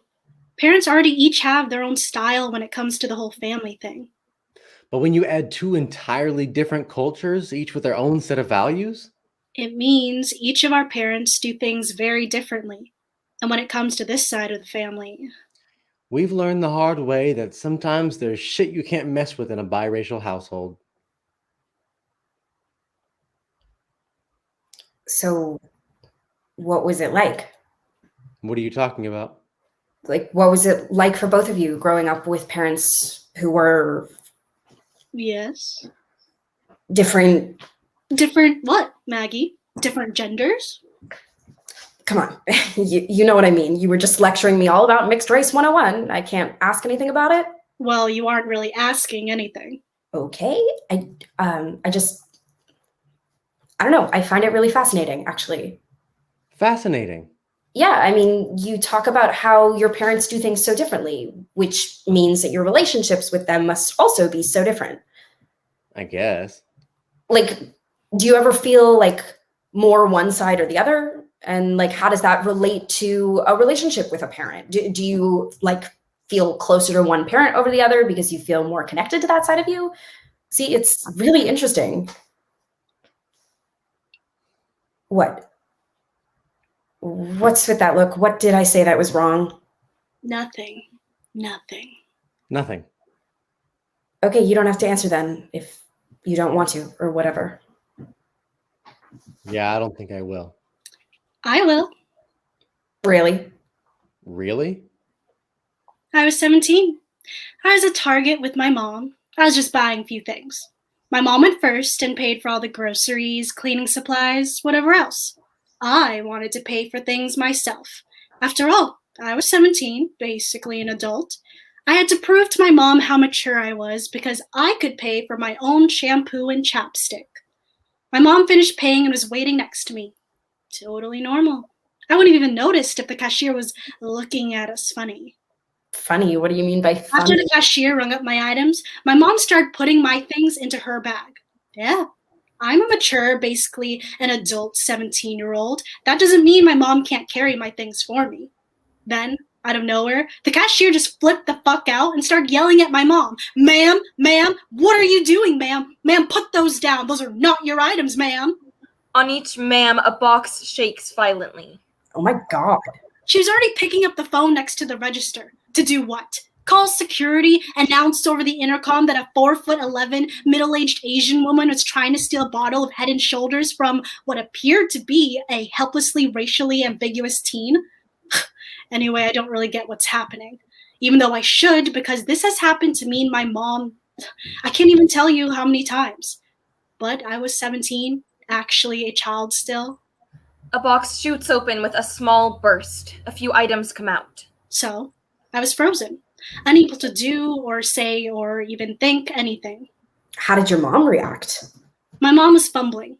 She could get words out, but not sentences. This has happened to us before, so many times, but never like this. Then finally, fucking finally, the cashier got it. Some sort of explanation got through to her because she totally transformed. She just started laughing at it all right off. Didn't even seem embarrassed, barely even apologized. I remember her saying, "Oh, you're," and making some sort of back and forth gesture between us. That whole time, I felt completely blank. But when I saw her do that, it just snapped me back. A box begins to shake violently. I wanted to ask her, what? We're what? What do you think we are? The box shakes even more. But I was 17, so I didn't say anything. The box ceases suddenly. Instead, I took my receipt and we left. I'm glad nothing serious happened. As we were walking out, my mom was laughing. It happened again, she said. Yeah, I thought. It did happen again. Another stranger didn't think we were related. Like I said, this has happened to us literally my whole life. But that time at Target, I remember it so well. Usually I would laugh with my mom whenever that happened to us, but that time, that was the first time I didn't laugh. I just didn't think it was funny anymore. Why didn't you ever tell me that? Because I didn't think it mattered. You never think it matters when it actually happens. It takes years before you realize that, yeah, it actually is something serious. Well, that's not what I meant. I didn't mean that it wasn't serious. I just meant that I'm thankful that, like, I know what you meant.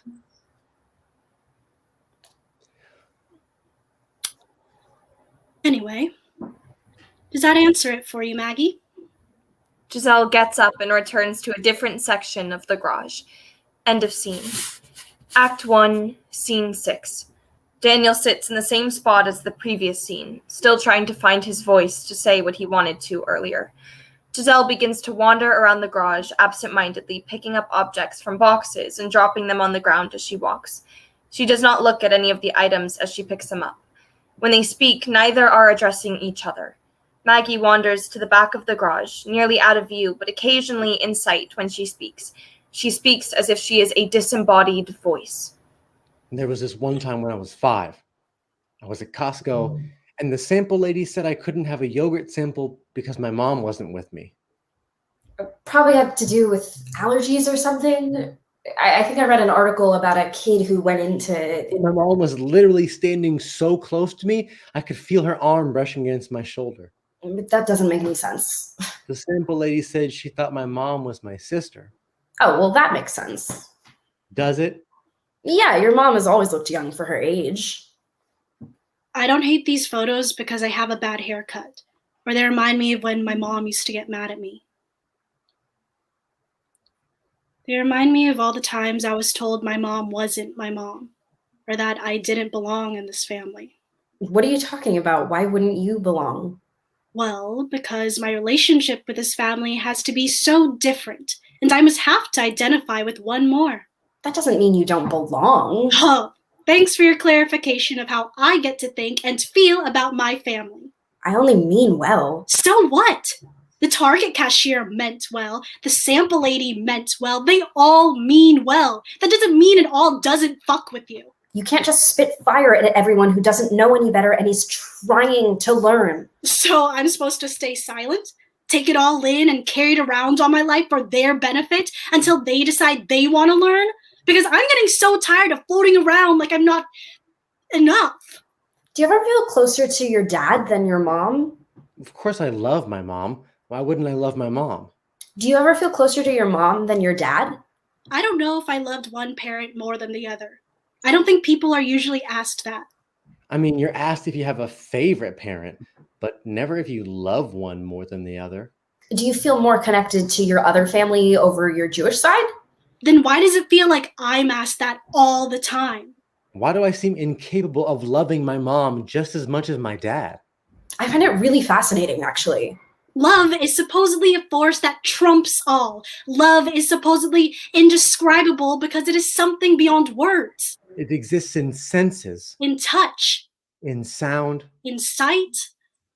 But if this is true, then why would a love that exists between a parent and a child be questioned? And not just questioned once. No, not just once. Questioned repeatedly. Questioned for years. No matter how strong it is, it will always be questioned. My mom could be holding my infant body in her arms. She could be sitting in the front row of my bar mitzvah. She could be screaming my name at my high school graduation, trying to wrap her arms around me and hold me close while crying in my dorm room when I left for college. But it will never be enough. I will always be asked with biting innocence if I love my dad more than my mom. And do you know why? Is it because genetics deemed I look more like one than the other? Is it because everything is truly as it appears?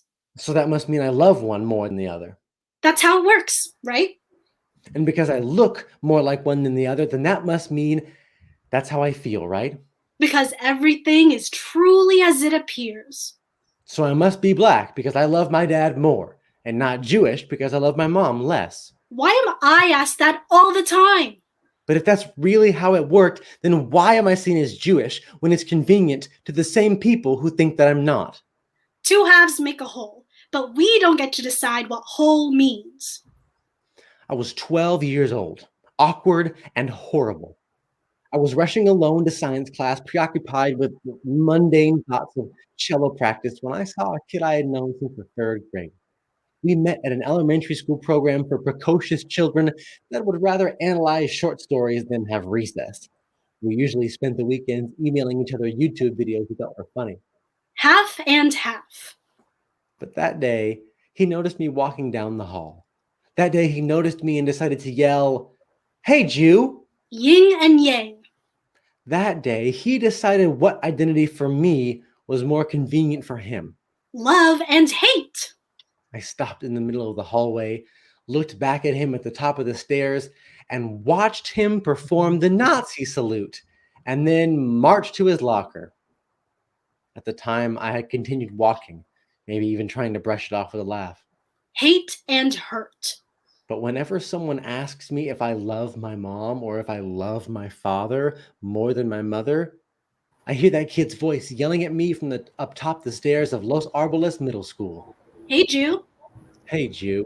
Hey, Jew. Hey, Jew. A large stack of boxes suddenly collapses, and out from them crawls a middle-aged man in a suit, Jerry. What? What? What is it? What do you mean? You were calling and calling over and over for a Jew, so here I am. What? Shit, it is dusty in here. Who are you? You don't recognize me? Are we supposed to? You're in my fucking house. What? Well, aren't those my fucking photos scattered all over the damn place? Are they? That's my fucking hat right there. He points to the fedora in Maggie's hands. Uncle Jerry? That's not your hat. That is too my fucking hat. May I? He holds his hand out. Maggie gives him the hat and he places it gingerly on his head. Now, what is it that you want? We don't want anything. Are you sure about that? You're not supposed to be real. There is supposed to be an Uncle Jerry. There's no Uncle Jerry? I didn't say that. I didn't say that. I said wasn't sure. I said there could be, and apparently there is. I thought you did your research. I did say that. Have you been in the garage this whole time? I'm only here because they kept calling me. No, we didn't. Oh, really? Yes. Just because we might have been saying, hey, Jew, that didn't mean for a great-great-uncle that I thought I made up to appear. Besides that, you haven't needed me? No. You haven't been searching my house all day for something? This isn't your house. That's not true. What was that? They are looking for something. Maggie, what are you talking about? We haven't been looking for anything. Yes, you are. I can tell you're looking for something, both of you. All day, I've been watching each of you go through box after box. Normally, when someone looks through a box because they're cleaning or sorting, they're not looking for anything. Their eyes wander because they're curious about what's inside. They're messy because they're exploring. But I've been watching both of you. I know it doesn't seem like it, but I have been. And your eyes are always focused. Everything you sort through is deliberate. You haven't really been looking at anything because it's not what you're looking for. Seriously, you two are not that slick. So whatever it is, can he help you find it? End of scene. Act 1, Scene 7. Still the garage, sometime later that same day. Spotlight on Maggie. She is standing straight and formal, as if she is delivering a eulogy. The funeral itself was fine. It wasn't rainy or gloomy, but it also wasn't sunshine and blue skies. The memorial was sad, but not that sad. It was a fine turnout. That's what Grandma Harriet said. A fine turnout. Enough where the room was full, but not crowded. No overflow of people wanting to express their devastation. But it also wasn't sparse or anything where only a few people came. I spoke. I told the story of when Dad took me to the NASA festival when I was 10. Grandma Harriet read a poem. A few of his college friends and coworkers shared a memory. My brother read a Bible verse that my mom told him to. Sad, but not too sad. A respectful sad. It was just a day, a mediocre day. It all felt so bland and so off. Not bad, not wrong, just off. Jerry is sitting in one of the lawn chairs. I'm sorry, kid. Thanks. Really, I am. Thank you. I always loved your dad most of all my nephews. Really? I always said there was something special in Levi. Special? Yeah, in the eyes. He always held his cards close to the chest, but you could see it in his eyes. He knew the game. You played cards with him? Cards? Jesus. Maggie, I know you're grieving, but fucking listen. I'm sorry. No need to be sorry. Just pay attention. Just finish what you were saying. Okay. Now, your Uncle Michael could never keep a goddamn thing to himself. He'd be horrible in my line of work. Oh, really? That goddamn hothead was always ready to blow the moment he knew something. You didn't. He'd be shaking with a giant-ass arrow over his head, just flashing. Ask me what I'm doing. Come on, just ask me. Levi hated it. He never really talked about him and Uncle Michael as kids. Well, let me tell you, they could never get away with anything. I tried to teach him some of my early tricks from when I was their age, and none of it ever stuck. Michael's goofy little face would give it away immediately. That sound familiar? I can't imagine anything like that. Try to. I see the same thing in you. Me? Yes. That's what I'm trying to tell you.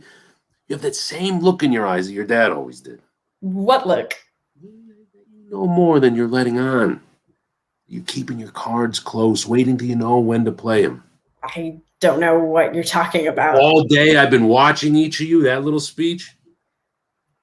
Oh. Old play. Yeah? Oh, definitely. It scared them shitless. Well, I wasn't trying to. Yeah. See how pale they got? For a second there, you knocked the brown half out of them. Uncle Jerry. Calm down. I'm from a different time, remember? Yeah, but that doesn't really excuse you. You need to focus on what's important.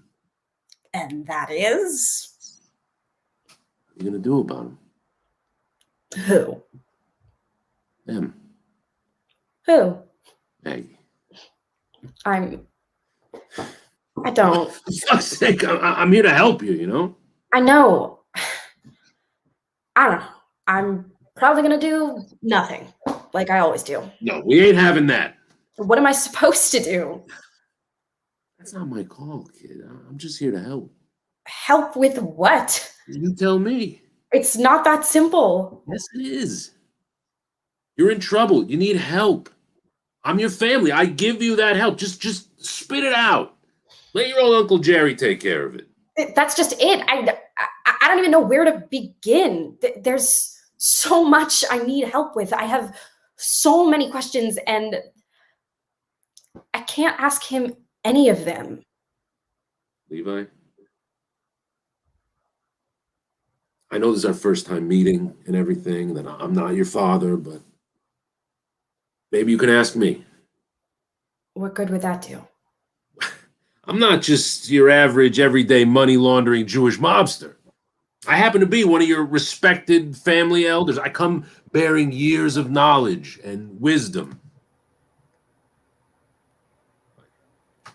Have it your way. See if I care. If you need me, I'll be trying to put some tender love and care into my home that seems to have fallen into disarray. Jerry wanders around as if he's going to clean up the garage.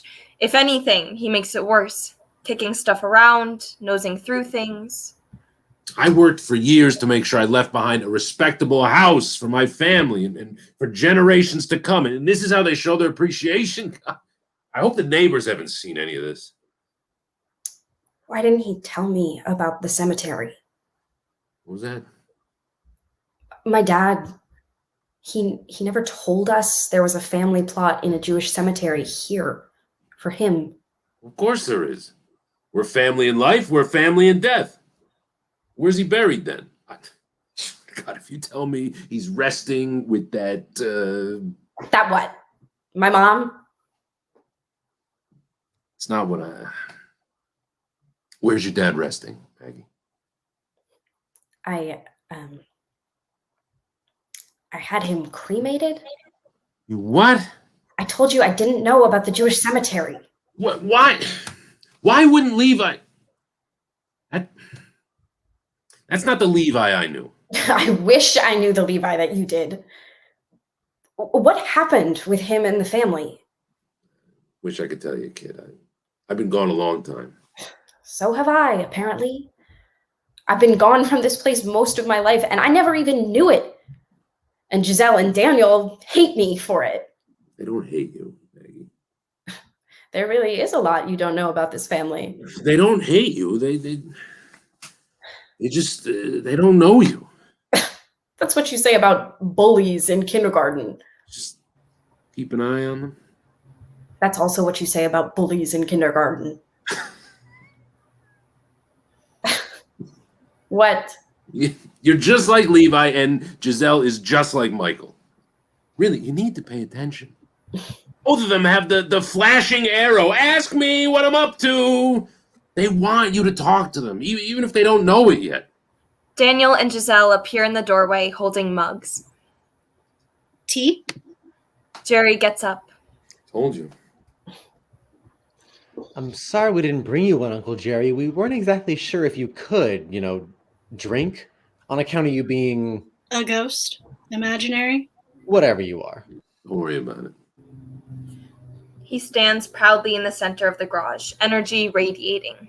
So, do you like what we've done with the place? Not particularly. What's wrong with it? Just not my taste. Well, then it's a good thing you don't live here anymore. Your mother never liked me either. Who says I don't like you? I don't blame you. Who wants the old key holder to come knocking around criticizing your wallpaper choices? Kicking around the flower beds. Seeing that you got rid of the pool table in the basement that used to be a very precious piece of furniture to a certain person in the family, not naming names, who was maybe hoping that it would become a precious family heirloom. You know, I think I am starting to remember some stories that my mom told me about you. There you go. Yeah, now that I think about it, there was an Uncle Jeremy that she used to always talk about. Man, how could I could have forgotten? How could you? She always said the same thing about you. Do tell. I'd love to know what Hannah said about me. Pathological liar. She's just mad. She always had to stay home when I took her brothers to the zoo. Zeta bought this house himself in the 70s. It never belonged to you. I told you that. Were you even really in a mob? Or is that just something you told your nephew so you could look cool whenever you rolled into town and put on a fancy suit you probably didn't own? This isn't your house. This house belongs to my mother. I'll take that as my cue. I better be going. Going where? Back. Back where? Back there. Ah, of course. Jerry walks to a random box, not the one he came out of. He opens it and starts to nonchalantly, but roughly, dump out all of its contents. All right, my children, it's been something close to a pleasure. Can you be a little more careful? Give your parents my regards. Yeah, I definitely won't be doing that. There's a lot of particularly breakable stuff in that one. I thought you didn't trust the labels. Tell your mom to send me the bill. See, you say that, but can we really do that? I mean, how will we even go about actually sending you something? Ouija board? Oh, Maggie? Yeah? You were right. About what? I can help them find what they're looking for. From inside the box, Jerry produces a folder. Perhaps it is the red folder from earlier. Jerry gives the folder to Maggie. This is too my fucking house. Jerry begins climbing into the box. He pauses and looks at Maggie. Congrats on almost winning that Double Dutch tournament. Jerry tips his hat and then disappears into the box. He is gone. End of scene. Act 1, Scene 8. Giselle instinctively lunges towards Maggie and the folder. Maggie dodges. What is this? It's a folder, Maggie. Stop talking to me like I'm an idiot. Well, stop asking dumb questions then. Okay, what is in the folder that you don't want me to see? None of your business. What is your problem with me, Giselle? Why does me being here matter to you? You know we're Jewish now. So what? What's different for you now? You're just as loved as you always have been. Why does this suddenly make you give a shit about us?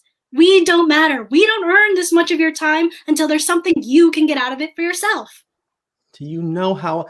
Do you have any idea how exhausting this all is? I'm tired. I'm so damn tired. I know you've had to play peacemaker between the two of us all day. That's not what I meant. I'm tired of all of this. I'm tired of inhaling dust in my lungs all day. I'm tired of going through fucking boxes. I'm tired of constantly having to look for proof that I belong.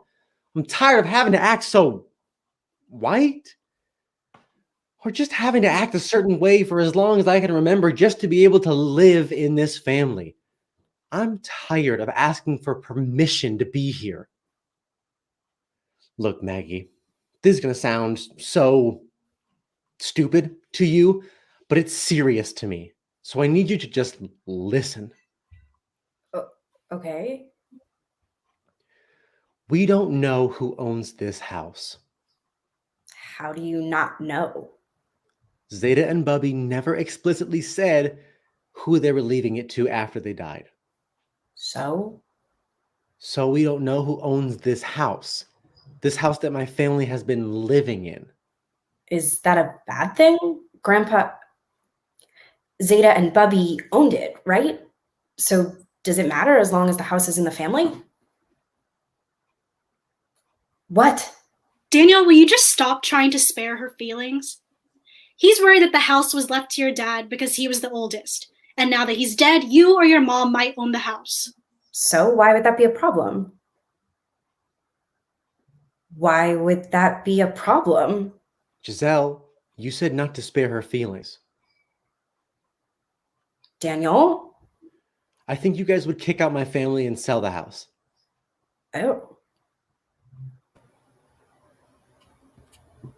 How is there no will or something? My mom thinks there probably is one, or some form of one. Then where is it?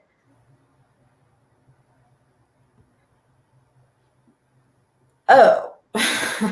She looks at the folder. Why do you think we'd do something like that to you? I don't know that, Maggie. I really don't know anything about you. And I can't afford the luxury of the benefit of the doubt. Why is trusting your own family a luxury? Because when you look like me and you look like you, society decides that it is. So you're going to let societal barriers dictate what our relationship should be? As opposed to what, Maggie? Believing that I would never do something like that to you, to your mom, to my family. Why does it even get to be your decision?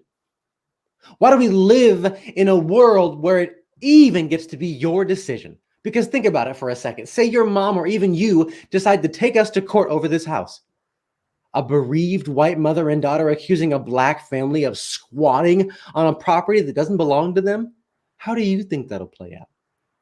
Okay, I get that I'm not like you or Giselle. I'm not wrapped up in anything. I've made no impression, not on the world, not on this family, not even on myself. None of these boxes are mine. Don't you both see that you're not half this and half that? You're whole and whole. You have these two complex, rich sides of who you are that come together into these beautiful whole identities. I don't even have an ounce of that. I'm half nothing and half barely a part of something I don't even understand. You don't realize how lucky you are. Lucky? Yep. Oh my God, Maggie. You're so lucky and you don't even know it. Do you realize how fucking white you are? Whoa. In this family, you've had so much and you didn't even realize. Me. I had so much in this family. No one even liked me. No, hold on. Did you not know you were the favorite grandchild? No, I wasn't. Yes, you were. No, I wasn't. I never even saw them. Exactly, Maggie. Weird, huh? And do you know how long you were the favorite? Way too fucking long for how little we ever saw you or your family. They loved you. And honestly, for no reason. You never called. You never showed any interest. I grew up 2 blocks away and I knew they loved me less until I was almost a teenager. All I've seen my whole trip is pictures of you and Giselle plastered all over this place. Boxes and boxes of drawings and albums and missing pairs of shoes and participation trophies. If they really loved you less, then why is all of this here? Why would they have kept it all? Exactly. I grew up in California, but do you know how many times my tiny Asian mom dragged my ass on a plane out here? I flew in my first airplane when I was a month old because my mom thought it was important for my grandparents to meet me. Do you know why? Because she was working for their approval. She had been married to my dad for 5 years and knew she didn't have their approval. So she worked as hard as ever once I was born. She didn't care if they ever liked her or even tolerated her. She wanted them to love me. She knew it was going to take work to get them to love me, so she put that work in. You know why, though? Why it took extra work for them to love me and to love Daniel the same way they instantly loved you? Go on, Maggie. Guess. Yes, you do. It's not that hard. You're a smart person. You're right. It's because of our skin. It's because our skin is brown, which made us harder for them to love. And you can feel when love isn't reciprocated, when hugs aren't instinctual, when a card is signed with sincerely instead of love, when you exchange pleasantries instead of laughs. They came to love us just as much as they loved you, though. Probably more, even. Or at least I thought. You'd think decades of visits and baseball games and dance recitals and graduations would mean something, but when both of their health started to go, you were the one they asked for. Me. over and over. All they wanted to see was you. You and your brother were the ones they wanted, not us. That doesn't mean. Maybe they wanted to see all of us together, all of their grandchildren in one place. Guess we'll never know. Does it make you love them any less? No. When I think of my childhood, I think of Bubby's cooking and how she kept the AC on all year, and the way she laughed with her whole body and could get a whole room to join her. Zeta's model figurines of all the US presidents that he would paint in the basement under that little desk lamp. I don't even think they realized it themselves, what they were doing, or that they grew out of it over time.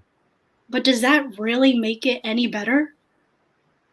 But how is any of that my fault? I know you don't believe me, but I get it.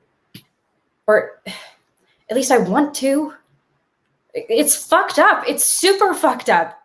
Your parents did all the work. Mine did none. Do you want me to apologize for them? Because, like you said, Giselle, it doesn't change anything. I mean, it wouldn't hurt. Okay, then, I'm sorry. But can't I still be upset? I'm mourning a loss that I thought was just for my dad, but it's so much more than I realized. This connection you all have with your parents, with the grandparents, that is something I will literally never have. And as much privilege as I have, that still breaks my heart. I spent my whole life not knowing that I was Jewish, that our family was Jewish. And you're right, I could have asked my dad, but I didn't think I had to. I thought I could trust how my parents were raising us. That the reason we never visited was because no one ever expected us to. We went to my mom's Christian church every Sunday because that's what she wanted. And my dad never said anything otherwise. And we celebrated Christmas and Easter at home by ourselves because that's what I thought all of us were doing. And now that he's gone, I already felt like there was a part of me that was missing. But every day it's like I'm realizing it's an even bigger piece that just seems to keep growing. Because it's more than my dad. It's both of you, your siblings, your parents, the grandparents, however many aunts and uncles I never met, stories I was never told, traditions I never learned or experienced. It feels like it's too big to ever try and get back. I never had it. I never will. Maggie holds out the folder to Daniel. Are you sure? It doesn't belong to me. Daniel takes the folder. After a few moments, Daniel opens it. All remaining boxes burst open, their contents exploding out and scattering across the stage, maybe even into the audience. So? 4th grade progress report of Levi Arthur Hirsch, Laud Elementary School. End of scene. Act 1, Scene 9. Daniel and Giselle make eye contact with each other. They each get up and silently move to different parts of the garage. Maggie sits in the lawn chair and waits quietly. Daniel and Giselle sort through the scattered remnants throughout the garage until they finally find what they are looking for. Daniel carries a medium-sized box with him. Giselle is holding in her hands a box of candles, a box of matches, and a small book. Daniel puts the box down in front of Maggie. Pick one. What? Pick one. Anyone you want. Doesn't matter. Maggie looks into the box. What? Are these? Yep. But it's not. Doesn't matter. It's July. Doesn't matter. Any of them? Doesn't matter. She begins rummaging through the box. Why are there so many of them? It happens. You just get them. My mom loved to get them on sale from Target. Maggie pulls a small brass menorah out of the box. It looks very plain and unassuming. Really? That one. Good choice. Here. Giselle hands Maggie the book. What is this? A prayer book. It has the Hebrew, the English, and the phonetic Hebrew. Perfect for those of us who never had our rite of passage. Maggie runs her hand over the engraving on the front cover. He left this here? They all did. My mom and Uncle Mike over here too. Giselle takes the menorah from Maggie and puts it on the ground in the center of the driveway. She starts placing the candles in it. Open it. Go to the Hanukkah blessings. Maggie is frozen for a moment, then awkwardly begins turning to the pages. Daniel helps her turn to the right page and points to the section. Right there. Come on.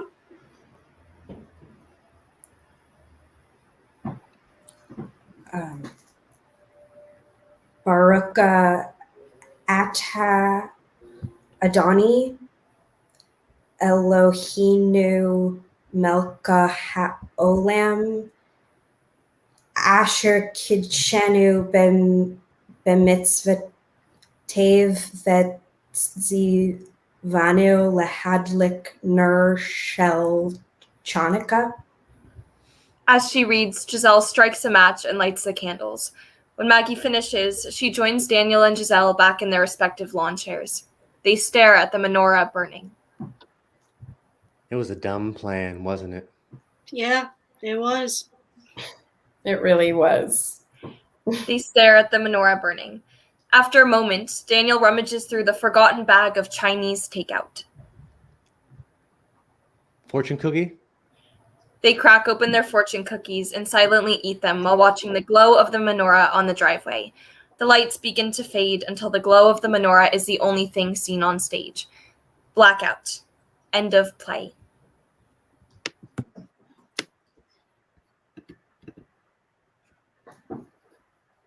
На прекрасном месте корчомка стояла, нова айва и кто-то покерен бомбом корчомка стояла.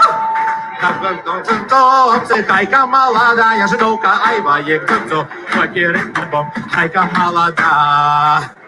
Хайка молодая, водкой шинковала, горелкой айва и кто-то покерен бомбом водкой шинковала.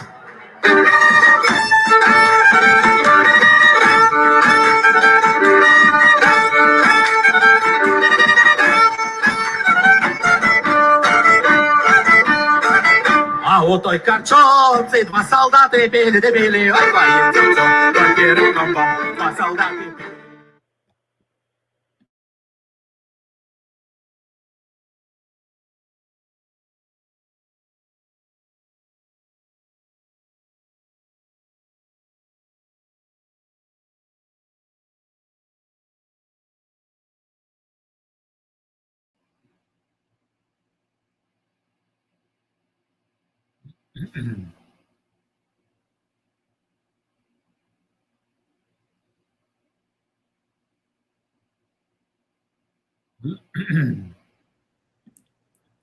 Shalom Aleichem. Welcome to our inaugural year of the Lipinski Family Jewish Festival's new play festival, the Whole Megillah. We are so excited to introduce a play about a baby carrot written by Juliet Roll and directed by Avital Shira. This play has undergone some extensive workshopping in this festival, and we are so excited to present it today. Please enjoy a play about a baby carrot.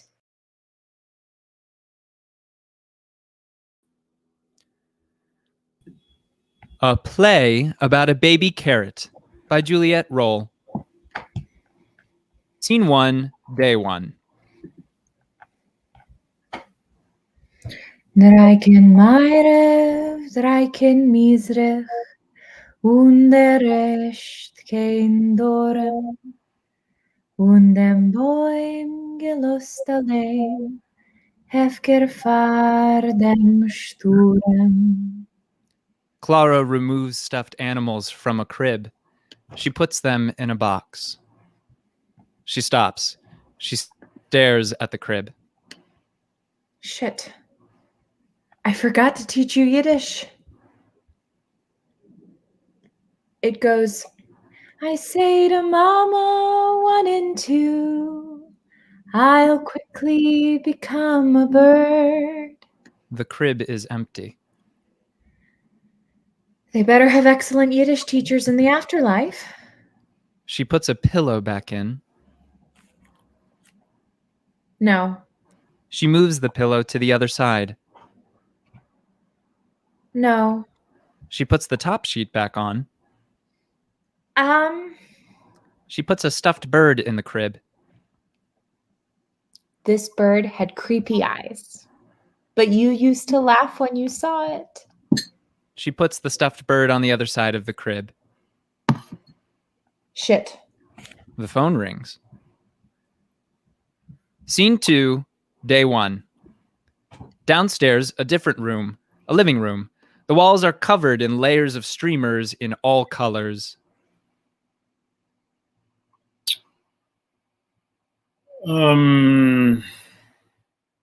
Welcome to Shiva. Well, not welcome. You know what I mean. I don't recognize any of your faces, but it's nice to meet you. It's good to know Clara has friends. That's not what I meant. Thank you for coming to the funeral, and thank you for following us home for the Shiva. I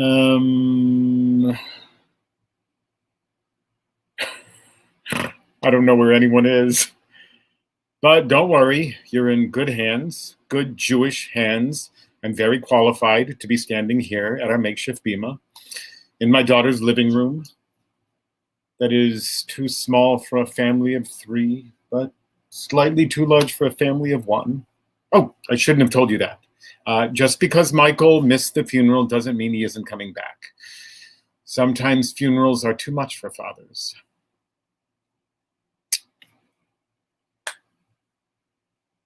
Does anyone have his number? I don't somehow.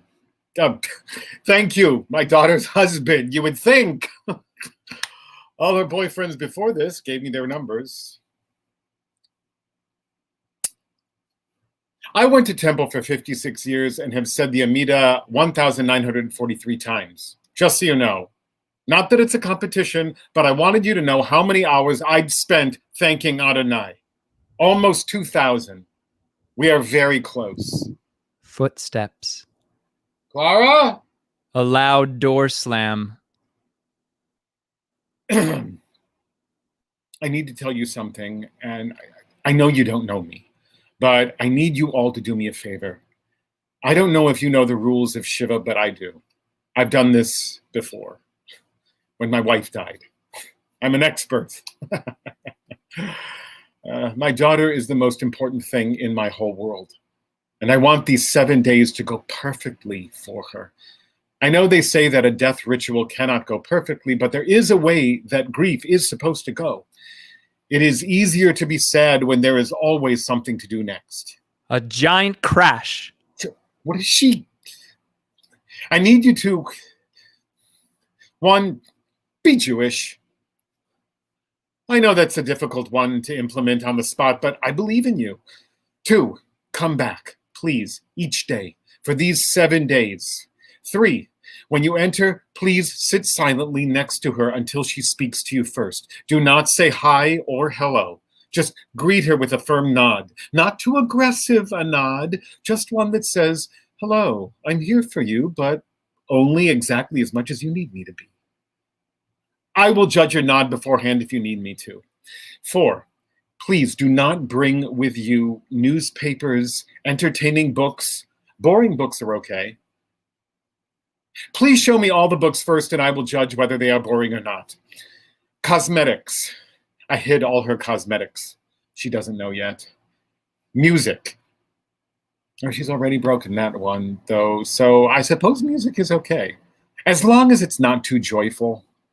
The point of most of this is that you're not supposed to participate in joyful activities during Shiva. It's like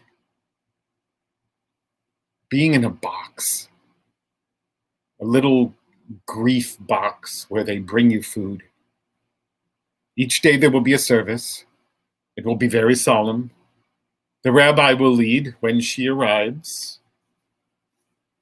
Momentarily. Oh, and Clara is not allowed to leave the Shiva house. My granddaughter died of a nerve disease. So I would appreciate if no one said any words like nerve, skin, fingernails, curly hair. I think those words would be triggering. A door opens. Footsteps. Also, please do not say words like Cameron. That was her name, obviously. Death, passing. Any euphemism for death, really, unless it's such a good euphemism that no one is able to parse what you are actually talking about. If you need to say it, do it in a whisper. Okay? Unless it's a prayer. Prayers are the exception. Great. Fantastic. A+. Oh, I have a reference Torah, if you need it. I will leave it with the young man who gave me Mike's number. Please see it for reference. What are you doing? Leaving my reference Torah. Did you smash something? You can all go home.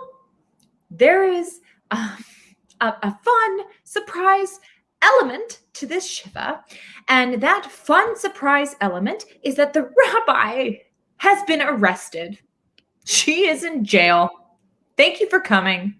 We appreciate it. My father and I appreciate it. I do not know if the rabbi appreciates it. Clara? Isn't that a fun surprise element?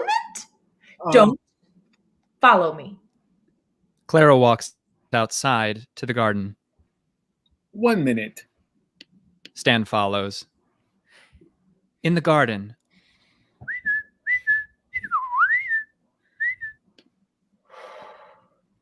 What happened? Someone came and arrested her. That's how you get put into jail. How do you know? How do you know she's in jail? She called. And for a minute, I was flattered because you only get one phone call from jail. And I thought, wow, the rabbi used her one phone call to call me. Clara, out of all the people she could call, she called me.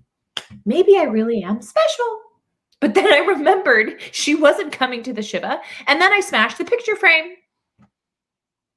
And then I called her wife to come pick her up. That was nice of you? That was so nice of her to call. Isn't there like a backup rabbi? What synagogue has a backup rabbi? Most synagogues? That feels anti-faith somehow. What? How did she manage to get arrested in the half hour between the funeral and the Shiva? Tomato protest. Tomato protest? Is this one of those hippie Judaism things?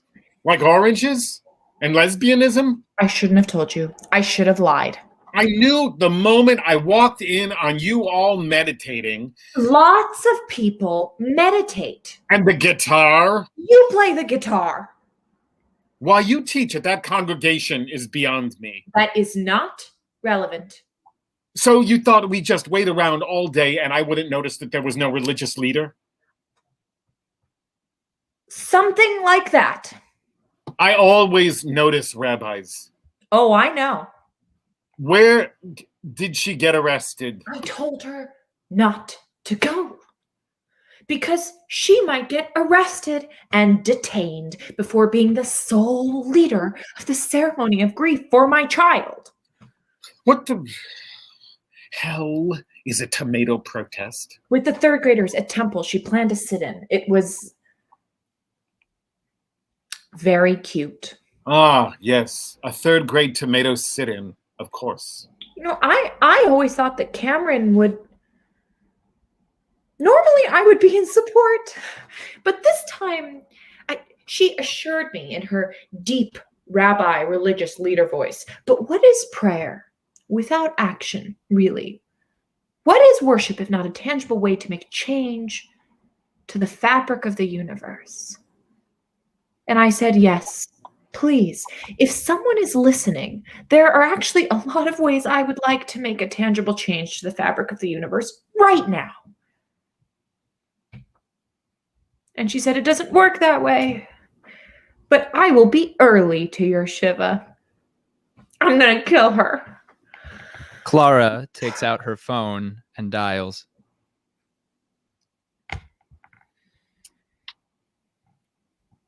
Did I ever teach you how to garden? No. I'm going to teach you how to garden. Why? I'm going to teach you how to garden right now. Come on, crouch down. I'm not doing that. No, it'll take your mind off things. Dad, I'm in the middle of something. Just for a second.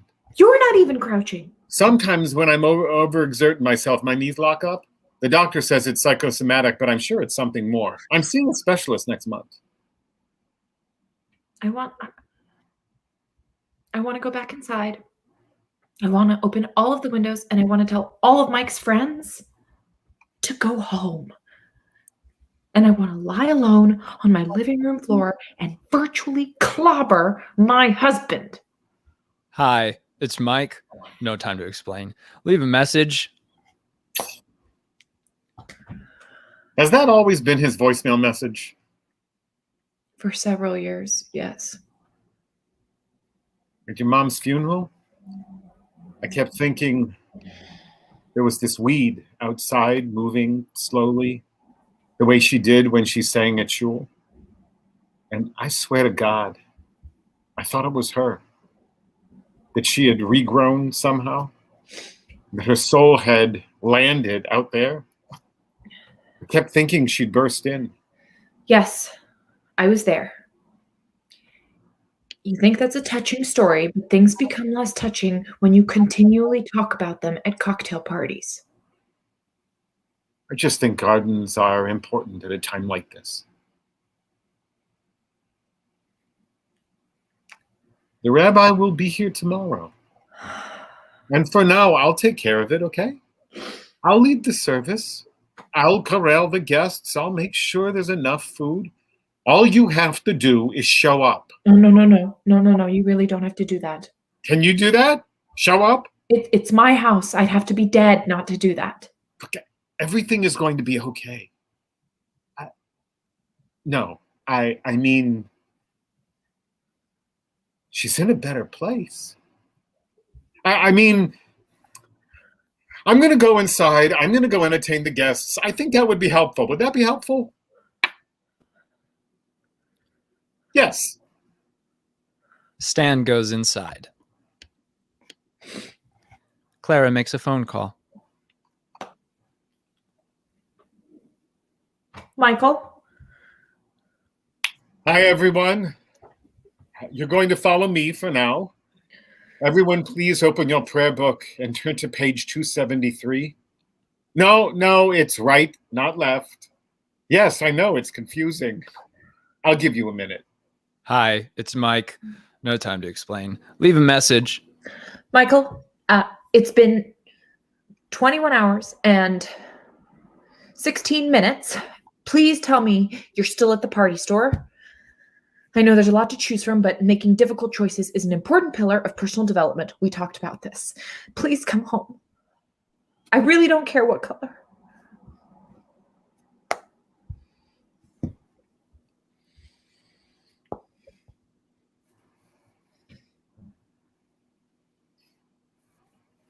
Hi, it's Mike. No time to explain. Leave a message. Hi, I just had another thing to say, and it's that I think it's selfish of you to stay out all night without me, especially today. Fun fact, the rabbi's not coming. She's in jail.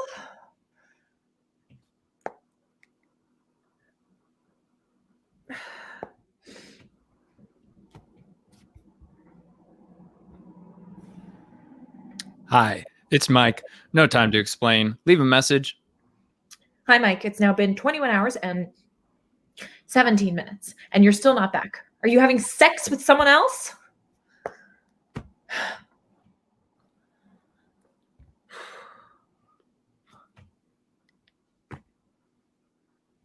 Michael, I'm sorry. I didn't mean to. This voicemail box is now full and cannot accept messages.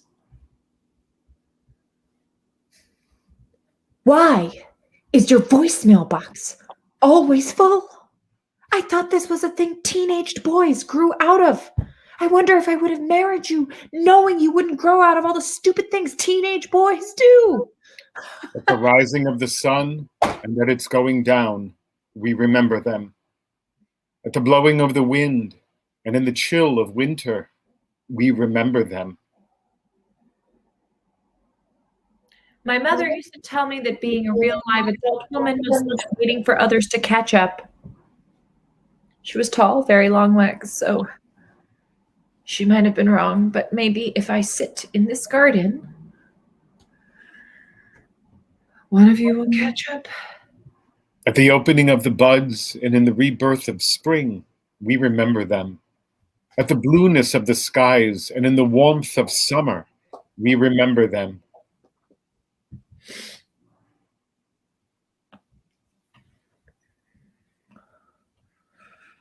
This voicemail box is now full and cannot accept messages. You're a fucking coward, you know that. At the rustling of the leaves and in the beauty of autumn, we remember them. At the beginning of the year and when it ends, we remember them. As long as we live, they too will live, as they are now a part of us as we remember them. Clara sits in the garden. She runs the dirt through her hands. She pulls out a carrot. She tries to break it in half. It doesn't break.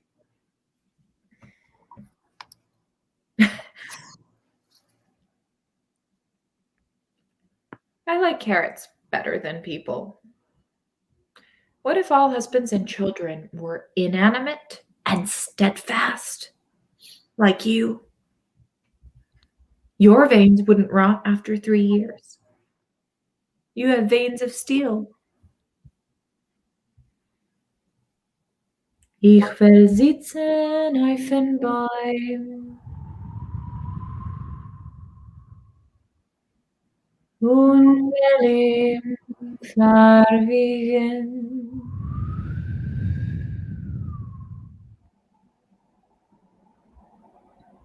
I'll sit in the tree.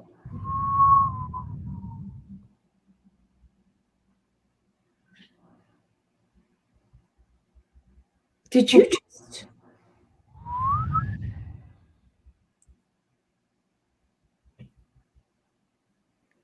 Me the shade now again.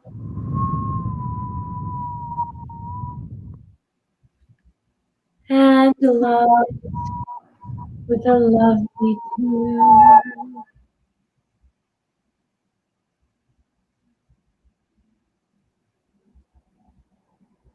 Are you?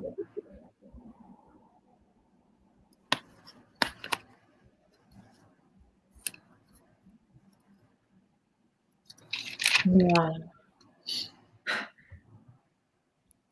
Scene 4, day 1. The room with the crib. Clara surveys the room.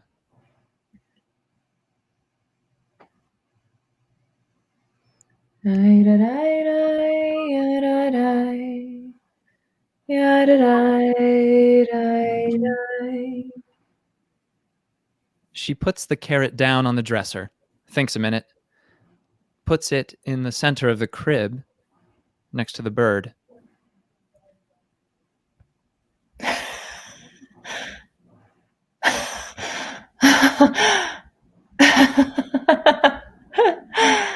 She laughs, a silly joke that makes the room feel a bit more whole. Scene 5, day 1. Clara and Stan in the living room. Stan stands with a clipboard. He reads. Dear Clara, hello. Happy second day of Shiva.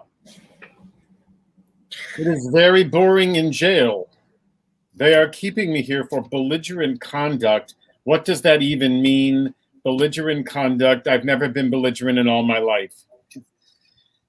I've included instructions for the Kaddish on the back.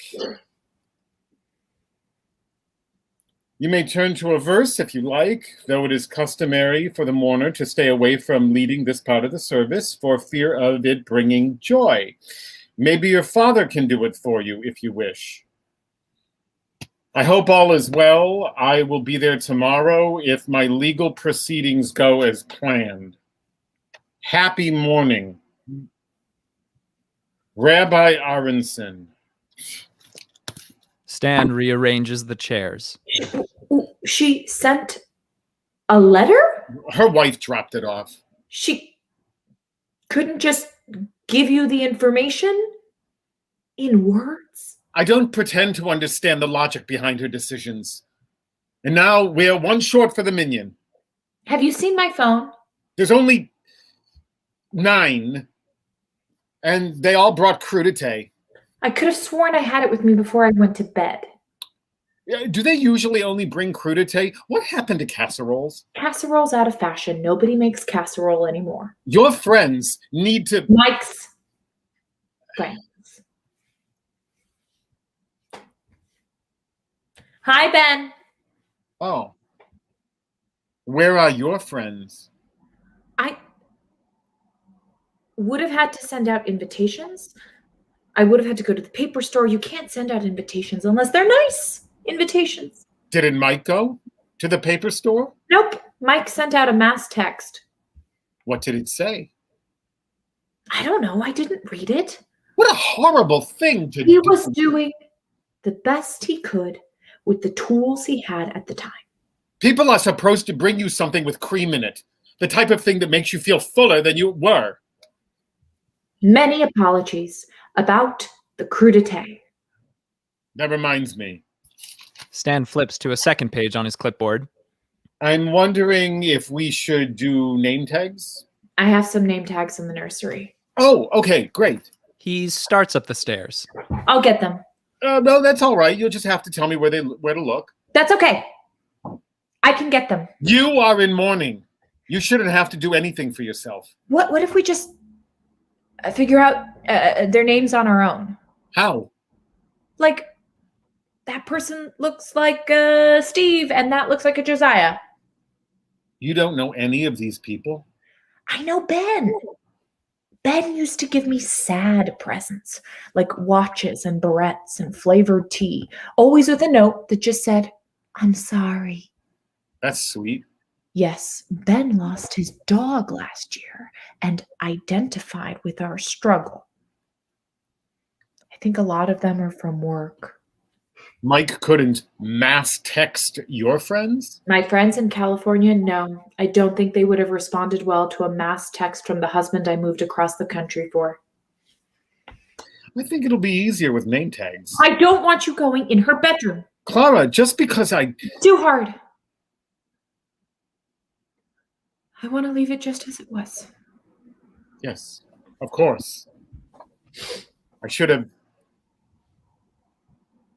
I understand. He pats her awkwardly on the back. You wanted to start the Kaddish. We can't do the Kaddish with 9. What about Mrs. Gordon? What about her? She could be the 10th. She's next door. There's a maximum radius. Really? What is it? Shorter than the distance between you and Mrs. Gordon. We could call Michael and count his voicemail box. You can't count a voicemail box in a minion. I never understood why you needed 10 Jewish adults to grieve someone. 9 is fine. Why not 9? Oh, what about the goldfish? It's human adults, Clara. The goldfish doesn't count. It's an adult goldfish. Oh. I'm sorry. I'm stressing you out. Why don't you sit? Clara sits down in the Shiva chair. Stan sits too.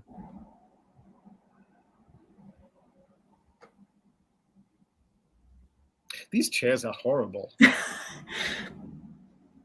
Absolutely horrible. I propped up all the pictures the way you said you were going to in the Hospital room. Did you see? Oh, we didn't. We didn't end up doing that in the hospital room. Stan pulls her phone out of his pocket. He presents it to Clara like an offering.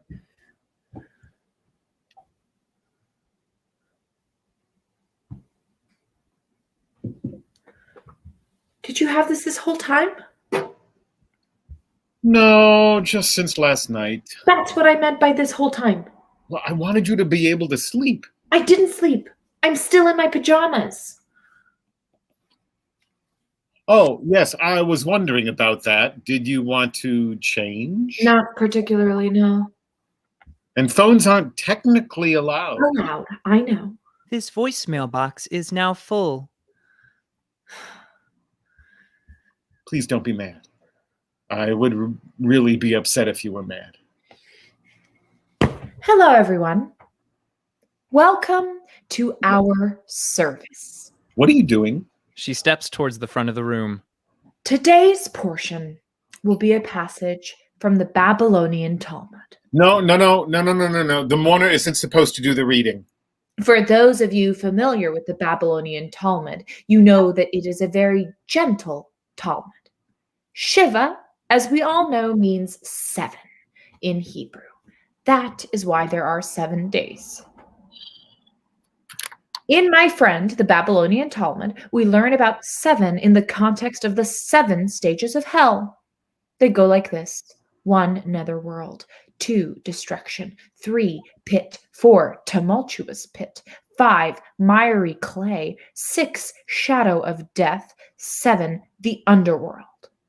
Jews do not believe in hell, of course, at least not in hell after death. But the expression Shiva Madare Gehonim, or 7 stages of hell, that is used to refer to a person who has gone through hell while living. It is a distinctly Jewish expression. I wonder if they meant that hell only exists for those who have been left behind. They'd have a fair point. She climbs down.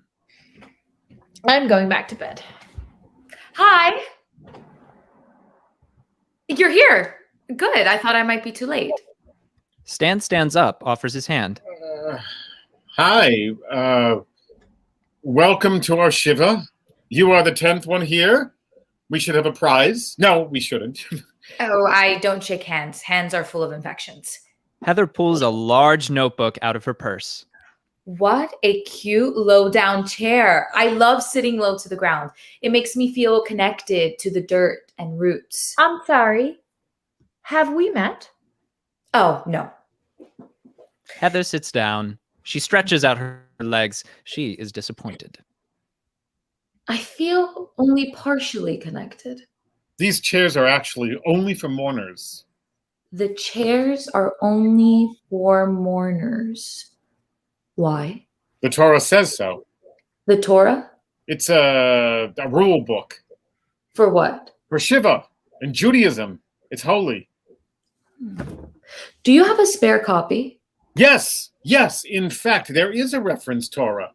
Heather pockets it. Oh, you can't take that. Stan takes another Torah out of his pocket and puts it where the reference Torah was. I'm Heather. I don't love rules, not wholeheartedly. Thanks for letting me in. You just walked in. So, this is Shiva. I'm sorry, who are you again? Clara. The obituary said you were named Clara. The obituary? It was very well done. One of the best I've seen. You're a good writer. I'm a teacher. I could have written it for you. I asked you. You said nobody should have to write 2 obituaries in a lifetime, and then you started crying. I'm very sorry for your loss. Thank you. We really appreciate that. What's the worst part? The worst part of what? Of having your child dead. Oh, you don't have to tell me, of course. I just thought. She holds up her notebook. I've been collecting Right now, I'm writing on the back of the pages from the Yurt Collective. They told me that people who are grieving don't get asked good questions about themselves, so I came up with a good list of questions, sort of like icebreakers. That was number 6. I'm sorry, Yurt Collective? Yes, it formed on Craigslist. You can't just ask people what the worst... She cries. I can hear her cry all night. You do? How horrible. It is. So, is it all one yurt or a lot of separate yurts? Both. Go on. Honestly, there's not much to tell because it's a sacred space, you know? Can't take thoughts out of a sacred space. Heather sits back down. The chairs are only for mourners.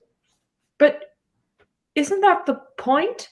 To find thoughts and revelations in the sacred space or yurt? The yurt is the sacred space. Yes, but isn't the point to carry them out with you? Not in the yurt commune. No? In the yurt commune, what happens in the yurt stays in the yurt. Sorry, the chairs are actually only for mourners. I don't think I've ever heard of anything like that. A religion like that? Oh, well, it's new. Like someone made it up? New? Yes, exactly. Does that count? I don't think it does. Of course, it counts. I have a whole notebook on it. I can leave it here and come back for it if you like. Heather pulls out another notebook. She gets up, puts the notebook on the chair, and moves towards the door. Stan lifts the notebook off of the chair. You could stay for dinner?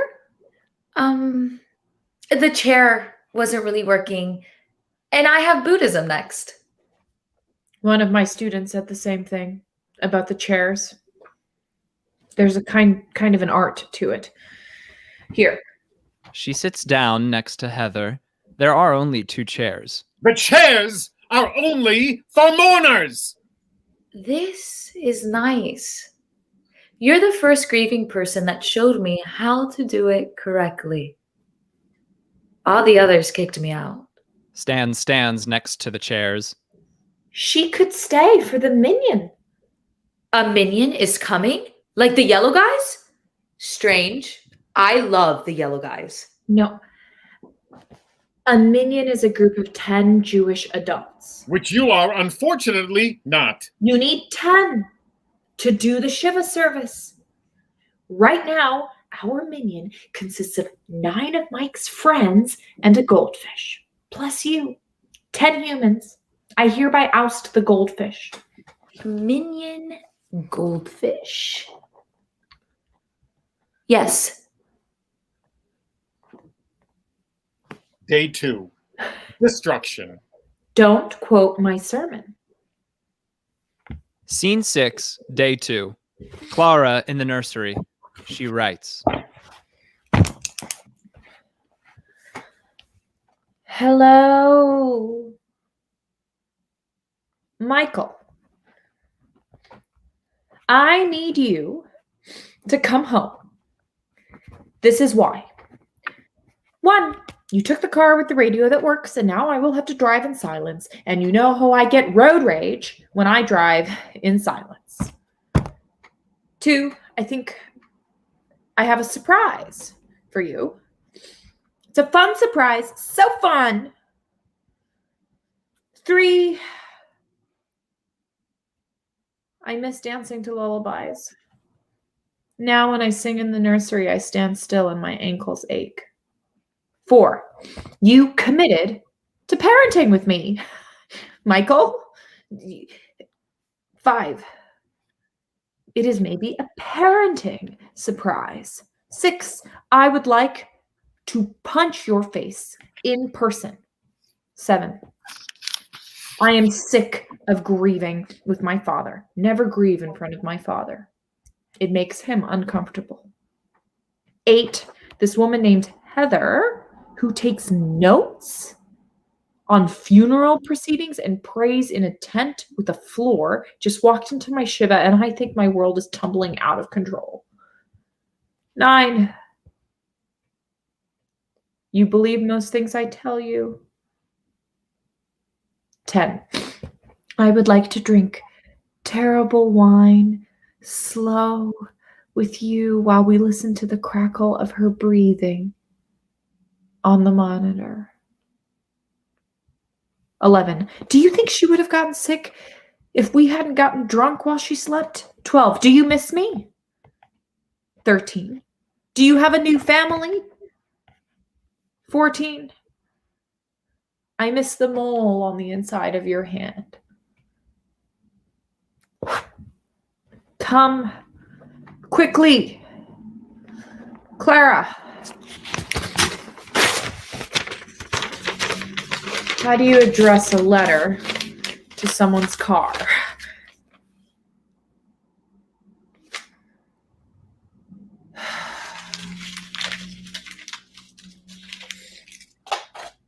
Forget it. Wind. The letter flies out the window. Oh, shit. She kicks the crib. Sorry. She peers into the crib. Sorry. She picks up the carrot. Oh, you're okay. You're okay. I don't like that hat for you.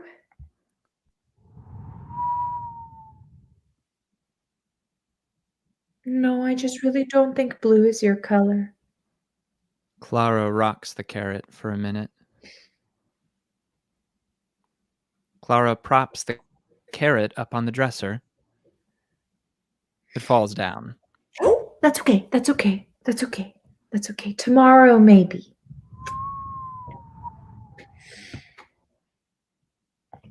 When I taught you to walk the first time, you'd smile at me every time you fell down, like your failures were a secret joke that we were both in on. I appreciated that you let me in on your failures. Most children don't let mothers do that. Hello? How did you get in here? Clara hastily puts the carrot back in the crib. It was unlocked. I was surprised too. I thought it would be baby-proofed. It is. It doesn't keep out adults. Please don't touch the mirror.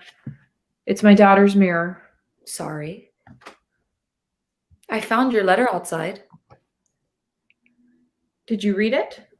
Only the part about road rage, alcohol, lullabies, families, and moles. Do you think I'm crazy? I think a dead kid would make anyone crazy. Plus, a dead husband. Is your husband dead? No. Actually, maybe. I guess. I don't know. He went out to buy streamers. Did he get good ones? Good what? Good streamers. Maybe. Probably not. Did you know it was supposed to be her birthday on Tuesday? Her 3rd. And the two of us were alone in the hospital room. And then suddenly he said, I forgot to buy streamers. And I said, I'm not sure that you need blue streamers right now, actually. And he said, I'll be right back. And then he ran out the door and I had to throw away his coffee. I hope they strangle him. Don't write that down. Why do you have a carrot in a crib? I must have dropped it. But I saw you put it there. No, you didn't. Is this a Judaism thing? No, don't write that down. But it's a part of it. All of this is part of it. Part of what? Grief. I have notes on all the types. She takes them out and starts putting them down on the table in the nursery. Jewish. Don't put them there. As Heather puts each notebook on the table, Clara moves it to the floor. Buddhist, neo-paganist, untitled, that's what they called the yurt religion, Baha'i, Wicca. I'm sorry, you seem attached to this table. Yes. Why? It was my daughter's table. Yes. I don't understand. It smells like her. But it's a table. Yes, but it still smells like her. It still smells like her. Can you stop that? No, I need to be prepared. Prepared? For death. I hate to break it to you, but I don't think you can take your notes with you when you die. My sister is dying. I'm sorry. You thought I was observing your Shiva for no reason? That would be insensitive. Yes. I was sitting next to my sister's hospital bed, drinking the juice they brought her, and I said, I'm sorry for drinking your juice and for taking up so much space in your death room. And she said, women always apologize for taking up too much space. And I said, intellectually, I understand that, but it doesn't really feel like ideals mean anything when death is on the line. And she said, that's stupid. Ideals mean everything when death is on the line.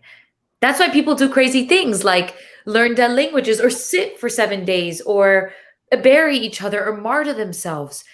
You think every martyr in the history of the universe is dumber than you? And I realized I didn't really believe in anything. So I decided it was time to believe in something.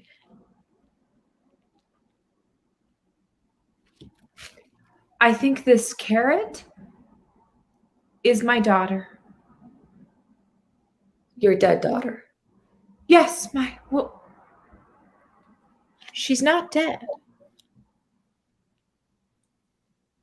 She's in the carrot. Like reincarnation? Something like that, but more like with the blowing of the wind and the rebirth of spring, we remember them. Huh. Do you believe everything anyone tells you? No. I write down everything anyone tells me and then I think about it later. But it's nice. The idea that you could wake up in the morning and find a dead person in your garden. That's not what I meant. I know. Could I hold her? I won't hurt her. Sure.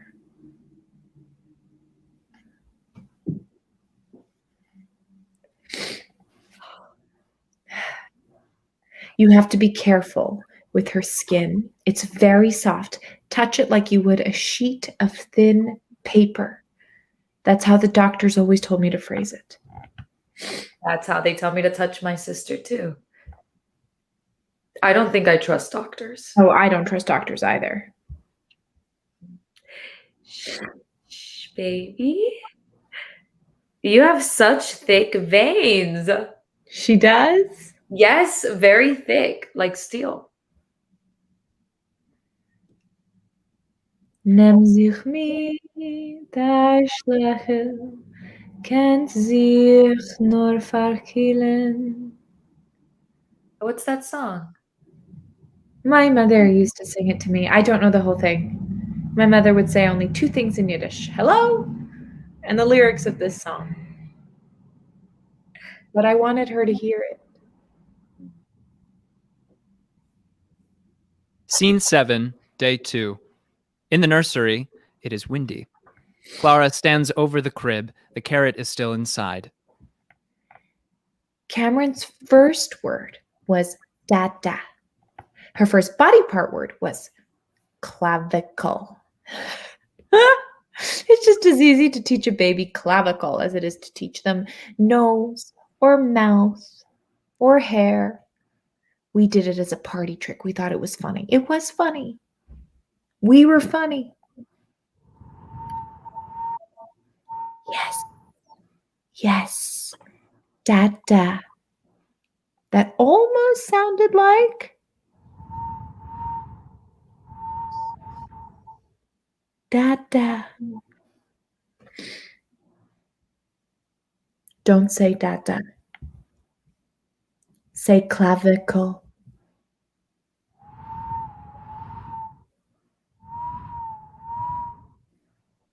Much better. Scene 8, day 3. In the living room, Heather stands at the front of the room. Hello, Ben, Steve, Josiah. Where did you come from? Shh. The rabbi sent a letter in the form of a paper crane today. I tried to refold it, but it turns out that's hard. She said we are allowed to make up our own rituals. She said that's part of the ongoing exploration of faith that Reconstructionist Judaism provides. So I've decided that we are going to write down our wishes for Cameron on stones and throw them in a river. That's Yom Kippur. We already do that on Yom Kippur. Yes, I read that in the reference Torah, but I think we should do it now. I'm sorry, where did you come from? Oh, the couch. Our couch? Yes, I live there now. I'm sorry. Clara asked me to stay for the next 4 days for the Shiva. But I'm staying for the next 4 days. We don't have any stones. Stan pulls open a drawer in the living room chest. It is full of perfectly round stones. For the... I know. We don't have a river. Oh. He takes out a bowl. He pours some water in a bowl. That is a bowl, not a river. He takes off his shoe. He pours some water in his shoe. What is that supposed to do? Now it's traveled more places, so it's closer to the river. It's leaking. I give up. I filled a whole chest in your living room with rocks and bowls and fancy spoons and of your favorite foods and a backup stock of Shiva candles. How is that not enough? I will be waiting upstairs in the guest room where guests sleep. Dad. Stan storms out. Scene 9, day 3. Stan is in the garden.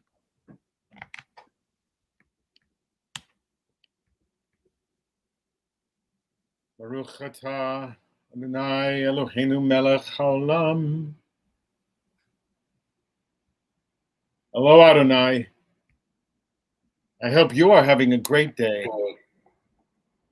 I realize this part is supposed to be silent, but only the wind can hear me out here.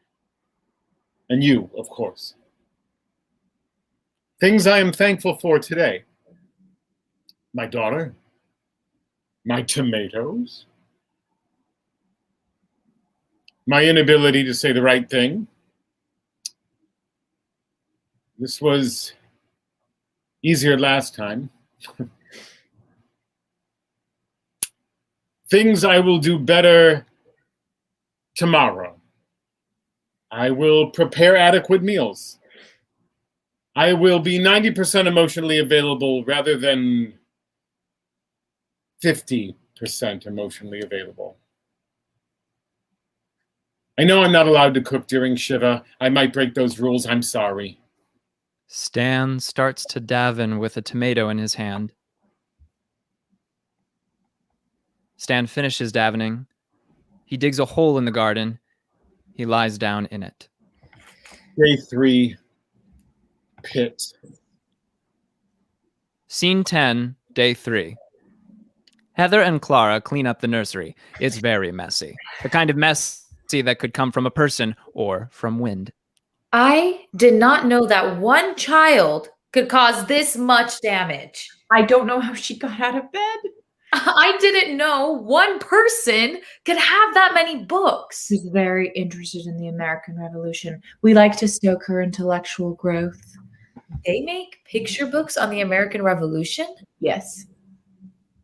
That's really violent. Do you know where? Oh, yes. I set out a change of clothes last night. They start to clean up the room. Clara dresses the carrot. What's he doing? Praying. Does he always do it like that with the section headers? Shh. With the section headers? Ever since my mom died. But he gets very mad if you interrupt him, and then he starts over. Hello? Shh. I just wanted to see it. Why don't you do that? I mean, he's holding a tomato. Yes. I used to. Every day at 11:11 a.m. Like an 11:11 wish? Felt like as good a time as any to stop what I was doing. But when I would get to the tomorrow section, and after I wouldn't know what to say.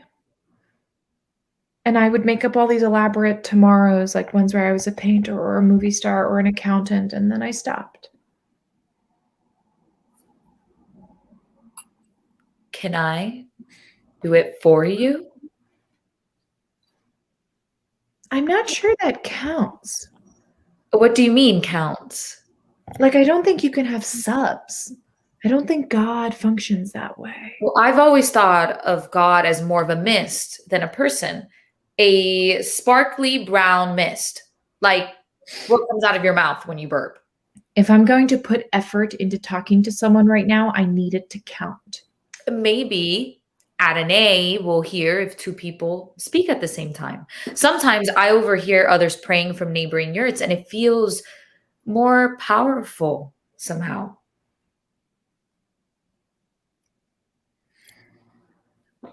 You have to stand. Cover your head with something.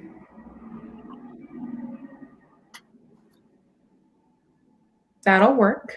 A student of mine used toilet paper once. He thought it was funny. It wasn't funny. Clara holds a prayer book in front of her.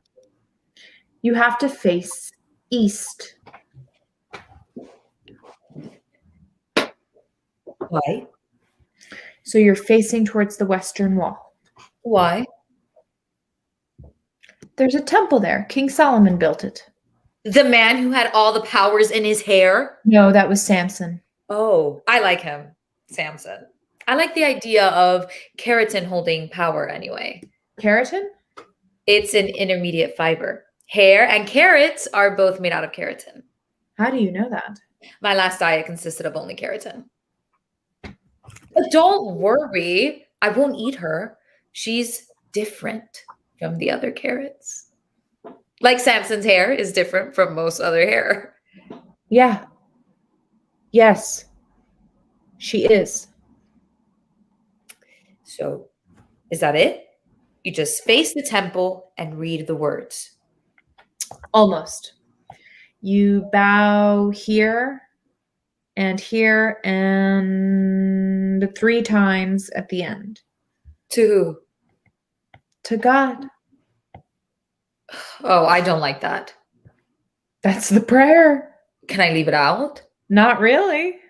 Bowing to men is physiologically impossible for me. I'm sorry. God is not necessarily a man. But you refer to him as he. It's not the same, but it's almost the same. If Adonai was real, I like to think he'd appreciate the praying more than he'd mind the not bowing. What about people with arthritis? I think there's a clause for them. Really? Well, they can't make a clause for every exception under the sun, can they? No. I resent old people who get special exceptions. That's alarming. Not more than you having a child who's a carrot. Fine. You're more persistent than my kids. You can go on your tiptoes for this part if you want.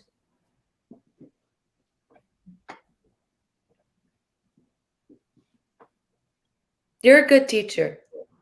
I usually hate teachers, but I don't hate you. Thanks. A paper airplane flies in the window. Clara opens it and reads. Why are you laughing? It's from the rabbi. Is that funny? She included a suggested passage. It's Abraham and Sarai. Who are Abraham and Sarai? They're great Jewish ancestors. They got pregnant in their 90s. It was a whole thing. Sarah laughed in God's face and said it was impossible. And then she got pregnant anyway. It's children are a resealing of our faith. What's so funny about it? It's a really dumb passage to send to a child's shiva. Oh.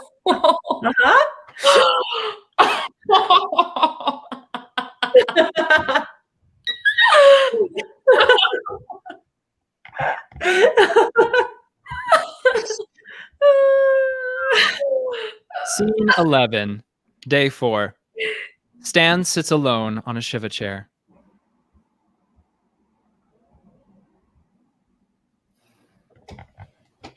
There are 4 of you and 4 crudité platters. I don't understand. Scene 12, day 4. Clara and Heather in the nursery. Clara holds the carrot. She rocks it. Say, Dada, it's not your fault. Say, Mommy, sorry, she said it was your fault. Mommy was a little drunk.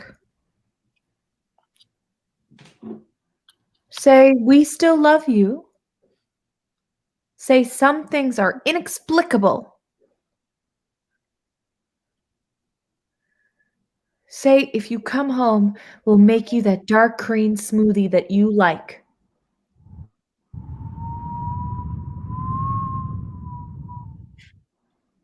Send audio message. Stan knocks on the door.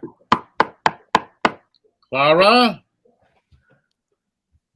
They don't answer. Scene 13, day 4. Stan in the living room. He takes out his phone. Michael?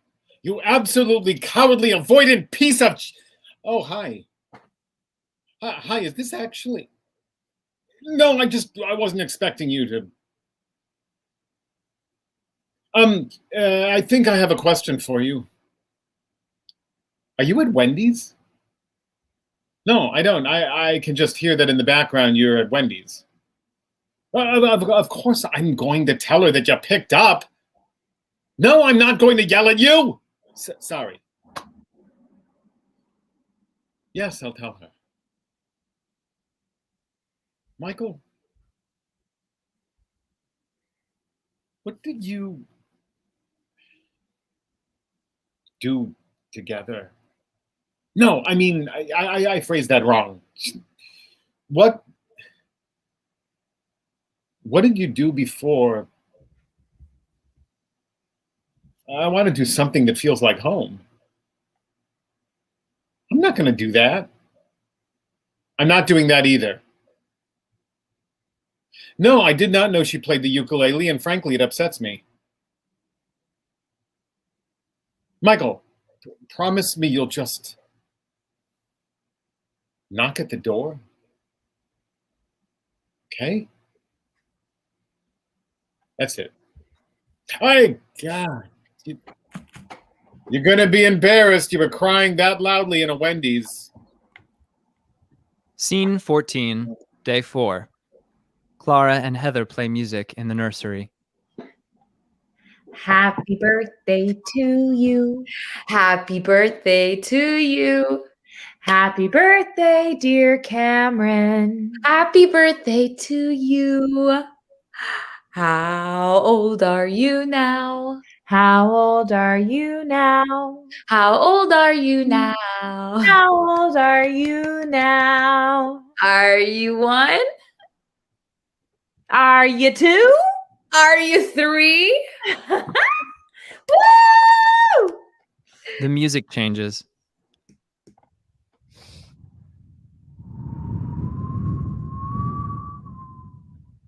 Okay. 1 step, 2 step. Did you go to prom? Yes. Did you dance? Not really. Good.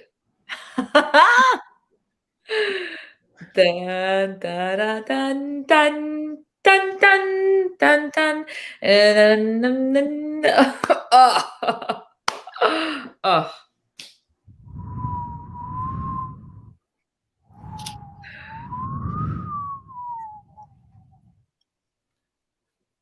That's okay. You'll pick it up before long. The music changes. The Cotton Eye Joe. They played this 6 times at my bat mitzvah. What? My dad forgot to feed the MC, so the MC played Cotton Eye Joe 6 times. I like the Cotton Eye Joe. So did I. Heather tries to teach the carrot the Cotton Eye Joe. The carrot picks it up well. Stan enters with a ukulele. Hi. I have something to say. Yes. I am going to tell it like it is. I read that phrase on the internet. Here I go. He lifts the ukulele. What are you doing? The Cotton Eye Joe still plays quietly. Why do you have cake? It's her birthday? Her 3rd? This is a trick, right? You're playing a trick on me. You could have just asked me to go. What? I know. I know I haven't been... But the theatrics, really, all of this. No, I'm not... You know, it was cute when you lied to me as a kid. It was very cute. But now it's starting to feel mean, Clara. Like a mean trick. No. I know it sounds absurd. I know it does, but I know what she looks like. I know what she sounds like. I know how she cries when she wants help getting dressed in the morning. And I know for certain that if she knew there was a way to come back to me,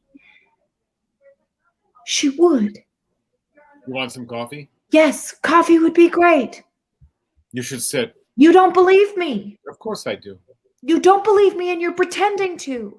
Do you want your coffee dark? It would be better if you tore something up. Would you like some sugar in your coffee?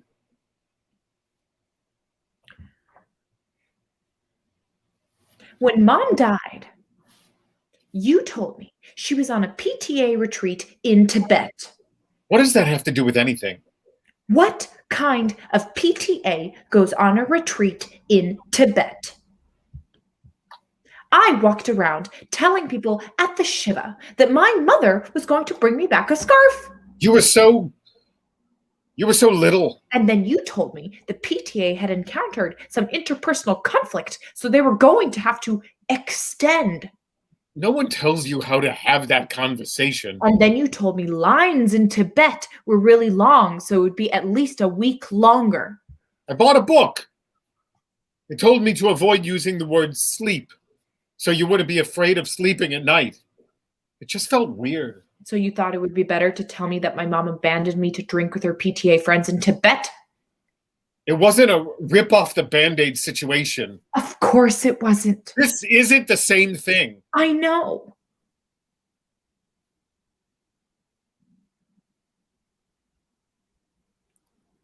She talks to me. It's not possible. I am sure that's not possible. I can hear the wind a little louder. When she wants to say something, it matches her cadence. People hear in their own cadence. Because she moves from side to side the way Cameron did when I sing to her in Yiddish. Plenty of people move the same way. Have you ever looked at the back of someone's head and thought it was someone else? Because she has little eyes that stare really deeply at you if you forget one of the words. What kind of eyes? The kind of eyes that a carrot have? Like tree eyes? Because she had a neurovascular disease and her veins filled with fibers. And now she has really thick veins filled with fibers. Fibers make up most of the living universe. She falls down exactly the way she used to when she was learning to walk. All at once. What about when she gets older? Because I will explode if it's not a possibility. That is just you making a decision to stop grieving. And what did you do? What are you talking about?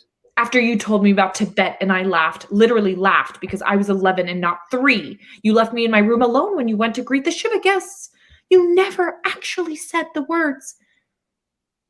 Your mother is dead. But you understood. And then you didn't come into my daughter's hospital room for 1.5 years, not once. For the 1.5 years that she was sick, you did not see your granddaughter and you did not see me. And now you are looking her in the face and telling her that she's just a tactic for avoiding reality. How would you know? That's not fair. You know I don't like hospitals. No one likes hospitals. Every Shabbat. The holiest of holidays. My faith is very important to me. So is mine. What faith? Your rabbi doesn't even show up to Shiva. He was out there doing something. This has nothing to do with faith. You are avoiding reality. Then explain to me the difference between faith and avoiding reality. I think I'm going to go find my sister now. Goodbye. She leaves. On her way out, she turns on the next party song. Clara and Stan sit in it for a minute. Clara switches the song, the Yiddish lullaby. The song plays for a minute. Then slowly, the streamers all fall down from the walls. Clara looks at the carrot. It looks very alive. Clara rocks the carrot. She sings along with the tape.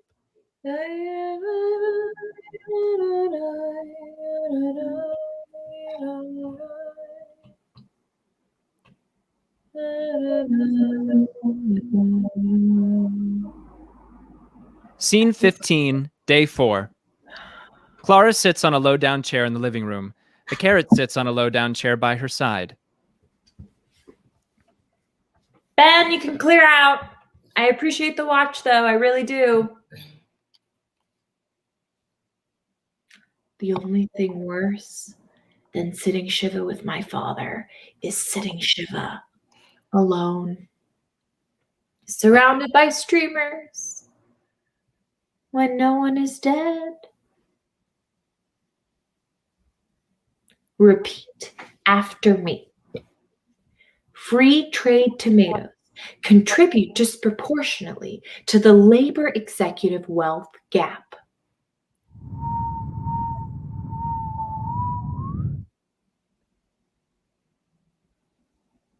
The labor executive wealth gap is destroying the country.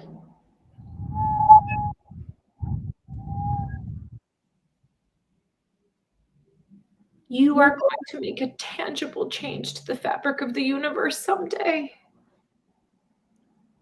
Scene 16, day 4. Stan in the garden. Adonai? Hello? I am very angry with you. Leah? I know you're up there and I am very angry with you too. There was a lot you were supposed to do. There was a lot you couldn't be there for. Like the tomatoes. Tomatoes are very hard to cultivate. You missed the tomatoes. He rips up a tomato plant. And you missed the peas. He rips up a pea plant. On each of the following lines, he rips up a new plant. And the time Clara tore out the old peas. And the time Clara recultivated all the peas. And you missed the basil. And also that time she won her soccer game by accident. And also the radishes and the sage. And the time she got expelled for bringing rodents to school to study them. And when she put your tallis on for the first time. And when she became a teacher. And you missed the lettuce. And that time she brought Mike home for the first time on that bike and rode with both tires flat, and she took my hand and called me dude. And when she married him, and the night Cameron was born, and I said, Clara, you named her after yourself. And Clara said, she's named after the parts of me that are my mother because that's how we honor the dead. And Michael said, I love the sound of your name. And I threw up on the ER floor. And the night they took her back to the hospital for the first time. And Clara called me and all I could say was, I'm sorry. And the moment I stood outside the hospital room with 2 soy chai lattes and a scone, and I tried to knock on the door, but I kept thinking about the night they took you away. And I didn't know my granddaughter. And she didn't know me. And it's hard to know the mother of a baby when you refuse to look at that baby in the eye. And you missed the moment you were supposed to make me go in there. You missed all of it, and I miss you. Stan looks at the ravaged garden and lies down in the dirt. Day 4. Tumultuous pit. Scene 17, day 5. The doorbell rings. Clara opens it. She holds the carrot tight to her chest. Clara unrolls a long blue streamer. Can you read it?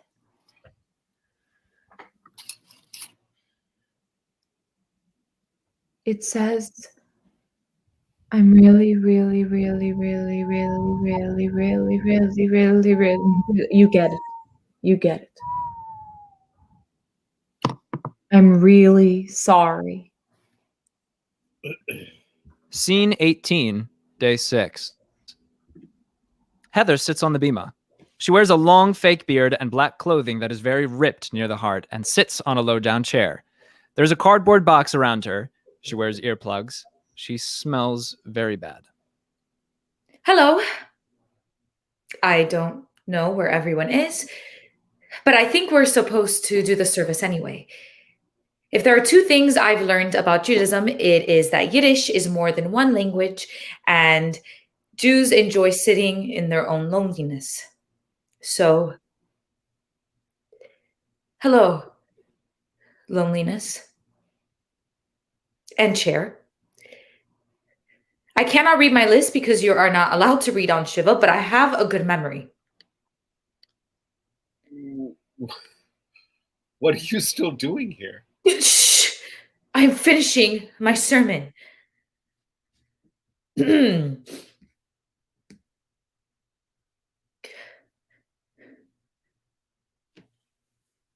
end. What are you doing? I am sitting Shiva. Where did you get that beard? Amazon. What? Why? You're not allowed to shave on Shiva, but I only started following that rule yesterday. And Shiva is almost over, so I wanted to have some long hair, so my hair length could be authentic. That's ridiculous. It's in your reference, Torah. We don't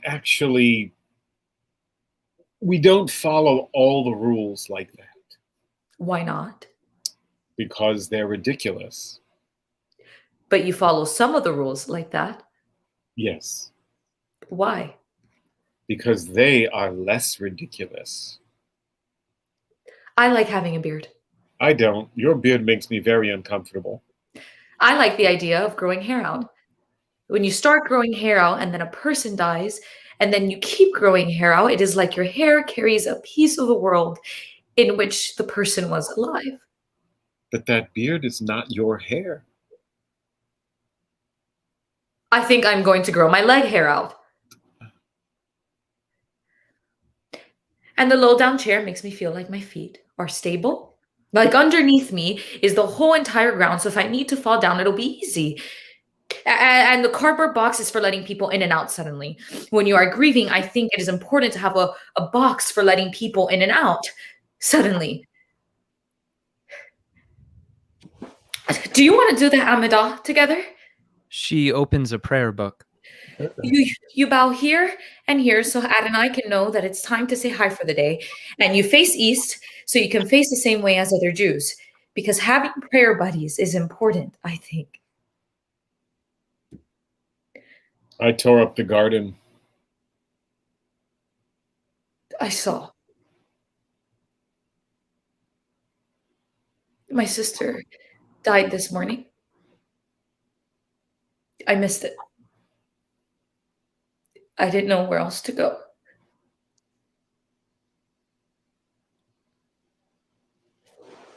Do you want to join me in my box? Only for a minute. They sit in the cardboard box together.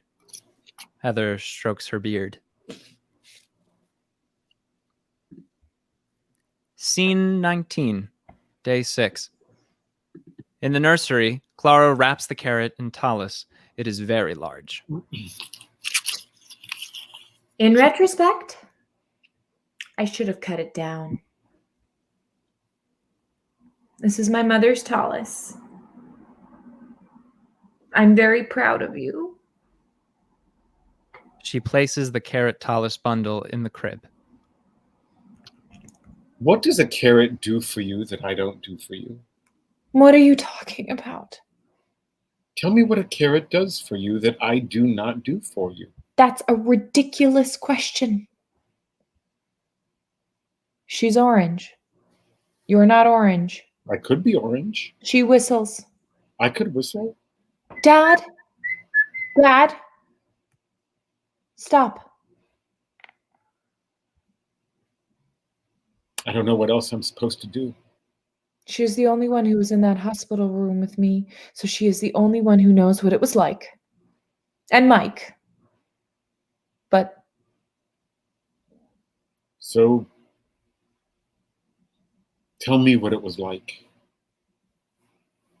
What? Tell me what it was like. That day. In the hospital room. Oh.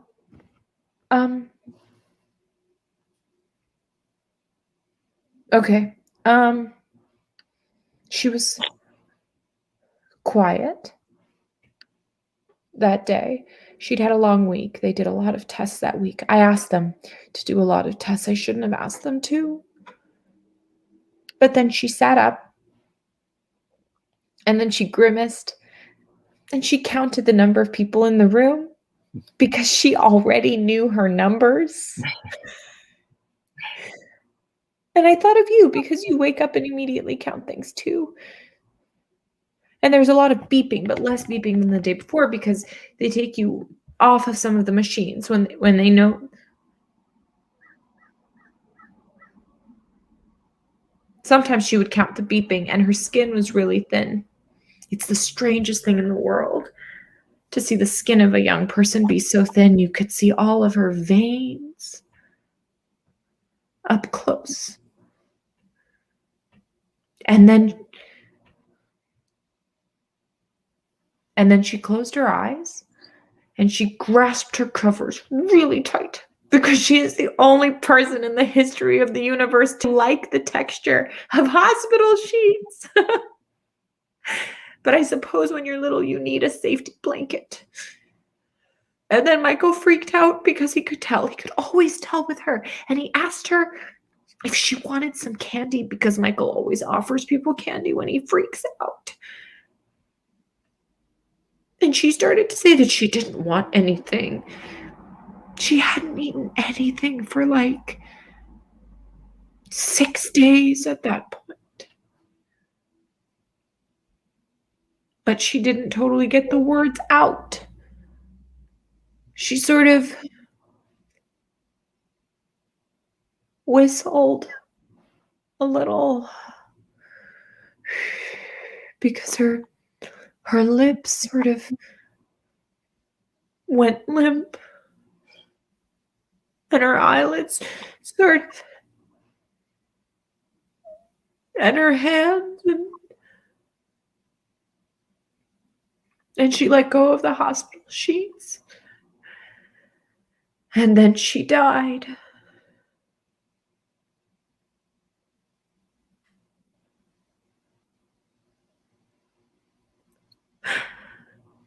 I don't know how to get up every day without her. Lie down. With the carrot. Okay. She lies down. Oh. Now get up. She gets up. Now give me the carrot. What? Why? Just for a minute.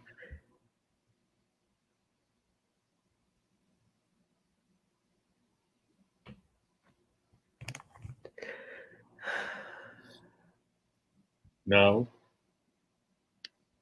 lie down again.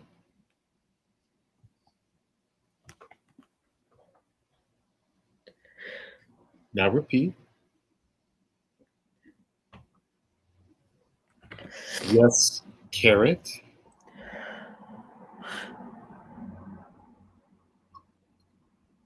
No, carrot.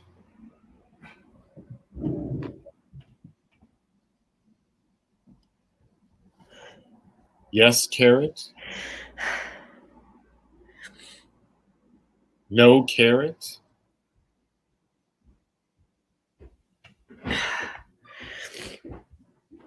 This is stupid.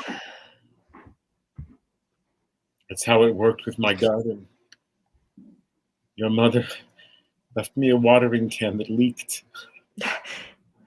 Every day I would pick up the watering can and get water on my nice shoes and say, "This is stupid." And I'd go out and water my garden. It's not as simple as that. Go again. Yes, carrot. No, carrot. Yes, carrot. No, carrot.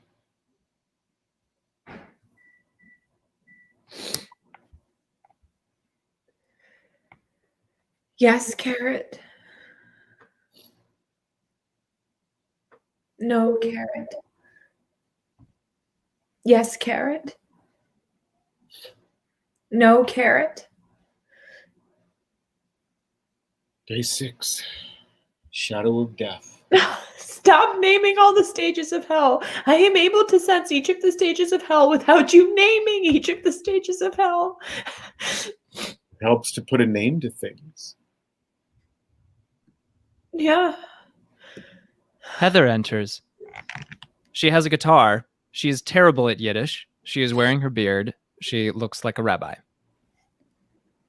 Heti fligos is Michel. So viel sagen. Oh my God, how did you get in here? One sec, I have to finish the verse. Hati mame ongeton, hier fegla dem schwahin. You left the door open. I was downstairs. Why do you have a beard? Do you like it? No, you look like my father's rabbi. Yes.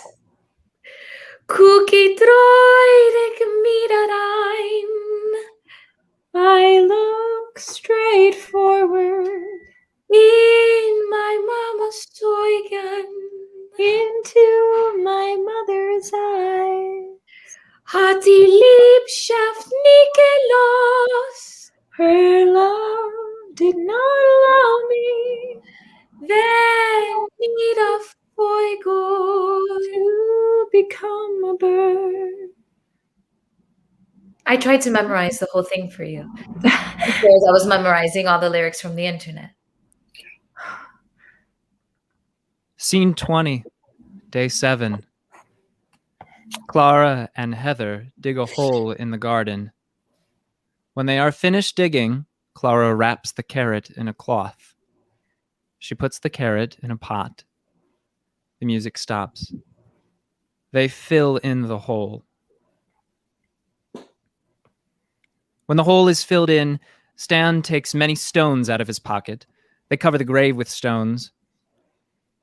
Heather places a little plant on top of the pot. Oh, no, that's not. It's a double plant. At Jewish burials, you don't. Shh. Clara steps back. They look at the strange little grave. It looks a little bit like a carrot stalk, if you squint.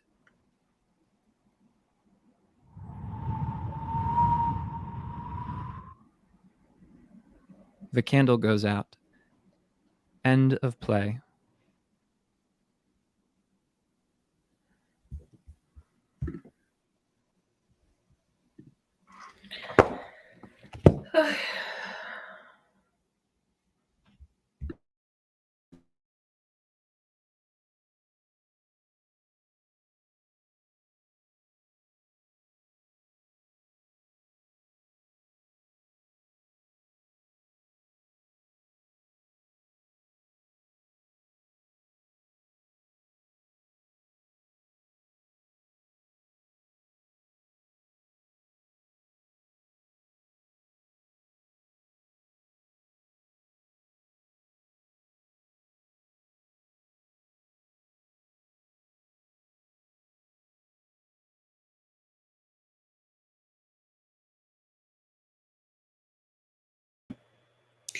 Hi, everybody. Thank you so much for coming to A Play About a Baby Carrot and our first day of the Whole Megillah Festival. We're so excited to come back tomorrow at 1 p.m. Pacific time with a panel with all of the playwrights, and then Why This Night by Dan Kittresser. We can't wait to see you tomorrow on our final day of the Whole Megillah New Play Festival.